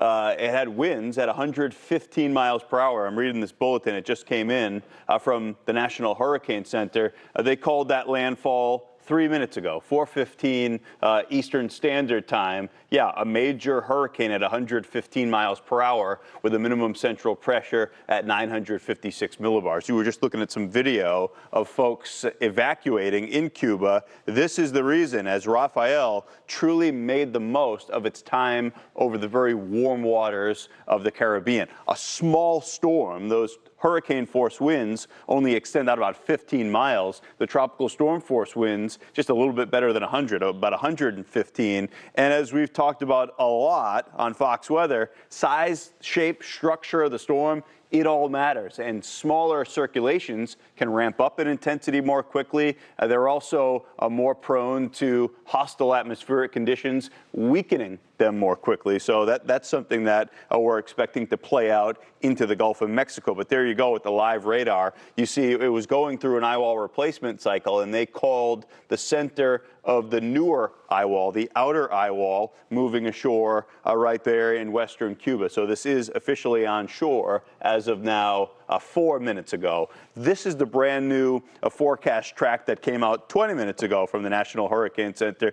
And you see it now kind of looking like a snow cone moving out in this direction. The cone becomes a circle, and that is typically a representation of the storm losing all forward speed. So you have set intervals here for distance based on the average error over the past 5 years by the NHC at each time scale. So if the storm stops moving, that cone just becomes a circle. So in through here, the western Gulf of Mexico, you notice most importantly, look at the intensity by the early part of next week. We're looking all the way into the second half of the day on Monday. This is down to a low-end tropical storm. That is because of the atmospheric conditions over the Gulf of Mexico. Hurricane Rafael made landfall at 4:15 p.m. Eastern Time. Category 3 hurricane winds were measured at 115 miles per hour just before landfall. We get hourly updates now from the National Hurricane Center, and because it's over land, it actually has weakened a little bit in the latest advisory as of 5 p.m. But there's a look at the winds at landfall. Pressure at landfall was 956 millibars. That pressure has gone up a little bit, and winds have come down just a little bit to 110 miles per hour. Thanks for joining us here on Weather Channel Live. A lot to cover. Let's start in the tropics. Then we're going to work our way to the rain threat in the south that's starting to be underway in places like Georgia. Likely risk for flooding along with the snow and the fire threat. All right, so Hurricane Rafael, 5 p.m. as mentioned, weakening a little bit because of that interaction. You can tell today the center, it doesn't have those deep reds and pink colors. Those are thunderstorms that are very intense. Those have weakened a little bit, and certainly with that interaction there in Cuba. It's moving fairly quickly, and we're going to see it move off of the Cuban tip there on the western part of Cuba and then pull out into the Gulf of Mexico. Notice staying well away from Florida. However, we are still going to see a few impacts in places like the Keys, so under that tropical storm warning. I want to show you where we've got those hurricane warnings in place, the Isle of Youth and areas here in western Cuba, including Havana, where conditions are probably at their worst right now so far that we've seen today. The visible satellite still showing you that center of circulation, that eye right near Havana, maybe just a little bit off towards the west, and you can clearly see that blow up of convection there on the north side now,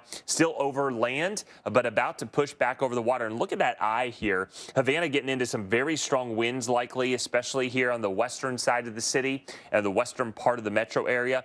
Very heavy rain. That northeast eye wall is probably where we've got some of the strongest winds in excess of maybe 100 miles per hour. And look at that. We're getting now northerly winds in Havana, sustained close to tropical storm force, now gusting close to 70 miles per hour. So this is certainly likely bringing down trees, ripping off shingles, and some of the infrastructure here in Havana, and also likely causing some power outages. And joining us now is hurricane specialist John Morales with the latest on the storm. John?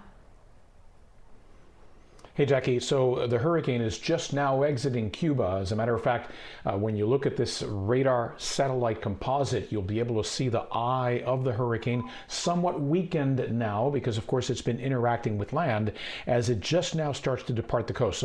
So right there, you see the coast of Cuba. You see the eye about to depart. And then you see that band, outer band, if you will, of showers and thunderstorms that Chelsea was talking about as it approaches Key West.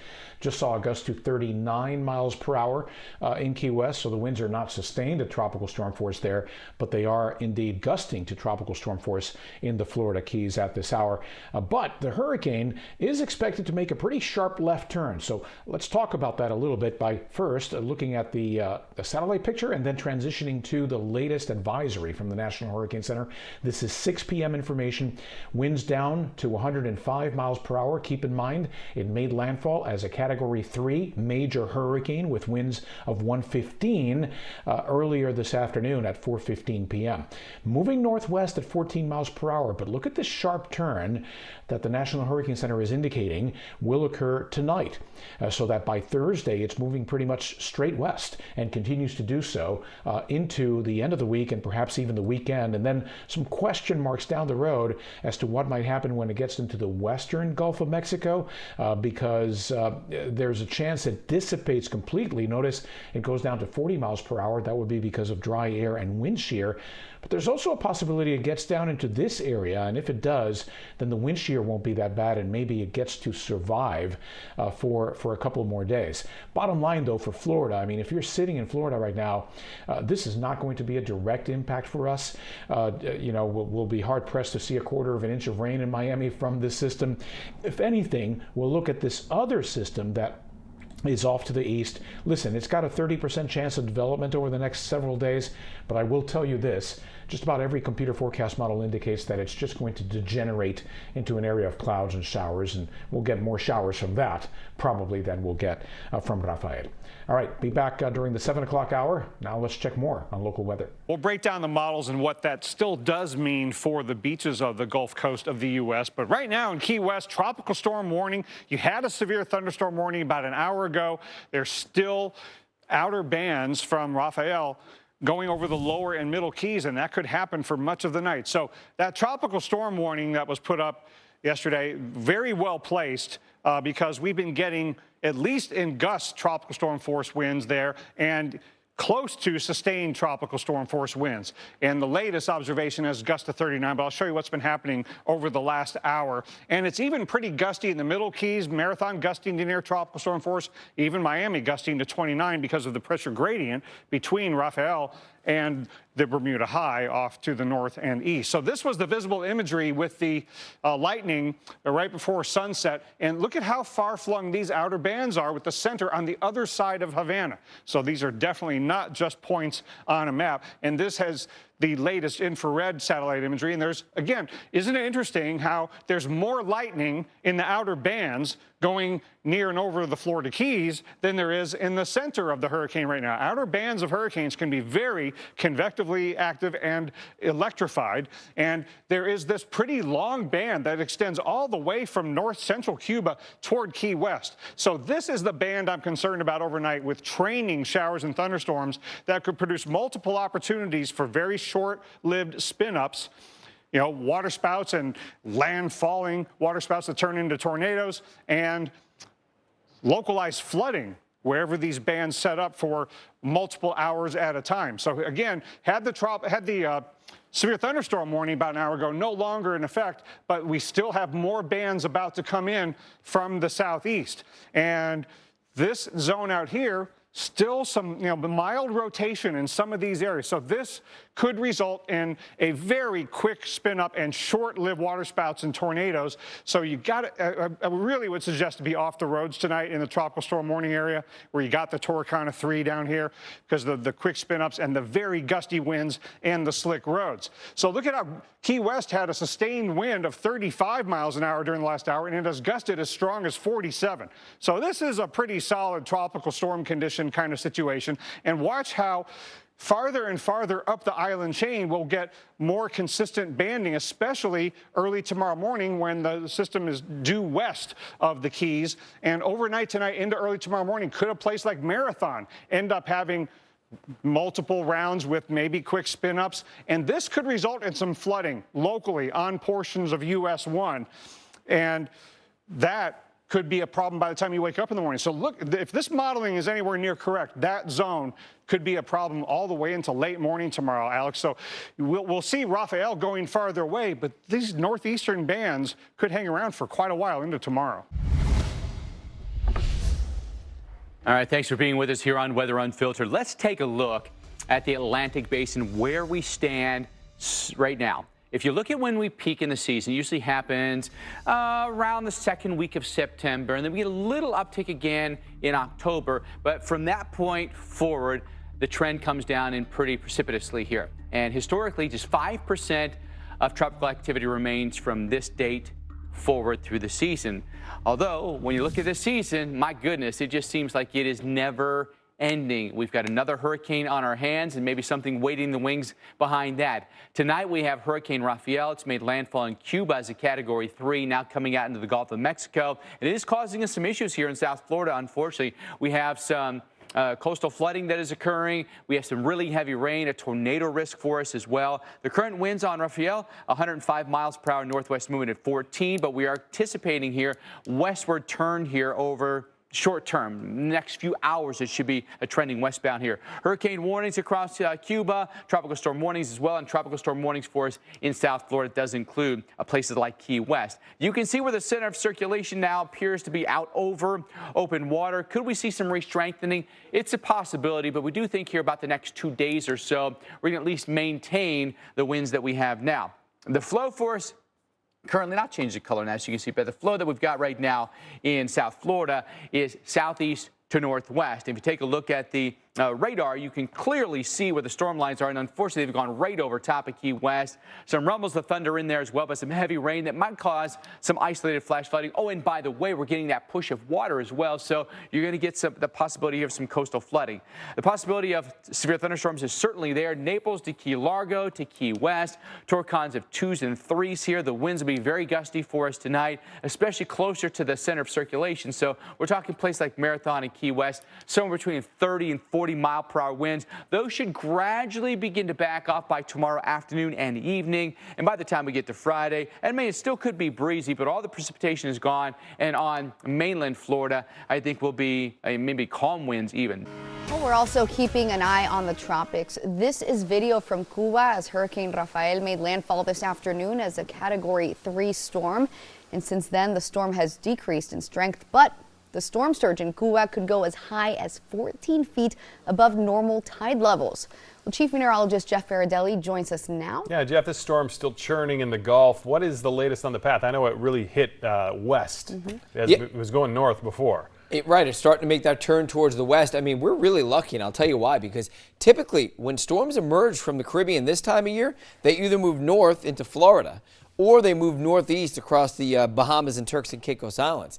This is going in the complete opposite direction, something that we have never seen since we started keeping records in 1850, so over 170 years. We've never seen a storm do this and then go straight across the Gulf of Mexico. So it is a strange one, but it's because we're protected under a heat dome right now, and I'll show you that in a second or two. But you can see the storm was a little better formed before it made landfall. It was a Cat 3, had winds of 115 miles an hour. We thought it might get there. It went through rapid intensification because water temperatures were extremely hot right there. Weakened a little bit over the island, but it is still a Cat 2 storm, and it has a chance to even re-strengthen a teeny bit, or at least maintain its intensity over the next couple of days as it moves west. Now notice it's going to start running into drier air and wind shear once it gets into the central Gulf, so it should start to weaken, but it could still be lingering as a minimal tropical storm as we head towards Sunday and Monday in the western Gulf of Mexico. Rafael made landfall in Cuba as a Category 3 hurricane. Just hours ago, it's the second hurricane to hit the country in just 2 weeks after Oscar made landfall on October 20th.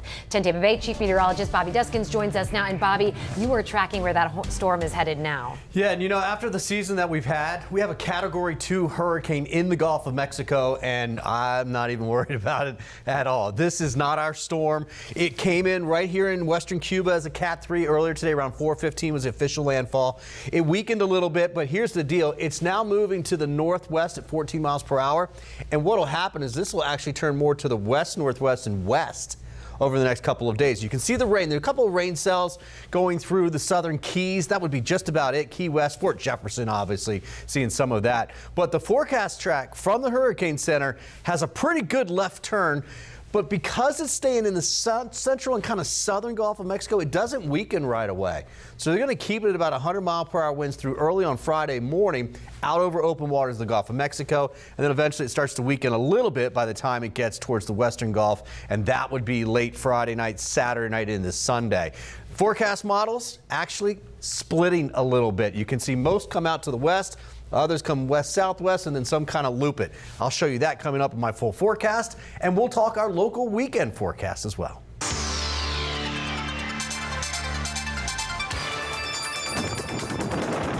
Vean esto, más de 3 horas estuvo el huracán Rafael sobre el occidente cubano, entró por el sur de Artemisa con fuerza categoría 3 y arrancó árboles, techos e inundó campos y ciudades. Bueno, y a esta hora, de hecho, toda la isla está de nuevo sin electricidad y sabemos también que hay cientos de evacuados. Aún se están contabilizando los daños. Queremos saber más sobre Rafael. Así es, y para qué mejor que Dainet Sierra nos adelanta dónde se encuentra en estos momentos, qué fuerza lleva y cómo está afectando al pueblo cubano. Dainet.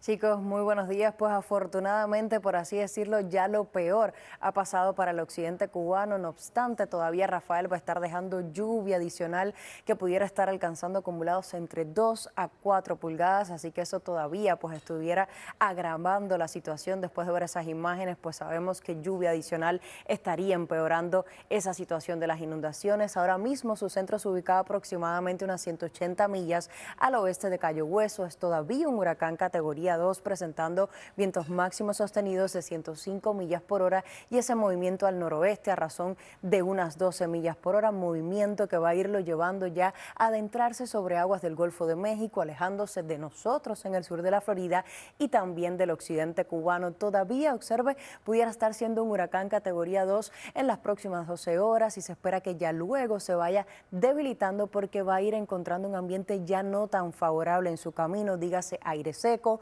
viento cortante en altura y pues se espera también que de cara al fin de semana y inicio de la próxima semana laboral se quede deambulando sobre este sector del Golfo de México. Algunos modelos lo disipan, otros no, así que los residentes sobre todo de México deben prestar atención a la evolución de este sistema que mientras siga alejándose va a permitir que aire más seco comience a llegar al sur de la Florida y con ello nuestras condiciones del tiempo pues sigan mejorando por los próximos días. Por eso sí, el viento todavía estaría soplando fuerte. Por ahora usted continúe con más de nuestro noticiero.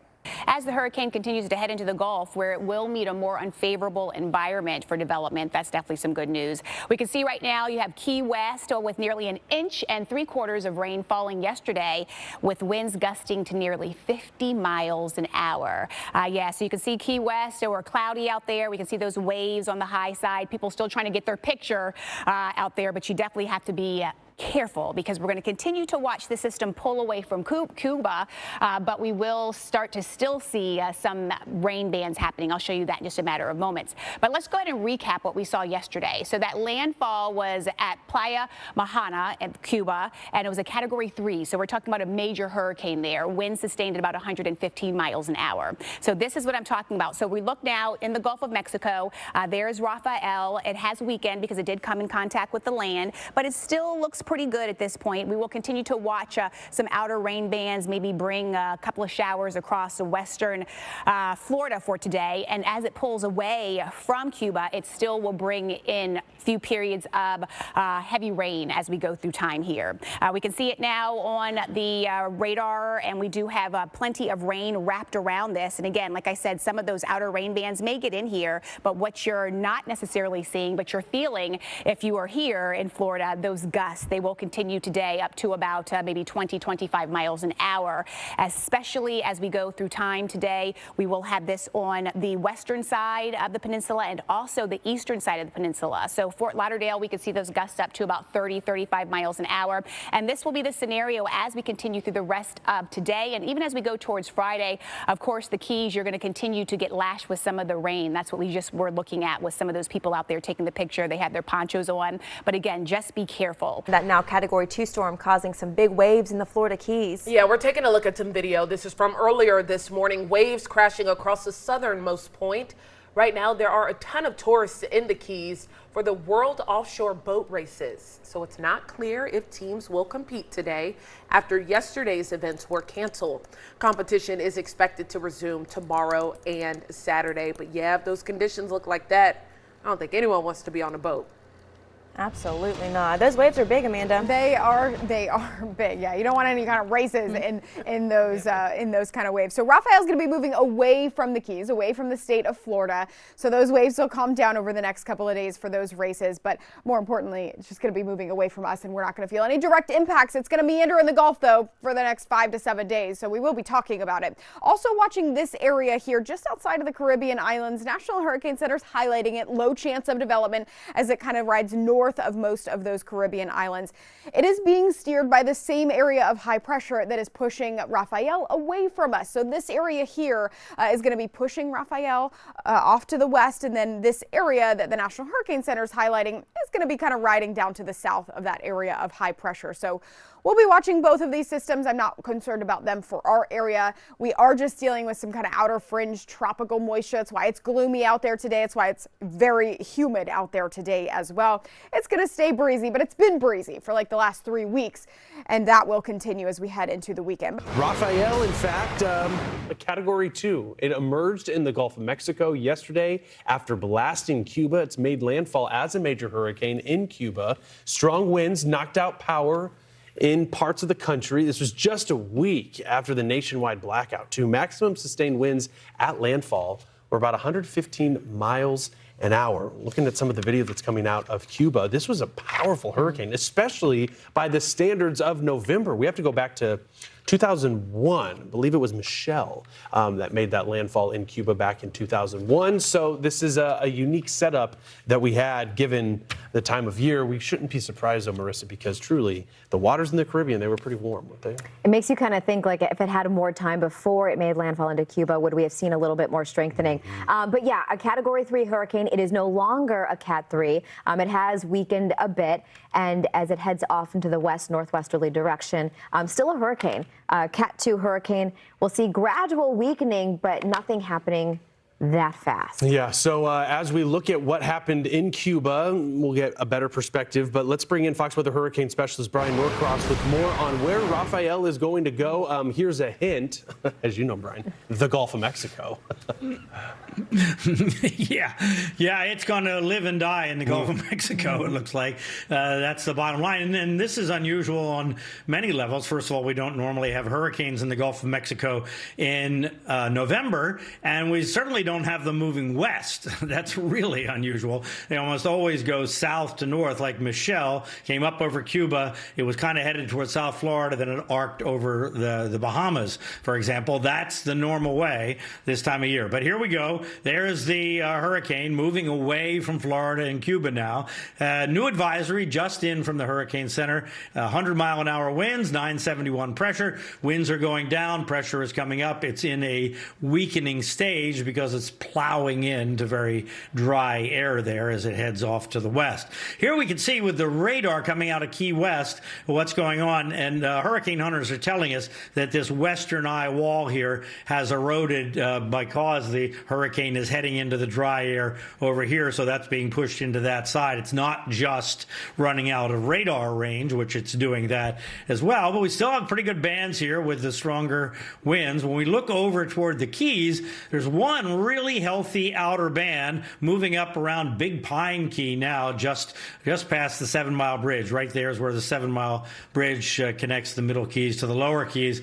And so this is going to have really good downpours and gusty winds, but it's slowly going to move away with the hurricane, and still some outer bands here. But notice over here, dry air moving in, so much better weather coming to Florida after this thing moves on by.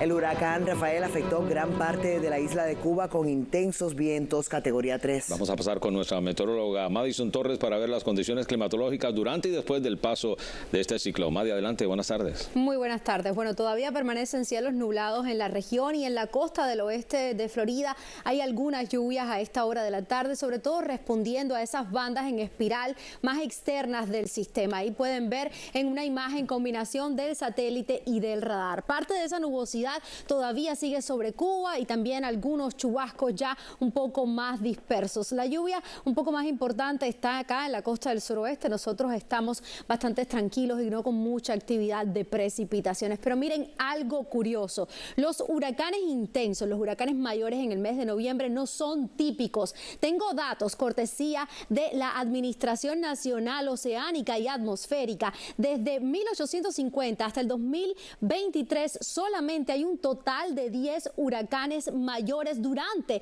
el mes de noviembre.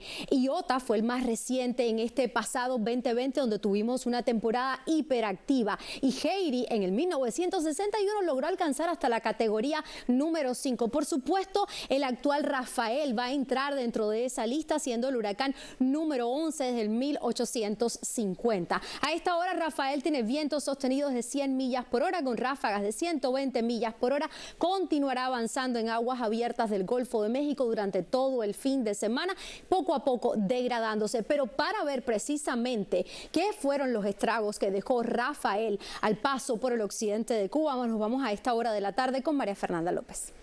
Madison, y tal como tú comentabas, Rafael atravesó este miércoles el occidente de Cuba de sur a norte como un huracán de gran intensidad categoría 3 con vientos de unas 115 millas por hora, provocando lluvias de hasta 200 litros por metro cuadrado, según mediciones del Instituto Meteorológico de Cuba, INSMET. Enormes olas azotaron el litoral de La Habana, mientras que fuertes vientos y lluvias dejaron árboles caídos. Anoche miércoles, la tormenta dejó a su paso gran destrucción y un nuevo apagón total en la isla, que ya atraviesa una profunda crisis energética y económica. Rafael tocó tierra alrededor de las 4:20 de la tarde del miércoles cerca de la playa Majana. Las inundaciones en áreas incomunicadas no se hicieron esperar. Hay enormes pérdidas en cultivos, suspensión del tráfico terrestre, aéreo y marítimo, penetraciones del mar en zonas costeras bajas, caídas de postes de electricidad y árboles y graves dificultades en las telecomunicaciones. La tormenta ha afectado a más de 4 millones de cubanos y sus estragos comenzarán a ser más visibles a partir del día de hoy.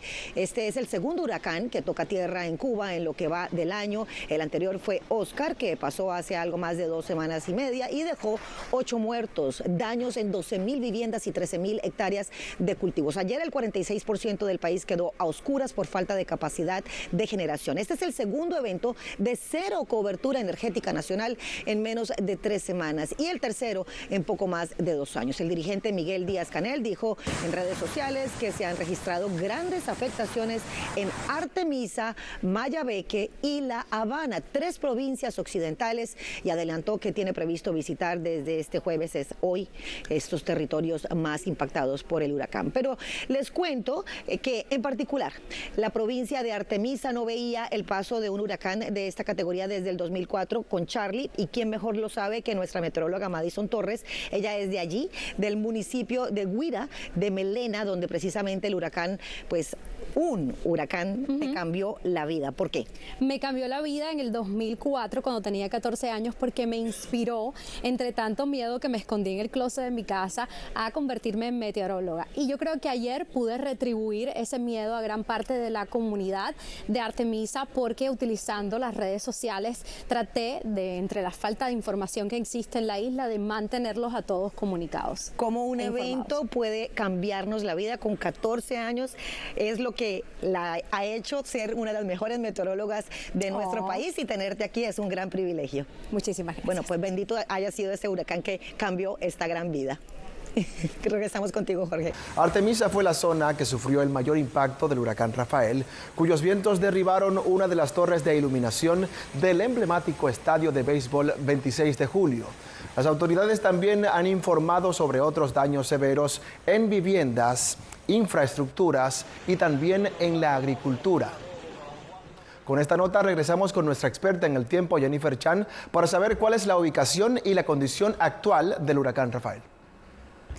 Seguimos con un potente huracán categoría 2, ya se encuentra lejos de lo que es la isla de Cuba, sin embargo, muy hacia el sur de la Florida, específicamente en Cayo Hueso. De hecho, tuvimos esas imágenes detrás de ti hace unos minutos atrás. Se ve mucho oleaje y condiciones muy deterioradas todavía para todas las playas del Golfo de México, y esas son las condiciones que estoy pronosticando para las próximas horas. Incluso se extiende mal tiempo para las playas hasta mañana. Les cuento que se encuentra alrededor de unas 278 millas en lo que es el centro de Rafael hacia los sectores de Tampa, y aún así todavía estaremos viendo esa humedad tropical, sobre todo concentrada hacia el oeste de la Florida Central. Esto significa que podríamos ver algo de lluvias, pero van a ser muy ligeritas. Hoy no tenemos tormentas fuertes pronosticadas, de hecho nada más estamos viendo algunas lloviznas muy hacia el norte del condado de Citrus, así que fuera de nuestra área de cobertura. Sin embargo, ha sido un día todavía con esa nubosidad presente, con temperaturas muy altas por esa humedad. Y por último tenemos todavía esta declaración por alto riesgo por corriente marina. Se expira a las 7 de la tarde del viernes, y es que ya desde esa hora las condiciones en ambas costas del Atlántico y también del Golfo de México comienzan a mejorar, ya que el sistema se va a mantener bastante lejos de nuestra área de cobertura. Así que se mantiene ahora como categoría 2. Rafael se va a estar moviendo a unas 9 millas por hora hacia el oeste noroeste, y a medida que vaya haciendo esto va a perder mucha fuerza. Son buenas noticias porque la costa de México podrían estar experimentando fuerte lluvia y también marejada ciclónica, pero no con fuerza de huracán 2 ni categoría 1. Podría debilitarse bastante a una tormenta tropical desde el lunes, con vientos mucho más débiles. Nosotros estaremos viendo poco a poco también una mejoría en el tiempo. De hecho, ha sido un día muy tranquilo, y para las 3:30 lo que estoy pronosticando son cielos mayormente nublados, con temperaturas aún así muy altas. La máxima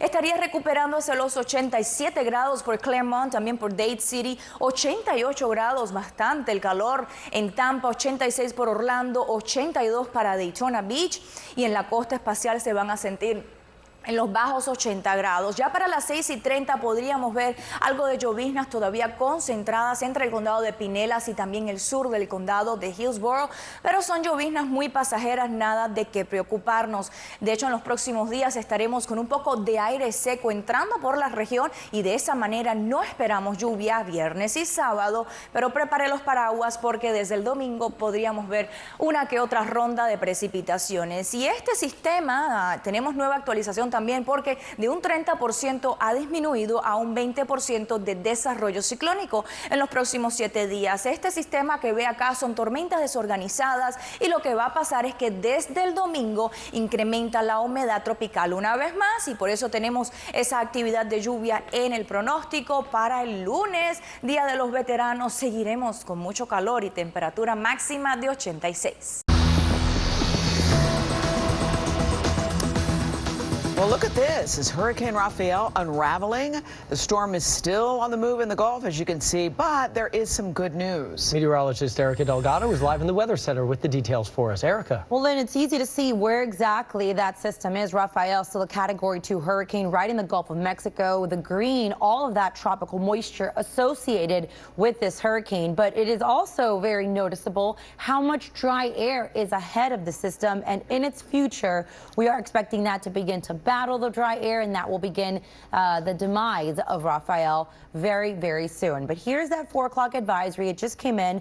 Winds are of 105 miles per hour, so it is still maintaining its Cat 2 status. Still looking a bit more ragged than earlier this morning. It was looking a bit more ragged. Still, though, maintaining its symmetrical shape. It's moving towards the west-northwest now. So through the next 24, 48 hours, it will continue to move away from Florida. Here's that latest forecast cone. We still have an area area of high pressure in the southwest Atlantic, and that's what's going to push Rafael westward and farther into the Gulf of Mexico in the days to come. A stalled front to the north of Rafael across the southeastern U.S. is going to block it from allowing it to move north, so it's not going to have anywhere to go except remain in the Gulf of Mexico and then eventually shift a little farther south. But it'll maintain its hurricane status through the start of the weekend, and then it will begin to battle that dry air and the wind shear that we've been talking about. And then early next week, you'll notice that it continues to weaken. No watches or warnings associated with Rafael, but the tropics aren't completely quiet despite tracking Rafael. We do have one other disturbance that we're keeping a close eye on. It's actually near the Greater Antilles and the northern Leeward Islands, and it's very disorganized, producing a very broad, widespread area of cloudiness and showers. Next couple of days, we could see some slight development with this as it moves westward. Regardless of development, which we're not expecting with this system, it is forecast to be a heavy rainmaker for the islands, northern Leeward Islands, Greater Antilles, and the southeastern Bahamas until at least the weekend. So we'll have more in the tropics, especially this one system. That'll be coming up in my full forecast. If it's super hot, you just stand in the Gulf. Yeah, if you've got a breeze, or if you just want to hop in the water, you do that. But there could be issues here. You can already see that we've got a little bit of whitecap action here. But Dr. Knapp, you're worried about the swells that may come this way because of Rafael. Yeah, a hurricane in the Gulf of Mexico, a Cat 2 right now that could flirt one more time briefly with Cat 3, is going to send swells all across the Gulf of Mexico. The beaches will be dangerous all around the Gulf for the next few days. But isn't it nice in the state of Florida to be able to see a hurricane going away and for it not to become someone else's really, really big problem anymore? So definitely the Florida Keys having a better night tonight than they did last night. Now, the bands are still coming across Cuba, so these far-flung outer bands with these hurricanes can really, really be long tails. But look at what is happening in the hurricane itself.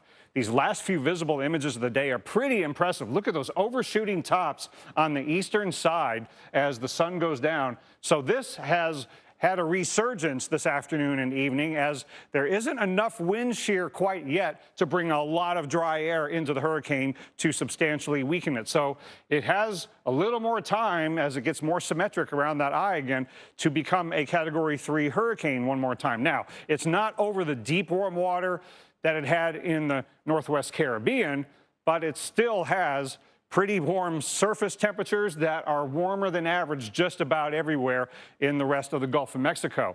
But that deep warm water over the Western Caribbean is so notorious this time of year to cause rapid intensification, which happened again. But there's enough fuel in the Gulf of Mexico to maintain a powerful hurricane. What the Gulf of Mexico doesn't have right now is weak wind shear all the way across. So that is the obstacle that Rafael will be finding. But again, it could peak out a little stronger tonight, maybe getting back to Cat 3 briefly. But then this weekend, the bottom will drop out. Well, actually, the top will come off, and the bottom will be all that's left because it will be significantly sheared. Now, it isn't a guarantee that it's going to go southward once it's a weaker, more shallow system. That's one of the possibilities as a very weak tropical storm. Now, you might be a little concerned looking at the GFS possibilities, which have a lot of tracks going north, and go, well, what if the tropical storm goes north? The good news is, the more that the low-level center tries to go north, the even stronger wind shear that it's going to encounter, so there will be even less left of it if it tries to go north. So not expecting a tropical storm to make landfall in the United States. The Euro has a lot of meandering, weak remnant lows over the western Gulf of Mexico. It might not even last the 5 days as a tropical storm that the Hurricane Center is forecasting, especially if it tries to go north. However, that high to the north is going to steer it westward. That's the low-level part. The upper-level part is going to run into this wind shear, and that's serious wind shear. That's decapitating a tropical storm. That's what's going to happen in the western Gulf of Mexico on the southeastern side of the parent middle upper-level system that is Winter Storm Anya. So those dashed white lines, those are the westerly winds that it's going to encounter this weekend, and the colors showing the low-level spin stops responding to the upper levels because the top of the storm is gone, and it just meanders southward in low-level high pressure that the Euro says will be over Texas by that time. But the other thing that's going to go on here as the high sends it westward at low levels is increasingly, not only are we going to have the swells emanating from the hurricane, but we're going to have southeasterly flow coming into the Florida Panhandle. That is really going to enhance the rip current risk. So a weakening storm, high to the east, onshore flow. So we are going to have, despite that weakening, a high risk of rip currents on the Florida Panhandle and the South Texas coast all weekend long. Good weather and an angry Gulf could be life-threatening. Nominate us for your friendly Rockefeller Center Christmas You'd tree be great scouts. at it. I feel like I You'd would. get an eye for it. Thank you. He's Mike Bettis. I'm Alex Wilson. Won't be here long. I'm going to be very busy next year looking for that tree. Dr. Nab also in the house. Dr. Nab, you are looking at what looks pretty good right now. You know, we look at Rafael and we think, how is this not going to cause a problem? Yeah, and oh, by the way, Alex, I think the 12 tons is probably pretty accurate because they're going to add a ton of lights and decorations. That's a good point. That's a good point. When you get fully adorned, it'll be bigger and heavier. This hurricane could get a little stronger, maybe in the short term before it starts weakening, because it is still not yet encountering that strong wind shear over the western Gulf that will let that dry air in. In fact, it will just take the top half of the hurricane away and leave a low-level remnant that might meander southward. It might not even last 5 days as a tropical storm. Could end up over the west central Gulf, and if it tries to meander northward, it will encounter even stronger wind shear. So I don't think there's much chance of a tropical storm going northward toward the U.S. Gulf Coast. The low-level center, it has to go westward because of the low-level high pressure over the eastern and central part of the U.S., but the southwesterly winds on the southeast side of the trough that is Winter Storm Anya, that's going to hammer Rafael with strong southwesterly winds to take the top half of the hurricane away. It'll just essentially be decapitated. Yesterday, the models were hinting at a cool down toward the end of next week. Today, they're starting to back off a little bit. They're still showing it, but some of the latest data is making me think maybe we're not going to luck out with some cooler air toward the end of next week. We'll see how it plays out. But right now, I'm kind of leaning no, as opposed to yesterday, the models were saying yes. I mean, 10 days out, you get it. There's a lot of flip-flopping. So there's Rafael moving away, and it will eventually weaken without really impacting anybody outside of Cuba. And it really ripped through Cuba as a powerful hurricane. So you look at this area, it's the elephant in the room. You see this, like, oh, no, are you kidding me again? No. Well, yes and no. It's going to provide some rain for the islands. I don't think it develops, and maybe even a bit of rain for South Florida and the Bahamas. But again, I don't think it develops. The season's not over yet. GFS is actually still trying to show some slow development in a couple of weeks down south, well south in the Caribbean. But again, it's just one of those, we'll just day by day keep tracking through until we get rid of this nonsense, and we're talking nothing but cold fronts. So there's Rafael, winds of 105 miles an hour, clearly weakening now. The eye's beginning to fill in. But look at this track, kind of crazy. One of the models does actually loop it back and gets it kind of sucked up with a front and eventually dissipates. But I think at the end of the day, when you're looking at this, we're looking at a very rare event, a major hurricane in November that's going to stay in the Gulf and not hit anybody. I don't know if that's ever happened before, truthfully. There's a 7-day, upper 80s in the afternoon, morning lows in the low to mid 70s, maybe a couple of showers by Monday and Tuesday. But it is completely rain-free here. We're going to keep these rain chances around 10%. Where's all the action? Where Category 3 Hurricane Rafael is right now. That's where it all is. Sometimes you get these little tails that extend down, but now we're beginning to see those little bands of showers pulling away from the Keys. All in all, a really nice day. I think you'll enjoy the breeze because it is going to be on the warm side, by the way. Let's give you the very latest on Hurricane Rafael. It's Category 3 hurricane. Sits about 245 miles to the northeast here of Progreso, Mexico, which sits right in through here. And it's about 600 miles away from the Texas-Mexico border, moving west at 9. It will weaken, and I drew the center line on this so that you can see exactly what's happening here. It actually does a loop-de-loop here. Without that center line on there, this would just look crazy, right? So that's what it's forecast to do, and weaken significantly. We could be talking about a depression, hopefully, here by next weekend. We'll be done with this. That's not all, though. We sit in between, right? Rafael behind me, and then we're watching another cluster of showers and thunderstorms. Most of the action is north of the Leeward Islands, north of Puerto Rico and Hispaniola right now. And yes, a slight chance of tropical development in that yellow zone, but we're keeping the chances around 20%. And those numbers are actually a little bit lower than they were last time I saw you yesterday. So we sit in between, again, in between those two systems, the brown and yellow. This is very dry air. Okay, so we stay pretty much rain-free today. Rafael moves west. And then this deeper moisture here from the Caribbean and the Bahamas begins to push into our backyard here, maybe a little later in the day on Sunday. I'm hoping it's later in the day on Sunday because we've got that cook-off going on, right? Hopefully we can get that rain to hold off. But then, you know, some of that deeper moisture just kind of lingers between Sunday and Tuesday. All because of a pocket of warm water. It went over the one spot that holds the warmest water in the Gulf of Mexico. Winds right now 120 miles per hour. So again, this is a Category 3 hurricane. It is wild to wrap your head around the fact that we have a Category 3 hurricane in the Gulf of Mexico, and guess what? By Monday, poof, it's going to be gone. It's wild. So crazy. And here's the why behind this. We have a lot of dry air that's moving into the Gulf of Mexico, kind of taking over from the west, and wind shear.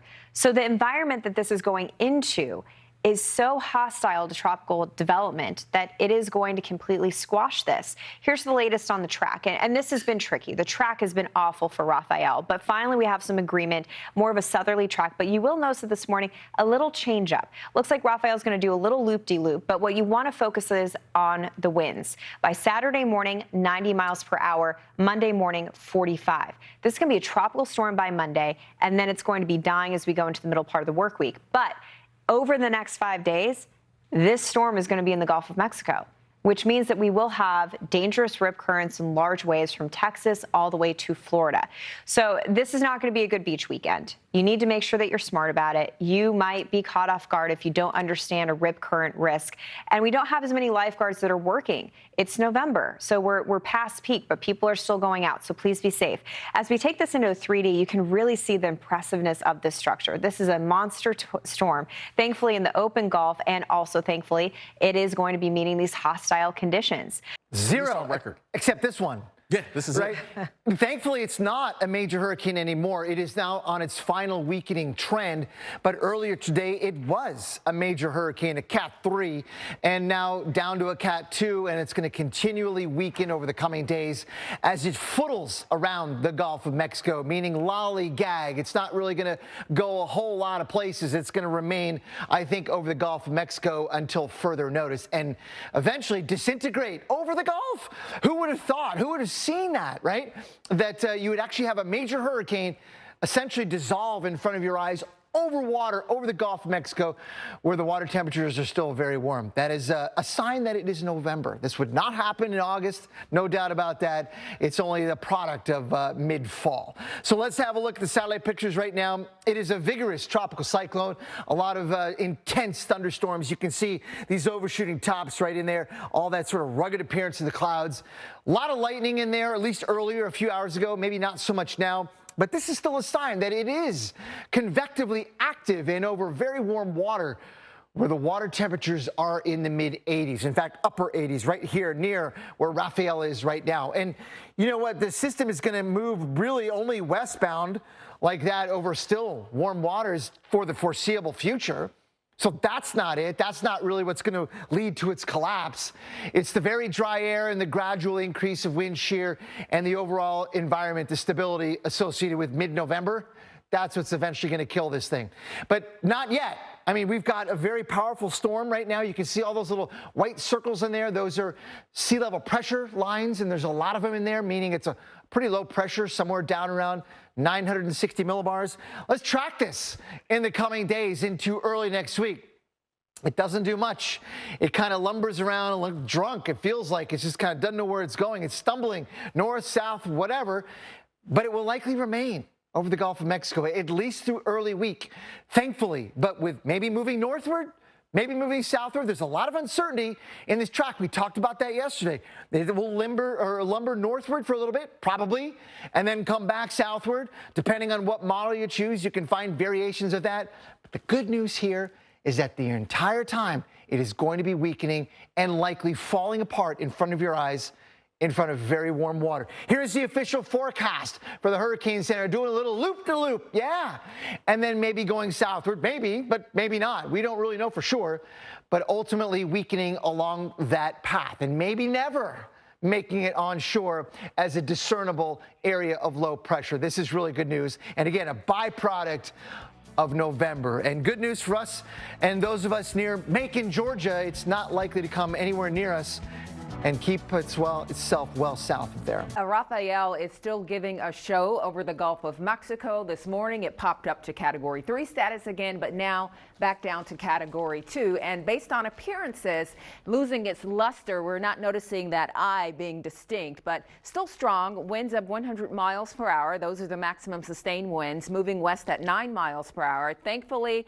the story for us remains the same. We do not have to worry about Rafael coming in our direction. What I'll be focused on this weekend is a trough of low pressure in the vicinity of the Dominican Republic and Haiti. That feature is going to be sweeping westward this weekend, sweeping through parts of the Bahamas, bringing a higher chance for rainfall. And then early next week, right here in South Florida, say Sunday night into Monday, we'll be looking at that increase in rain as well. But let's get back to this business of Rafael and bring in our hurricane specialist and storm surge expert, Michael Lowry. Michael, I would love to just focus on the Thanksgiving countdown right now. Can we just kill this thing off? Yeah, you and me both, Betty. I mean, it's November, right? The hurricane season should be dying down here, not quite. And when you and I spoke the other day, we were wondering aloud, did Rafael have any more tricks up its sleeve? And turns out it did overnight, re-intensifying very briefly to a Category 3 hurricane. This is only the second time that we've ever recorded a Category 3 or stronger hurricane in the Gulf of Mexico. And this is farthest west, in November, I should say. This is the farthest west that we've seen a major hurricane in November. Back down to a Category 2 right now, as you mentioned, Betty. This is, as you put it, losing its luster. An unusual track, though, ahead with this one as it dives to the south. I want to just touch quickly on that. What's happening here is we have two areas of competing high pressure. We have one to the north that's trying to move this in the direction of the Gulf Coast, the northern Gulf Coast, and then a high pressure to the west that's trying to move it back to the south. So these competing influences are going to kind of keep this meandering at least through the weekend, and then that southernmost high pressure taking over and then moving this to the south. Really unusual for a storm to go west and then south, particularly in November. But like you said, no worries for us here in South Florida. That area to the east, that's actually a low pressure area that spun off a cold front. And as you mentioned, Betty, heading our way, but the conditions ahead not favorable for development, just increasing those rain chances, unfortunately, as we start next work week. But things quiet, it looks like, behind Rafael. Well, in the moisture content, really dry air beat Rafael up. We also have this upper level low, a trough of low pressure inhibiting this system from developing. But look at this explosion of storms there east of the islands. That's something to watch. It's bigger than this now. If you look at it, the size-wise, it's not a storm yet, but we'll watch it as it heads to the west. And you can see the storms associated really exploding tonight just north, again, of South America. This wave is falling apart, but it's going to bring us additional moisture. So wind shear and also dry air has really stopped this from becoming too strong of a storm. The winds are still tropical storm force strength at 70 miles an hour, gusts up to 85. This is the forecast cone of uncertainty, and it's very uncertain as to where this remnant low will end up early next week, but not coming back here. It's going to pretty much die out there in the western portion of the Gulf of Mexico. So the next system is now down to 10% chance, not much of it happening, but boy, I'm really surprised they haven't put something on this one yet at this point. They will, I think, by maybe Monday or Tuesday. Lots of energy here in the Caribbean. We need that to go away, and the only way to do that is to get a really cold front, a real strong one, to move all the way down there.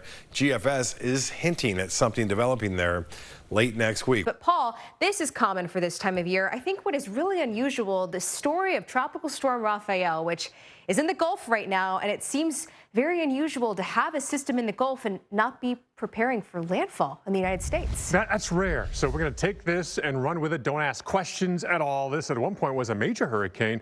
The good news is the hurricane hunters are in there, and they continue to find Rafael weakening. That's the best news we've heard about Rafael so far. But here's the center, and this is why it's weakening.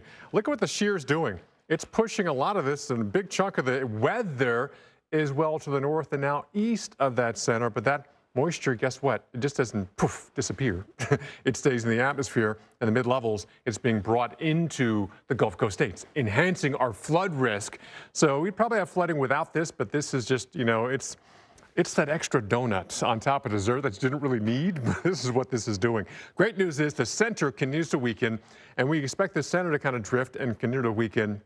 Maybe just a remnant circulation as it enters Mexico, hopefully not bringing flood threats with it, but that flood threat is being enhanced here into Louisiana, into Mississippi, into Alabama, and to even Arkansas as this moisture is being brought in. Shear is ripping this thing apart. Shear is the enemy of tropical entities, and we like that this time of the year to kind of lessen our coastal impacts in terms of the wind, but we keep saying storms are not just centers, they're weather. Another impactful part of the weather is the wind field. Again, this thing used to be a major hurricane. We're now going to push this water up on the coast of coastal Mississippi, maybe even coastal Alabama, Dauphin Island, and then points westward. Louisiana coastline, the southern parishes there, into the Texas coastline, especially here around the Padre Island, North Padre Island specifically, of seeing that push, that rise of coastal waters here. Elsewhere in the tropics, area has a 10% chance moving across the Turks and Caicos and the Bahamas, but all it's really doing is enhancing our rain, not anything we're developing. We're also watching a chance of more rain in parts of the Western Caribbean and Central America. Lynette? Bueno, en menos de un mes, Cuba ha sentido la furia de la naturaleza 2 veces y también 2 apagones eléctricos nacionales, este último por el huracán Rafael. En la provincia costera de Batabanó, a 36 millas de La Habana, la destrucción es evidente luego de que la marejada ciclónica dejara a cientos de casas destruidas y colapsadas. Como todos los años siempre pasa lo mismo aquí, esto siempre el agua entra y la ventolera, pero este año mira, sopló bastante, tumbó casas. Otras veces ha pasado y no tumbado casas eso, los techos. Menos mal que gracias a Dios no hubo pérdida de vida ni hubo nada de eso. Autoridades, ninguna persona ha fallecido tras el paso de este huracán categoría 3. Los afectados con derrumbes en sus casas esperan a que el Departamento de Viviendas haga algo por ellos, pero hasta el momento nadie ha ido a verlos. No, por aquí no pasaba hasta el momento, desde que yo estoy aquí no ha pasado nadie, ni vino nadie a decirnos aquí, a pararse ahí, a decirnos que fuéramos evacuando. Hasta ahora, hasta el momento, nadie. En el país, la electricidad aún sigue siendo un problema con decenas de provincias sin luz una vez más. El huracán Rafael, que devastó parte del occidente cubano, sobrevive aún, pero como tormenta tropical. Así es, y mientras eso ocurre en el Golfo de México, aquí en Florida, se esperan lluvias. Comenzando la semana, nuestra meteoróloga Irene Sanz nos habla de esto y comencemos, Irene, hablando de Rafael. ¿Dónde se encuentra? Bueno, por ahora se encuentra justo en el centro del Golfo de México. Así es, está batallando con aire bastante seco, la cizalladura del viento que está prácticamente arrimando todas sus tormentas y sus lluvias hacia el este, y algunas de estas sí están llegando hacia la porción central de la costa del Golfo de México. Está siendo arrastrado por un sistema de baja presión, un frente, y este frente es el que va a estar empujando aire seco para Rafael. Por eso vemos todo este aire seco que va a estar cizallando la tormenta. El centro se ha desplazado hacia el oeste. Rafael va a continuar dando giros por toda la región del Golfo de México. Estará disipándose antes de llegar a México, así que no estamos pronosticando gran peligro hacia esta zona. Y para nosotros, esta onda tropical que ven aquí se está debilitando aún más, pero esto no quiere decir que no nos vaya a afectar, porque van a ser estas las lluvias que van a estar llegando aquí al sur de la Florida a partir de mañana. Así que paraguas en mano, porque no solamente tenemos lluvia, pero también vienen 2 frentes. De esto les hablaré más adelante. It is another beautiful morning on the Sun Coast, getting light enough in our tower cam that you can see some of this hazy layer, which is also a kind of a red color as well. But skies are mostly clear here for us right starting out. 71's the temperature. It feels like 71. Dew point of 68. That's a lower dew point just by a little bit than yesterday. 5-mile-per-hour winds right now. It's a beautiful morning on tap. Rafael hasn't gone away yet. It's moving 2 miles per hour. That's almost stationary. And the winds at the center of the storm, 40 miles per hour. They got to be 39 miles per hour to be called still a tropical storm. This one bites the dust as we push through the day today and kind of meanders down to the south a little bit, and then boom, it's done. It's over. probably not going to be hitting any major land source, which is kind of amazing since we were kind of in the zone at one point. Louisiana was in the zone. Texas, Mexico were in the zone. And it just stayed in the Gulf. There's this other one now here, the 10% chance of development. This system is just a little bit east of the Bahamas here. But again, it's only got a 10% chance of developing over the next 7 days. So not expecting much out of that one. The water temperatures here out near the Bahamas, they're in the 70s, like some of the temperatures here on our side of the Gulf of Mexico. But you get into the Caribbean and even the far southwestern Gulf of Mexico, we still have 80s. Got to be at least 80 for tropical storm or hurricane development. And we're well into the mid-80s here in parts of the Caribbean here, and that is the most favored area over these next couple of weeks here for any tropical storm development. So the mid-80s out here, that's where anything would start. You get farther to the east here and to the northeast, and it's mostly the low 80s at that point.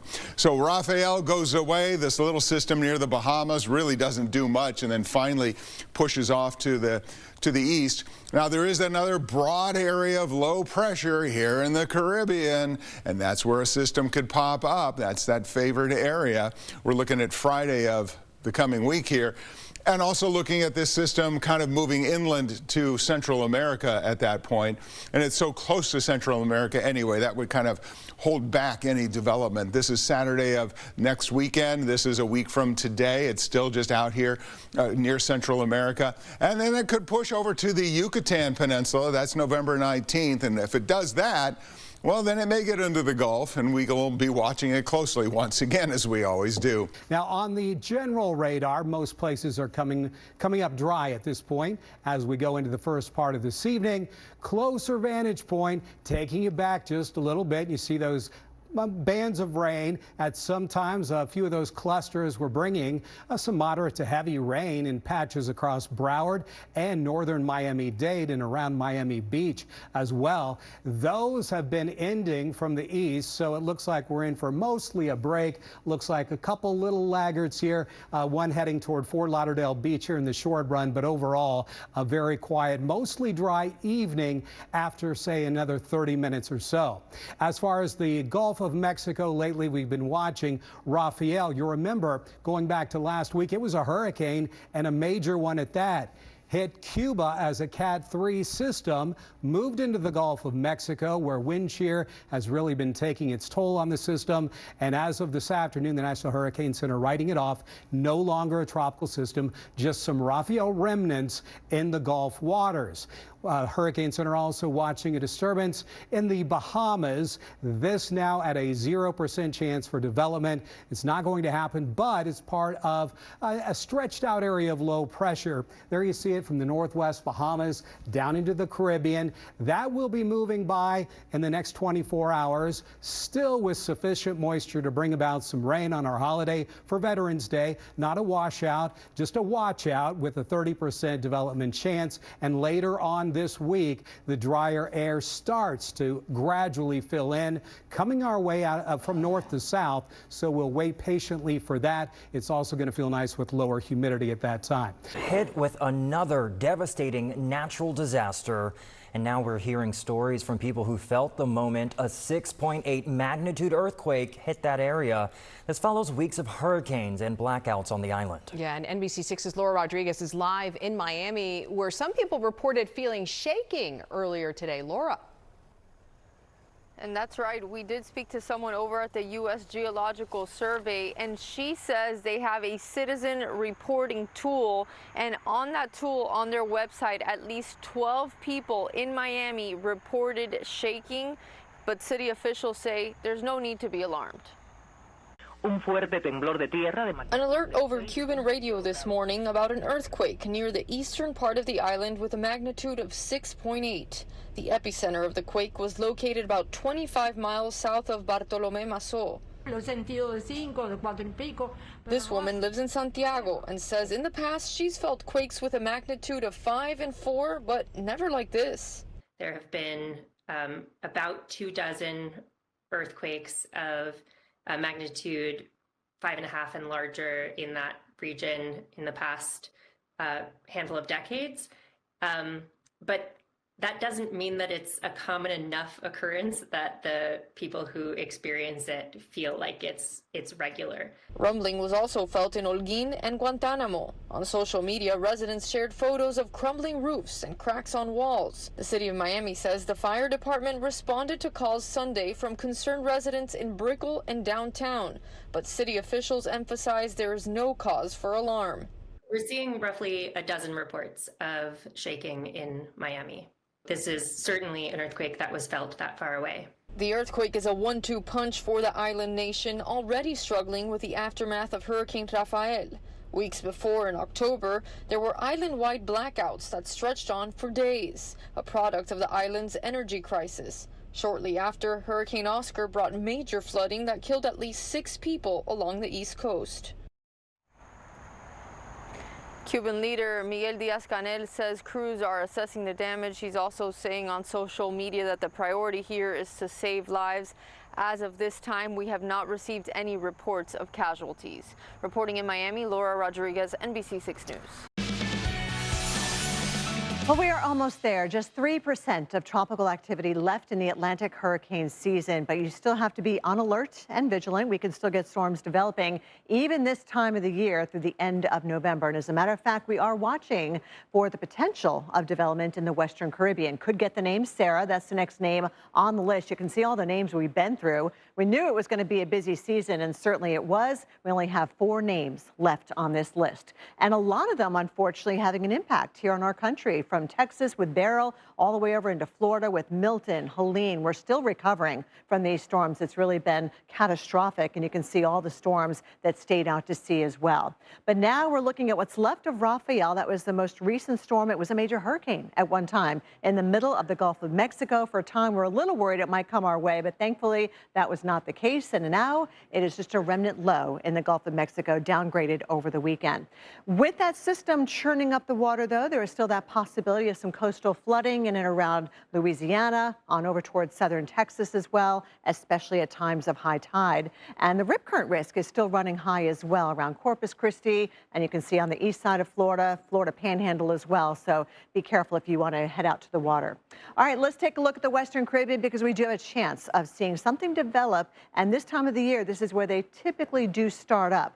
So the Hurricane Center has upped the odds for development to 40% over the next several days, moving through this window of opportunity along the coast of Honduras and Nicaragua, heading over towards Belize as we head toward the end of the week. So this is not near-term development. We're going to wait and watch this as we head toward the weekend and beyond. As we take a look here, we do have some heavy rain, a lot of moisture into the Caribbean islands like Puerto Rico, around Vieques. We saw 3 to 6 inches of rain, prompting flash flood warnings there. And of course, we are looking for an area of spin, not just moisture, when it comes to development in the tropics. We've got very warm water. Sea surface temperatures are in the 90s here, and there's that area that we're watching, area of concern, moving right along the coast of Honduras and then eventually moving up towards Belize as we head towards Sunday and Monday. That's just one model. That was the American model. Now we're going to check on the European model. Again, also latching on to something developing here, not today, not tomorrow, but rather the next several days as we head toward the weekend. There it is right there, west of the Cayman Islands, west of Jamaica, and then kind of meandering, if you will, along the Western Caribbean Sea. So we've got some time to monitor this for sure. That cold air comes down across the eastern seaboard, pushes up the Appalachians, and then slides right into the southeast, Jim. And no one likes a wedgie, especially when it comes to a wedge of cold air. 60s today will feel balmy compared to the 50s tomorrow with that steady, heavy rain, especially in the morning. Did everybody notice how Paul's three-piece suit matched the wedgie color today? Oh, boy. That was pretty interesting. Oh, look at that. Look at that. There he is, ladies and gentlemen. Got to coordinate, Jim. Got to coordinate. He's right. And Paul does it one of the best here at the Weather Channel, I'll tell you that. Let's go to this 90% area in the tropics. And, yeah, this isn't last week. It's similar because it's a similar area that Rafael formed. But we've got something that certainly could become a hurricane in time. It's got the chance to be all it can be. All right, because we have deep ocean heat content and light shear for the next several days down and through here. So this is something we're going to watch organized. Now, this morning, you can see how the model analyzes a much broader low pressure system down here. And sometimes the bigger and broader they are, the harder it takes to get them together. But, you know, you kind of see this is getting that feel where the outflow is established and then you've got this kind of center of circulation. Hurricane Hunter's leaving at 10. They'll head down here, and we'll let you know what they find. As I mentioned, deep ocean heat content, light shear. Those are two huge things this time of the year for getting a tropical system organized, especially in this part of the world. Wherever this thing meanders to, we're going to have some heavy rain. Is that northern Honduras? Is that going to be Belize, Yucatan? Don't know. But here's what's going to happen. It's going to work its way to the west, likely develop. Then it sits here. It's waiting for something to steer it because we've lost the steering at this point getting into the weekend. But at the same time, you've got a cold front that's going to come down through, and it's not going to pick it up. But does it push it down on shore, or does it keep it out over the water? That's the first potential pitfall with this. All right, where does it go? Then, once we get into early next week, the high builds east, and it starts to pick it up and pull it north. But is it pulling it north on land? Or is it pulling it north like Wilma was over the water? And this is the worst case scenario because if we have a hurricane, now it has the chance to become a major hurricane if that happens. European kind of likes keeping it out over the water in terms of a tropical storm as well as a hurricane.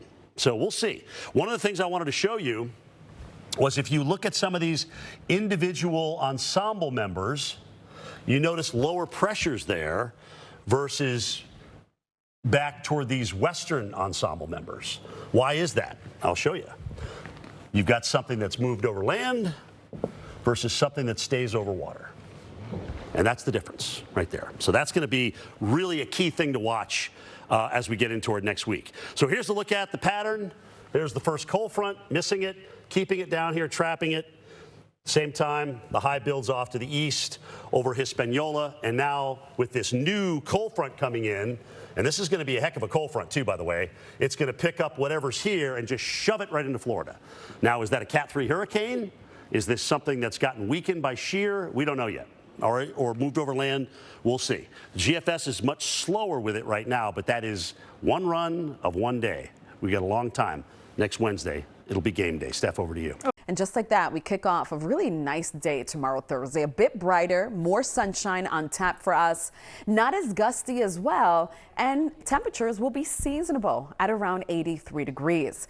All right, let's go ahead and switch gears. Talk about the tropics because we still have this to contend with. Potential tropical cyclone 19. It's a big name, but I do believe that over the next 24 hours or so, this will become Sara. The 4 o'clock advisory shows winds with this right around 30 miles an hour. It is moving west at 6. So organized or better organized than where it was yesterday. You can see the flare up in the convection, and this is all going to be moving west and intensifying as it does. Already we have some watches across Central America. This is exactly where the storm will be skirting right on through portions of Honduras, and then eventually notice how it will continue to intensify. Right around 70 miles an hour, just shy of a Cat 1 hurricane, and then it barrels into the Yucatan Peninsula still as a tropical storm. This is sometime Monday. Now, once we go from here, this is where things become a little bit dicey. So what we have to tell you is just to pay attention to the tropical forecast. There's a lot of uncertainties. This is 7 days out, but consensus do have that entity moving into the Gulf of Mexico. And so we could be tapping into some of that moisture, and that'll take place all the way out here. So by next week, Wednesday. So we're still 7 days out. So you just want to pay attention to what's to come in the coming days. 7-day forecast, though, back here home. Beautiful. We're looking at great weather straight on through the weekend. We love that. And then the next best chance of rain is on Wednesday. Larissa, thank you. Look at this. Volcanic ash is still spewing into the sky of Indonesia's eastern island of Flores after erupting again last night. This volcano has been erupting repeatedly for 10 days. More than 12,000 people have been evacuated. The Indonesian Volcanology Agency plans to expand the zone near the crater where people are not allowed to enter. Indonesia has close to 130 active volcanoes and sits on the Pacific Ring of Fire. It's going to be nice and dry and gorgeous, and I will tell you, a little breezy and drier coming in behind this front. There's not going to be much rain with this front. There'll be a quick little sprinkle or a tiny shower, and it'll be in the wee early morning hours tomorrow, and that's really going to be about it from that cold front. But it's just going to bring us back to normal, and it's going to be a beautiful, pleasant weekend, refreshing, if you will, around here. Meanwhile, here's our tropical depression. It is a tropical depression now. And a couple things have changed in the past 24 hours since we last left you. Number one, it's not even forecast right now to be a hurricane. It's going to stay a tropical storm. It's going to make a landfall in northern Honduras, which is not a good thing because they are prone to flash flooding and mudslides there. Then it runs through Belize, up through the Yucatan Peninsula, and then eventually into the Gulf by Tuesday.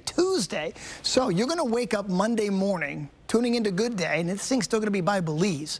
No concerns, folks. Once it gets out of the Yucatan and into the Gulf, okay, it's going to swing toward the state of Florida. But I got to be honest with you, there may not be much left to this, okay? So we may get sort of a little bit of rain and wind middle of the week, but I don't think at this point, I don't think it's going to be a huge deal. But we'll reconvene over the weekend and see how this is working. But just in general, watch as this storm makes 2 landfalls before it even makes its way into the Gulf of Mexico, which it will meet hostile conditions as well. So it's looking better and better for the state of Florida, but we could get a little bit of activity maybe Wednesday or so. 2 weeks from Thanksgiving, and a tropical system has prompted warnings in the Caribbean and may put the Sunshine State on alert. This is new, breaking news. We now have tropical storm Sara. Winds of 40 miles per hour. Yeah, this thing's just off the coast here for you there of Honduras. And what it's going to be bringing is, and what it has been bringing is some heavy rain. That, unfortunately, is going to be what we have to deal with here, at least in the near term, the short term. Very heavy rain leading to some flood issues, maybe some mudslide problems as well as it works its way across parts of Central America. And then what does it do as it all sort of, I say, signs point to it emerging out in some form in the Gulf of Mexico? Dr. Postel, you've got the latest on what we may be dealing with. You know, it's almost like the imperceptible details matter a lot, and not just in 4 or 5 days.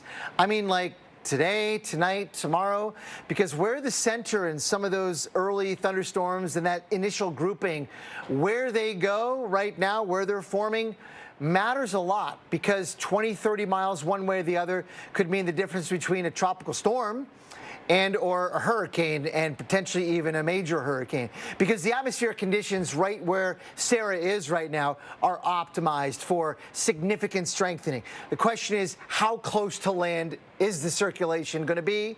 It's got some interaction now. How much of that interaction will be playing a role? This is a question that is unanswered right now. But the center of circulation does appear to be right about there. The hurricane reconnaissance is in there, giving us a really good idea of basically the wind is about 40 miles per hour on the edges there. And we can see that the center may be out in here. I'm not exactly sure on this particular satellite picture, but it's over water. And what I want to mention is that, well, let's say it goes this way, right? Almost due west or slightly north of that. Then it's going to be very close to the coast, and the intensification rate will be a lot more limited than it were to go that way.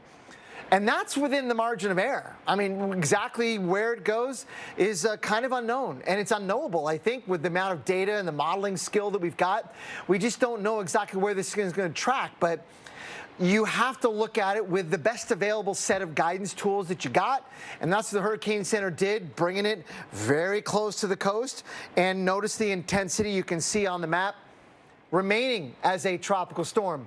But if it were to, say, go a little farther to the north than that center line, entirely possible. If it were to be, let's say, up in there, which is, again, within a reasonable amount of uncertainty, then this thing would likely be a hurricane, and potentially a strong one. Because, as I said, the atmosphere and the ocean are conspiring here to give it that kind of room. Where's it going to go in the long run? Well, we think it's going to pass through Mexico, Belize potentially as well, in some way in that zone. This is the GFS ensemble member set. This is a European ensemble member set. And this is the sort of a multi-model guidance that I'm showing you here. Pretty much all the tracks that you can ever want to look at, kind of showing that path in that zone. That's why the Hurricane Center's track looks the way it does. The question is, how strong is it going to be when it gets up there, assuming it does? Well, that's going to depend on what happens, I think, in the next 24 to 60 hours. Where the center goes, how strong it gets, will ultimately determine what the potential impacts are for the northern Gulf Coast, western Florida. Stay tuned. A lot of uncertainty to unpack, but something is on the way. We'll just got to figure out exactly what. To the tropics as Tropical Storm Sara takes shape in the Caribbean, and it's giving us a better picture of the forecast for Florida. Chief Certified Meteorologist Betty Davis joins us now with the new advisory just in. Betty. Hi, everyone. Right now, the forecast is a rainy one for portions. Okay.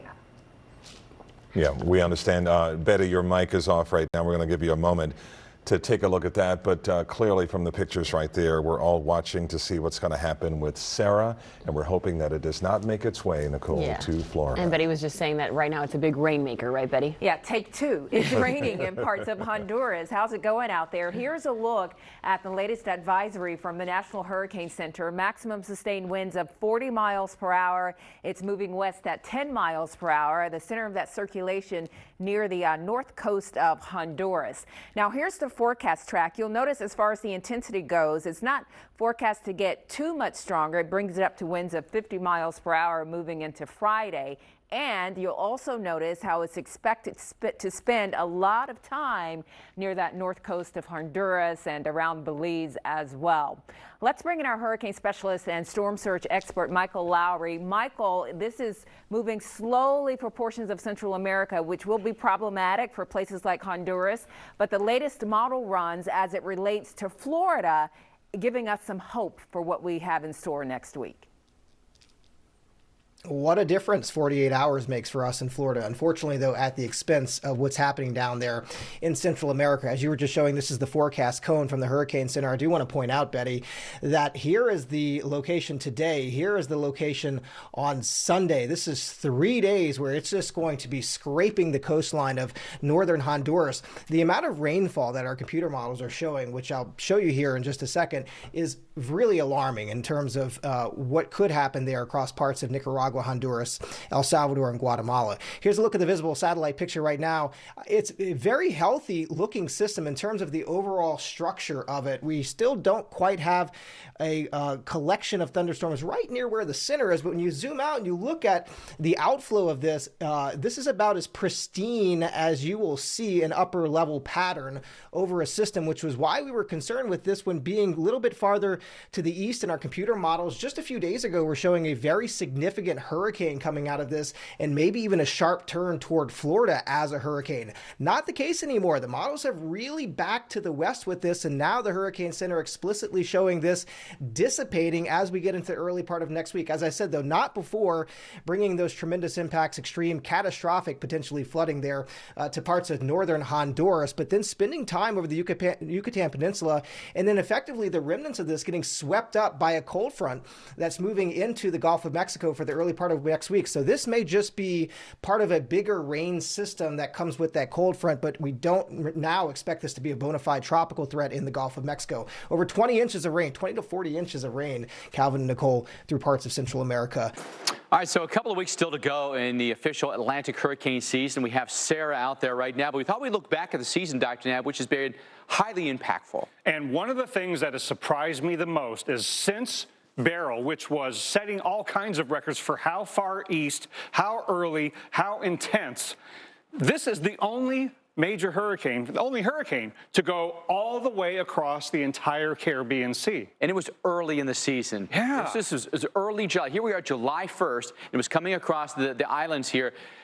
The intensity of it is, I think, what really caught a lot of people's attention was the Cat 5 status. Yeah, and the devastation on some of those southern windward islands. And then it also had a memorable impact in Jamaica. And then all of those power outages in the Houston metropolitan area, followed by all the multiple days of tornado outbreaks with the system after it went inland in places like Louisiana and places like Ohio. Yeah, you think about the number of warnings that we end up getting, more than 200 tornado warnings out of this one tropical system. Yeah, Indiana, New York, and that was just the beginning of multiple episodes of severe weather in that zone, and it was just an amazing, long-lived system. All right, let's fast forward then. Another landfall that happened in August. This was Ernesto hitting the tiny island of Bermuda. Yeah, boy, that never happens. Well, wait a minute. Let's see. How often has it happened? The last time there was a landfall of a hurricane in Bermuda was 4 years ago with Paulette. And then 4 years before that, Nicole made landfall. And 2 years before that, they had 2 landfalls within a week in Bermuda. But before that, there were no landfalls on Bermuda for 25 years. What is going on? 5 landfalls on that tiny island in 1 decade? It's pretty insane, right? Wow. Category 1 winds were 85 miles per hour when it made landfall. And then we had Hurricane Helene. The recap on this was a very interesting storm, formed in the Caribbean, then took direct aim at the U.S. Yeah, classic kind of October hurricane, maybe just a few days early, coming out of that northwestern Caribbean. And it was so large and east-loaded and interacted with this front that we ended up with that Appalachian flood and landslide disaster. It really was a catastrophic event because it had been raining there in the Appalachians for days before Helene came in. Then Helene just added, salt to the wounds there. And of course, we are not forgetting all of the trees that were knocked down in portions of Georgia and South Carolina. A lot of homes damaged or destroyed, and the wind and the storm surge there in Florida. I mean, we had 100-mile-an-hour winds in Georgia when this thing came roaring on through. If you look at Helene's rainfall, now this was Helene in combination with what came before that, which caused literally catastrophic flooding in places like Asheville, North Carolina. It's, the high risk from the Weather Prediction Center, the significant life-threatening risk that posed was anticipated, but it was so much worse than anybody had ever experienced there. And then, of course, right behind that came Milton, another Cat 5 in the Gulf of Mexico that came west to east and then hit Florida. So some of the same areas that received impacts from Helene not long after received it from Milton. And it wasn't just the west coast of Florida with the winds and the storm surge. It was a devastating, amazingly busy tornado outbreak in the east coast of Florida. It was. Look at all the tornadoes that we saw. It was legitimately a tornado outbreak. We have the new advisory from the National Hurricane Center on Tropical Storm Sara, which is centered just inland in northeastern Honduras, but it's going to be hugging that northern Honduras coast for the next 3 days. As expected, based on the Hurricane Hunter data, the max winds are up to 45 miles an hour. As long as it's right near the coast, I don't think the intensity will change much over the next several days. And just taking a look at the new track and intensity forecast from the Hurricane Center, it does not have it coming across Yucatan because of all of the land interaction. But when I come back in just a few moments, stay with us. We'll talk about what Sara still could do in the northeastern Gulf of Mexico, the southeast, and Florida next week.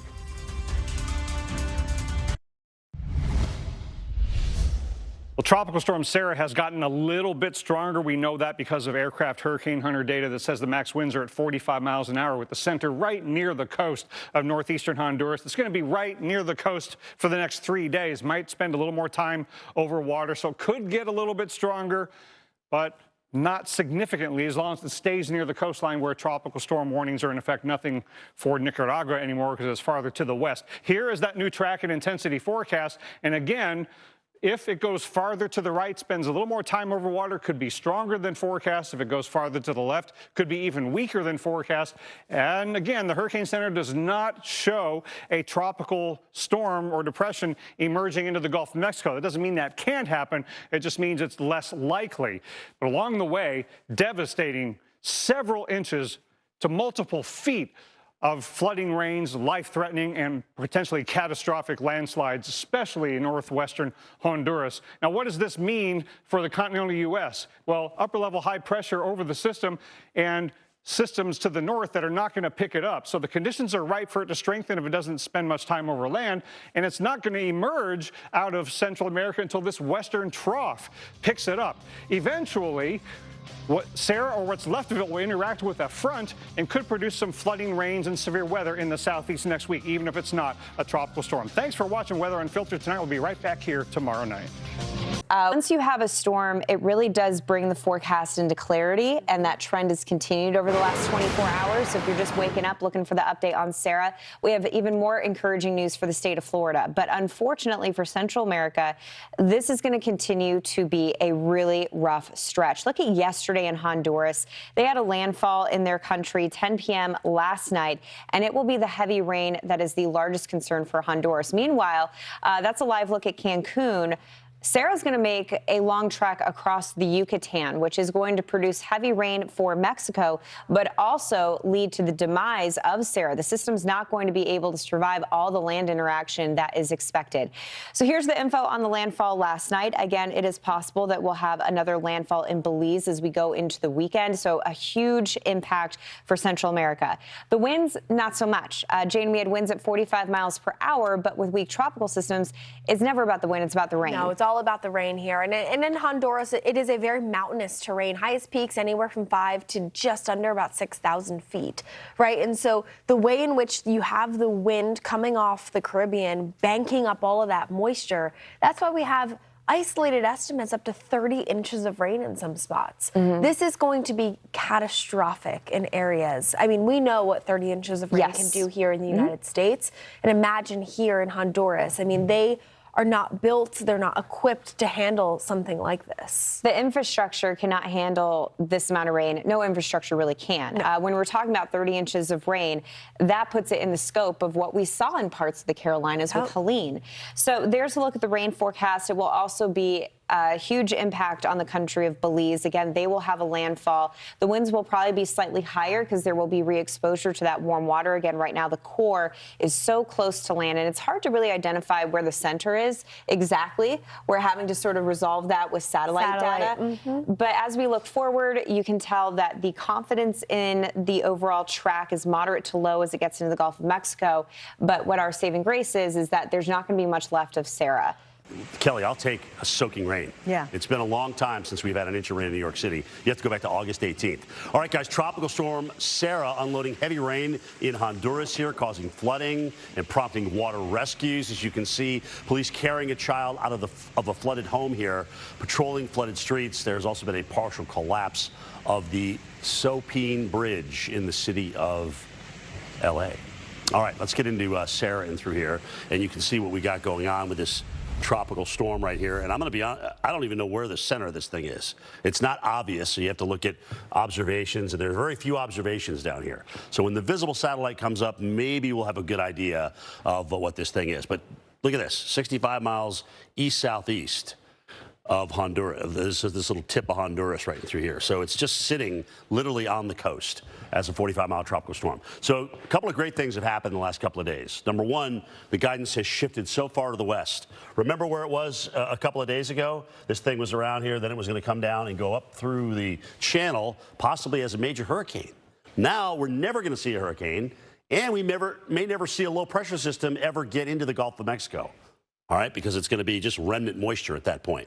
So the problem is obviously the flooding. I mean, you can just see it here. Remember, these mountains just kind of sit here like this, and then you've got this northeast wind just converging on those mountains. It is absolutely a horrible situation when you look at it. I don't care that it's not a hurricane. It doesn't matter. It's still a moisture pump, and it's crushing these guys with very, very heavy rain. So if you watch some semblance of circulation here, notice what they do with it. You just kind of bury it down into northern Guatemala. And that's it. That's the end of it. So it'll never, ever make it into the Gulf of Mexico as anything formidable. The problem is the rainfall, whether it's Belize, Honduras, Guatemala, or even parts of the Yucatan. We're talking about some very, very heavy rain. So let's take a look at it. We talked about this the other day. The first front, which is coming through and is going to bring a beautiful weekend to Florida in the southeast, misses this entirely. But then it gets strung out here, and whatever that moisture is gets picked up by that next trough, which will be coming into the west coast here very, very shortly, as a matter of fact. Here's a look at the shear, and this is why we're going to have nothing. Okay, so if there's some semblance of DNA coming up, look at the shear coming in here. It just zips it onto the east. So that's what we're looking at here in terms of the system. Now, maybe a little bit of good news from Sara. Let's not write it off at all.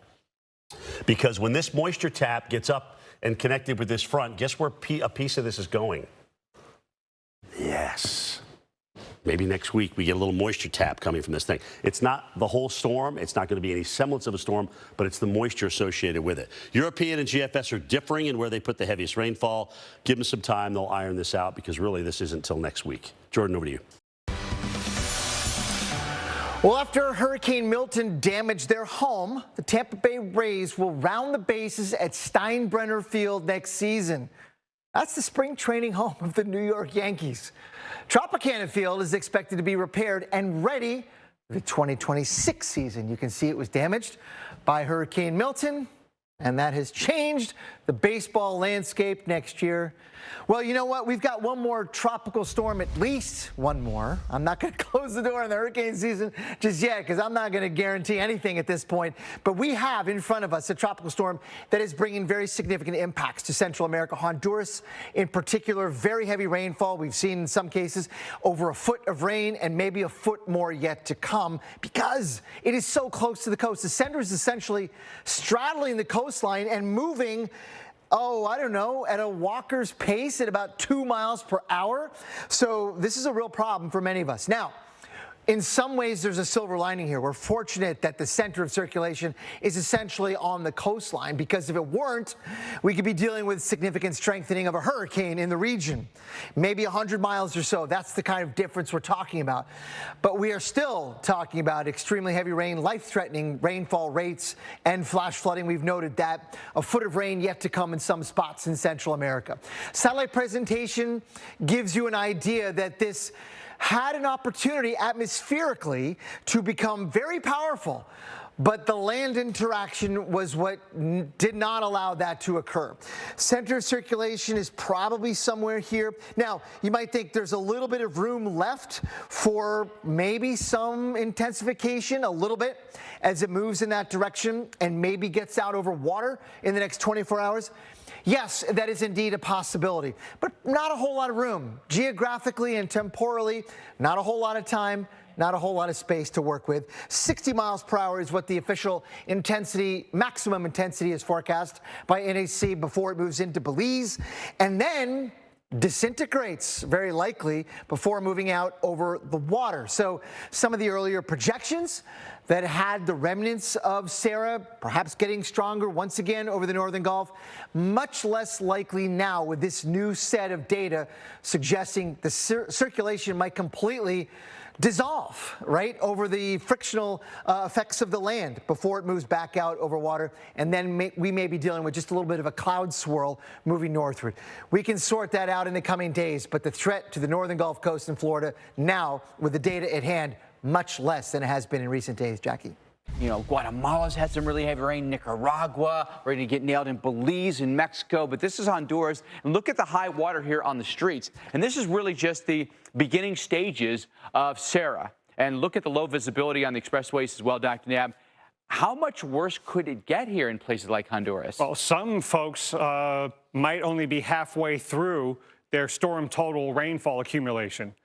And some people could end up getting nearly 3 feet of rain, maybe another foot to foot and a half yet to go. I mean, it is really potentially catastrophic when you have a tropical storm moving slowly over a mountainous, populated area. And it doesn't look, as menacing as a hurricane does, but my goodness, with the center right near the north central coastline, that western side with the moisture source feeding into land and mountains, that's where the heaviest thunderstorms are occurring. Now, this was the visible imagery up till the time of the sun going down, and you could see the circulation center a little more clearly there, right near Roatan. So it's centered offshore, but you could see those overshooting tops right before sunset, right in that zone. And since that time, that zone has just absolutely blown up with thunderstorms that are going to be training over the same areas tonight,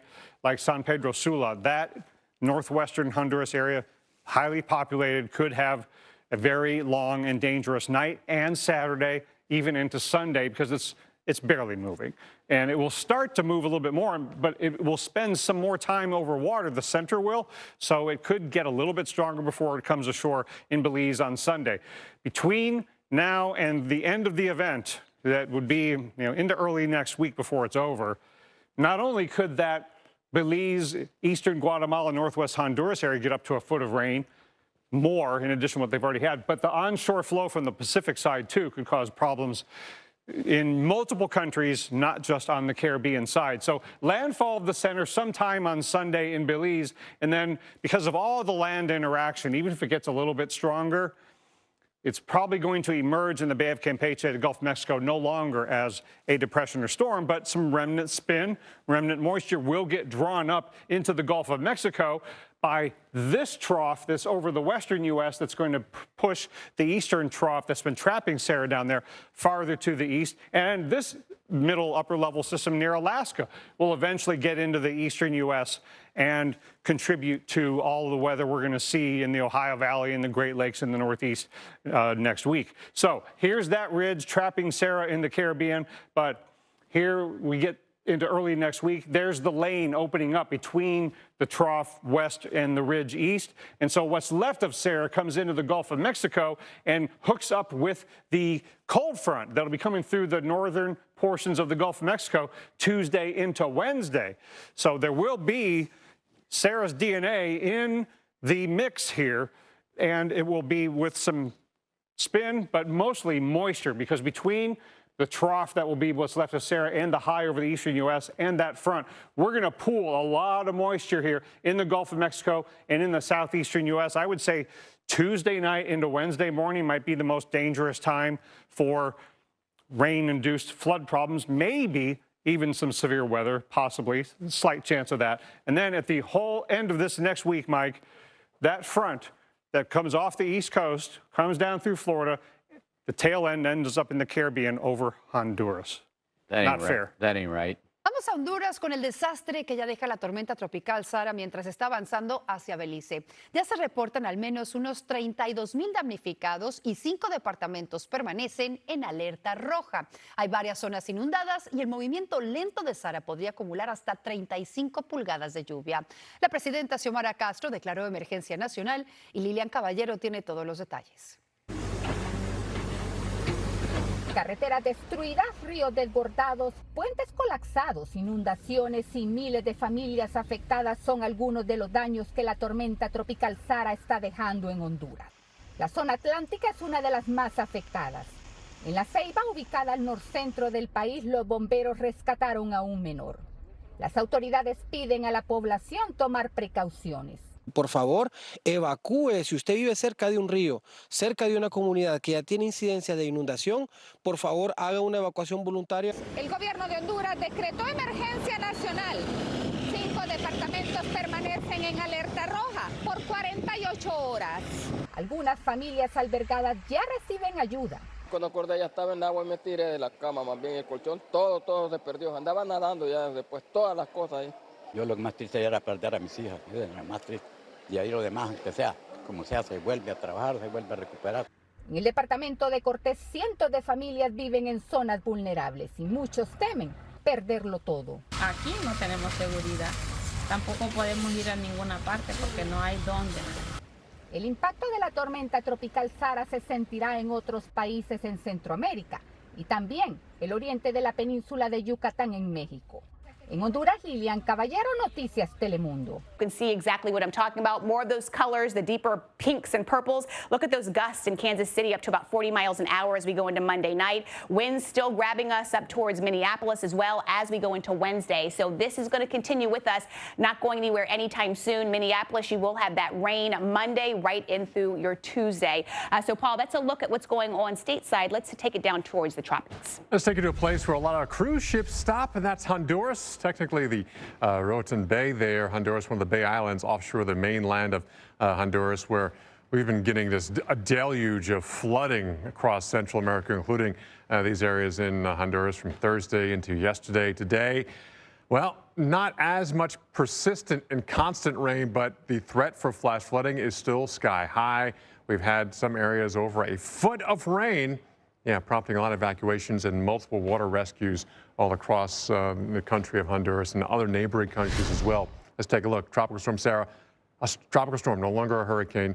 45-mile-per-hour winds here. It's located about 5 miles east of Roatan, Honduras. but it's now slowly moving. Before it was stationary, now moving west-northwest at 2 miles per hour. We want this thing to continue because all it's doing is spreading rain and moisture all across this part of Central America. So again, we track the center, but we're also concerned about the weather with the system. The good news is the winds not nearly as strong as they were, but the moisture is still in play, and it's bringing us tropical storm warnings, tropical storm conditions, especially that heavy rain and flood conditions. We continue to see this thing stay a tropical storm or even weaken to a depression. So it's not the overall wind field, it's the circulation bringing the moisture. That's the biggest threat here. And look at how much rain has already fallen. Some areas in the whites and in the pinks, we're talking a foot to 2 feet of rain. Yeah, and that's the biggest concern. That is causing life-threatening rain without the 90-mile-per-hour winds. That's not an issue. It's the 9 inches of rain or 19 inches of rain. So we still see this thing spin here, still bringing some gusty winds, but again, it's the overall moisture. That's the big concern, because this moisture is not just going to stay here. Right now, it's confined into the Caribbean, but as we have that system we're tracking bringing severe weather in Texas and Oklahoma, well, that system will also help draw in the Sara moisture and also the circulation. So as we head throughout today, it's on the move, making landfall here in Belize as a tropical storm, then weakening as we head on through tomorrow and tomorrow night. Still bringing a widespread areas, maybe 5 or more inches of rain. So we're not quite done with that flood threat.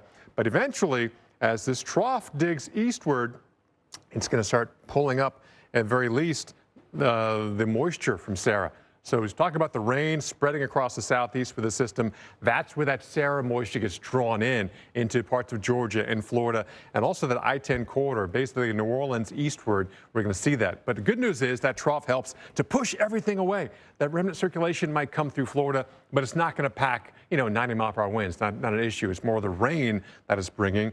So good news. The more fronts we have, the quicker we can kind of shut off this tropical tap here. And yes, 18 named storms, Lynette's. 11 became hurricanes, 5 became major hurricanes. A very active year. Families with children had to evacuate some communities in Honduras by boat on Saturday as Tropical Storm Sara continues to pound the region with torrential rainfall, leading to catastrophic flooding. So far, 1 person in Honduras is reported dead. You can see the issues with the roads, the bridges. Yeah, that's what 1 to 2 feet of rain will do. And overall, Sara only had winds of 45 to 50 miles an hour, but it still did cause some problems there in Honduras. And now it's on its way to making a landfall very soon along the coast of Belize. You can see it's right there just offshore, and it's moving toward the west-northwest at about 5 miles an hour. This time yesterday, it was sitting here, and it was stationary for a lot of the day yesterday, and that's why we saw the torrential downpours in Honduras. We still have tropical storm warnings in effect even along a coastline of Honduras, but now up towards Belize and all the way up to the coast of Mexico. We will eventually see this system interact with land and lose tropical storm status. However, tropical moisture will remain kind of circling around that center and then moving up into the Gulf of Mexico. And that tropical moisture is actually going to be in play for our country coming up later next week, kind of getting involved with a cold front. As you can see, the rainfall is still to come. Not much more for Honduras. We are seeing some pockets of 3 to 5 here and there across Guatemala and Belize. And you can see over the past 7 days what we've encountered here, anywhere from 1 to as much as 3 feet of rainfall. And that led to all the problems there along the coast of Honduras, especially with a slow-moving system like that. We did see a lot of problems. 2%, that's all we have left of this hurricane season. It has been an awful season. We're thankful that it's almost over. But remember, storms can happen even this time of the year in the month of November. So we still have to keep a close eye on any storms that want to fire up, especially in the Caribbean and Gulf of Mexico this time of the year. But look at our season. We've had 18 named storms, 11 of which have become hurricanes, and we had 5 major hurricanes. So we knew it was going to be a busy season, and Reynolds, that's exactly what turned out. All right, thanks for joining us on Fox Weather Live. Fox Weather is your hurricane HQ. Sara is now a tropical depression in central Mexico. Still dropping torrential rains, though, as it may fall Thursday, and it's made landfall twice, both in Honduras and Belize. So with that in mind, Florida going to get some leftover moisture from Tropical Storm Sara, and that's something that we're going to have to watch out for here as we go through time. Unfortunately, that the Gulf Coast obviously doesn't need any more rain. They've certainly seen their fair share with Milton and Helene, and luckily this isn't going to be anything quite like that. As we take a peek at what's going on with Sara right now, west-northwest winds at 12 miles per hour, 35 mile per hour winds. It's moving west-northwest at 12. A lot of heavy rain getting dropped on the Yucatan Peninsula as of right now. And that moisture has to go somewhere, and it's going to go right into the Gulf of Mexico. So even though it's not going to be a named storm, the moisture, again, is going to be transported over the Yucatan into the Gulf. Whatever moisture doesn't get rained out over the Yucatan will head into the Gulf. And at that point, it's going to interact with a cold front, same cold front. It's going to fire up severe thunderstorms across west and central Texas tonight. It's going to absorb all of that moisture and bulldoze it across the Gulf Coast and into Florida. This cold front, by the way, really means business. Look at all that dry air coming in behind it. That's the cold front that's really going to cool things down Tuesday, Wednesday, Thursday across the nation's midsection. So the plains, the Great Lakes, going to feel the chill from that front. But in terms of this weather story, watch how this front has all of this severe storm activity along the line of it. So it's kind of pencil thin as it makes its way through Louisiana. Then it meets up with all of that moisture as you get into Alabama and Mississippi. And that line is no longer pencil thin, is it? It becomes pretty darn big. And so that's where the tropical rain shows up. Luckily, it's not going to sit in any one area for too long. That cold front is going to sweep it out fairly quickly, and thank goodness, because if this tropical moisture would just sit in one spot like it's sort of doing and did in Central America, then we'd have a huge flooding concern, but that's not the case. And thank goodness it's not going to be the case for Florida as well, right? And so how much rain are we going to see? Still a pretty good amount. 3 to 5 inches in some spots, definitely possible. New Orleans over to Mobile. And then you've got that swath of 2 to 3 inches that spans further inland and goes further east, maybe over towards Panama City. Tallahassee could get in on some of this. Luckily, though, the peninsula of Florida, not looking too bad. A half inch to an inch of rain there, but honing in on some of these heavier spots that could get some of the heavier rain. It's New Orleans, it's Gulfport, Alabama, it's Mobile, it's Pensacola. I-10 going to be a bit of a wet go of it as you get into Monday and Tuesday. And I don't want to say there is a zero flood threat. We do have a low level risk, though. 2 out of 4 places like New Orleans and Tallahassee Monday into Tuesday. So certainly something to stay aware of. However, it's not going to be anything catastrophic. And this could have played out much differently. At one point, we thought Sara was going to make landfall on the west side of Florida as either a tropical storm or a hurricane. So this is a much better scenario. It actually played out perfectly for us here in the United States, but terribly for the folks in Central America. Bien, la tormenta tropical Sara continúa causando estragos en el norte de Honduras, donde autoridades han reportado al menos una persona muerta y más de 55,000 afectados, 146 comunidades incomunicadas. Aquí las fuertes lluvias provocaron el colapso de un puente clave en La Ceiba. Además, se han destruido otros 5 puentes y unas 20 carreteras están dañadas. Escuchemos. Y a la 1 de la mañana se oyó el primer, oí que le dijo ¡tú! Se oyó el estruendo y entonces yo fui y ya miramos que el puente se había caído. Bueno, fue una experiencia horrible. Nunca había pasado en la vida mía. A mis 42 años es la primera vez que presencié una cosa así. También ha desbordado ríos, como ven aquí, obligado a evacuar a cientos de personas por el riesgo de más daño. Estamos hablando ahora de los remanentes de Sara, de lo que queda a esta hora de la mañana.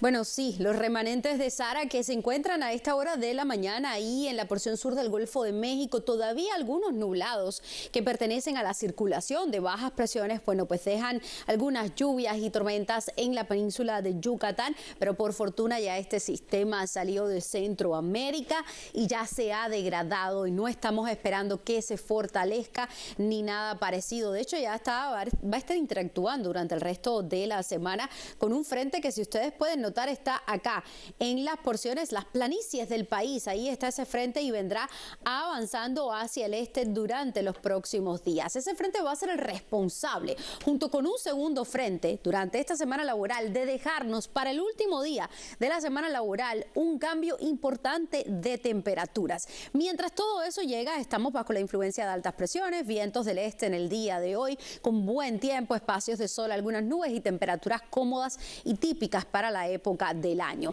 Esta alta presión se retira hacia el este, dando paso a la llegada de un primer frente frío que llegaría a nosotros durante el miércoles en horas de la tarde, provocando la actividad de lluvias precisamente para ese día. Pero es que hay un segundo frente que vendría detrás de este primero y que llegaría a nosotros para el jueves en horas de la tarde. Y ya para el viernes en la mañana, con el paso de esos dos frentes ya fuera de nuestra región, vendría ese cambio de temperaturas, el norte y el centro del estado despertando en el rango de los 40, y acá en casita, sobre todo en la costa del suroeste de Florida, en el rango bajo de los 50, nosotros acá en la costa este pues deberíamos estar despertando entre los 55 a 59 grados para el viernes en la mañana, así que ese cambio de temperatura se va a sentir.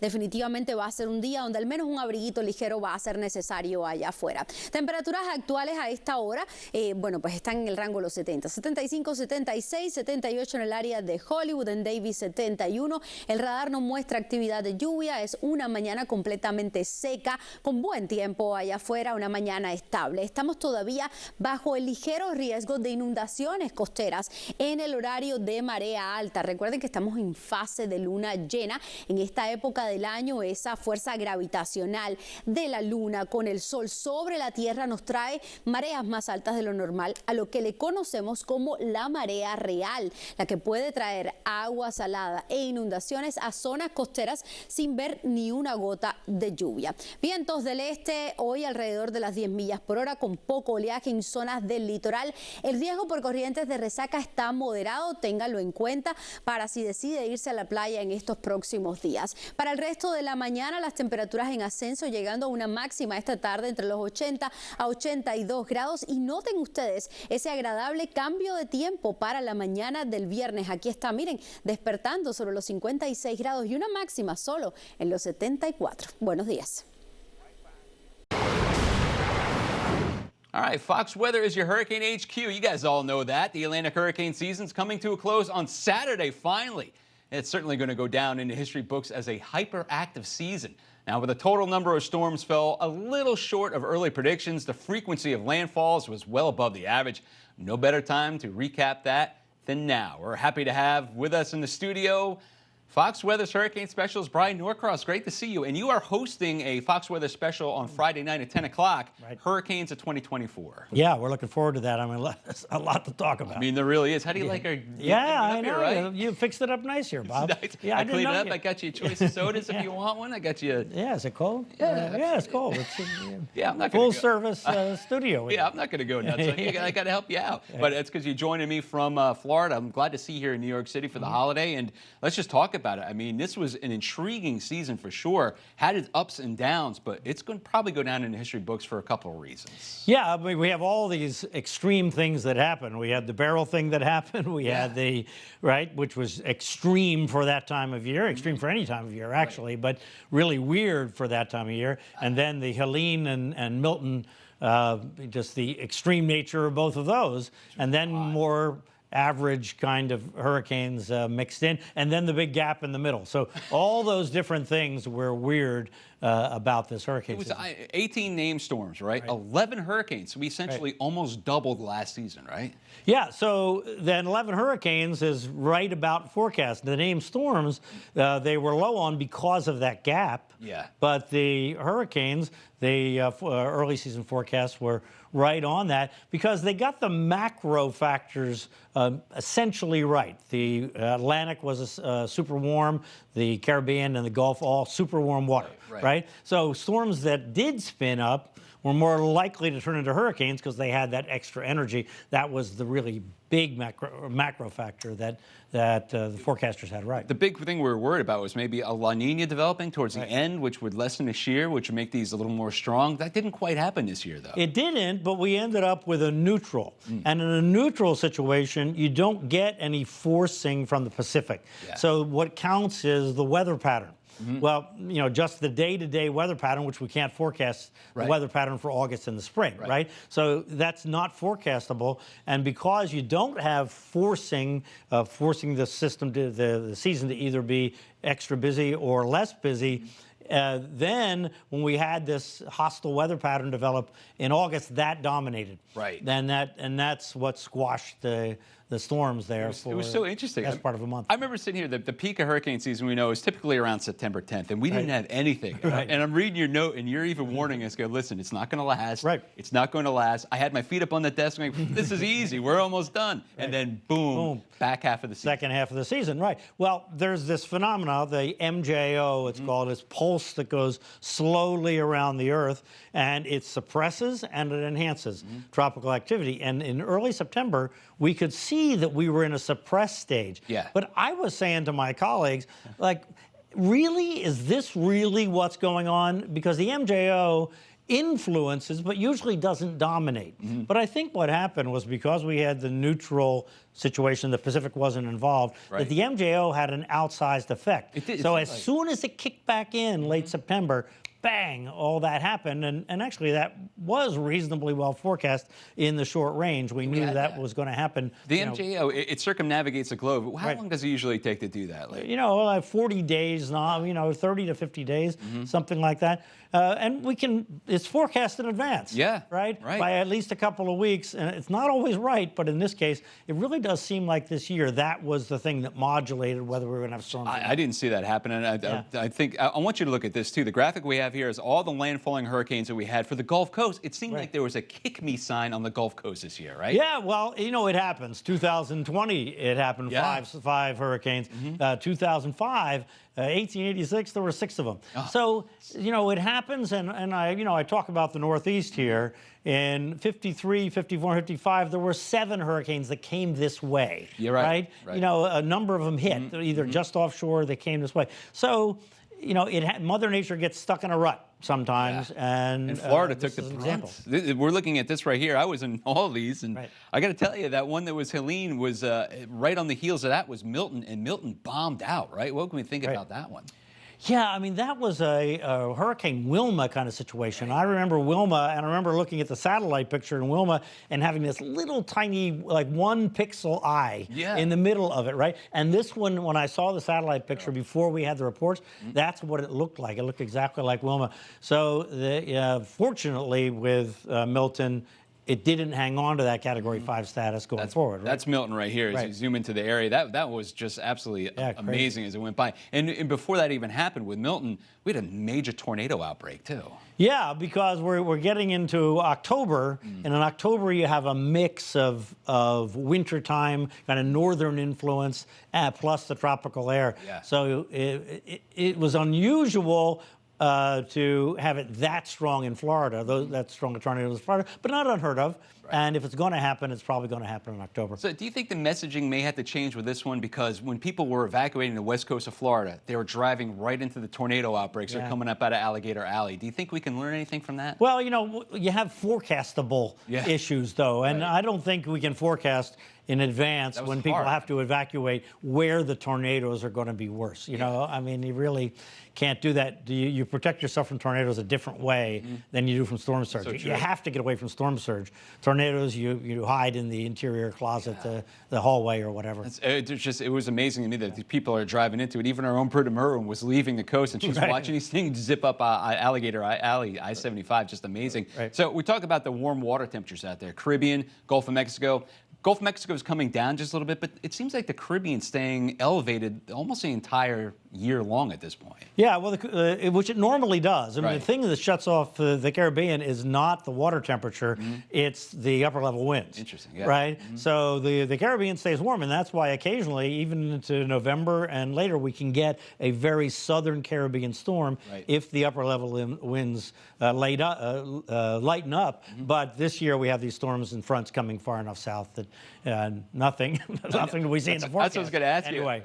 you. We've got Sara that was out there, and this is the one where even in our notes we're just like, enough with this, Sara. We thought honestly Rafael might be the last one, but that gyre kept on kicking stuff up and spitting it out. That's the one that we're concerned with maybe was going to turn into a hurricane in the lower part of the Gulf of Mexico. And we're talking late November, right? Mid to late November? Well, and because the water was still warm enough there, and it actually was a pretty good tropical disturbance that mixed with the gyre, and it just got kicked far enough west. If it had gotten kicked a little farther north, then we could have had a serious storm for Florida. I thought we were going back down to Naples. Is what I was thought. I was a little worried about that. But Brian, it's great to see you up here in New York. too. I appreciate you being in a studio. Love your spot. Absolutely. Yeah. I want you to come back anytime you want. Okay. And you can see more Brian. He's got his hurricane special. It debuts Friday night. It's at 10 o'clock called Hurricanes of 2024. I'm going to watch that one. I can't wait to see it because I have so many questions still. I mean, that was 10 minutes and I still have more questions to ask you. But we will later on. I appreciate it. Okay. That's what I hear. That's what I try to control myself, especially with that Bulldog on last weekend. It was very tempting. All right, let's get into the forecast, including some good news. We'll start there. And that's the fact that hurricane season ends today, and there is nothing going on out there into the Atlantic. So we tallied up 18 named storms, 11 of which became hurricanes. It's well above average. NOAA's predictions before the season starts, we always get this question as to how their early predictions pan out, and they definitely did. It fell within the range of 17 to 25 named storms, 8 to 13 hurricanes. We made it to 11, so we were right there into the middle. We had that kind of quiet period, that odd setup late August into early September, approaching the peak where we really didn't have anything. Otherwise, those numbers would be a lot higher. We used just about all the names on the list except the last three. Thankfully, we didn't make it to Tony, but it was a very busy season, including Hurricane Helene making history as the fourth deadliest U.S. hurricane on record. So far, 243 deaths, and that number has slowly been inching up. So we're very grateful that hurricane season has ended. We're going to enjoy the nice 6 months of the off season. 64 in the meantime. It's a nice start this morning. 63 was the low temperature over in Hialeah. Starting to get those temperatures up now. 70 over there in Pembroke Pines. So not very quickly, but they're inching their way up. We're going to be into the upper 70s today. A lot of us just shy of 80. So we're hitting 85 degrees Thanksgiving, Black Friday, but we're coming down the notch today. We had a front that moved through last night, and we're feeling the effects of that already this morning. And still at 79 today, the warmest temperature of the next 7 days. So we got some even cooler weather on the way. There's a boundary, and it's sitting just offshore, right on top of the Gulf Stream. You can see it about right there. Every so often, we'll get some showers to break away from that and make a run at the coast. And we're kind of seeing that right now over in Hollywood, Dania Beach, Aventura, picking up maybe a sprinkle or two here in the next few minutes. That's what that 20% chance of rain is along the coast. Same case for tomorrow, too. 1 or 2 showers along the coast. Many of us staying dry. Looks just fine. Humidity in that comfortable category bottoms out on our chart for the rest of the week as temperatures go below average. Look, 70s all the way across. That's nice. We don't get that too often, so we're going to soak it up while we have it here. Even those low temperatures pretty nice. Low 60s next week. Perhaps some mornings, like on Tuesday morning, starting out into the upper 50s. Looks nice.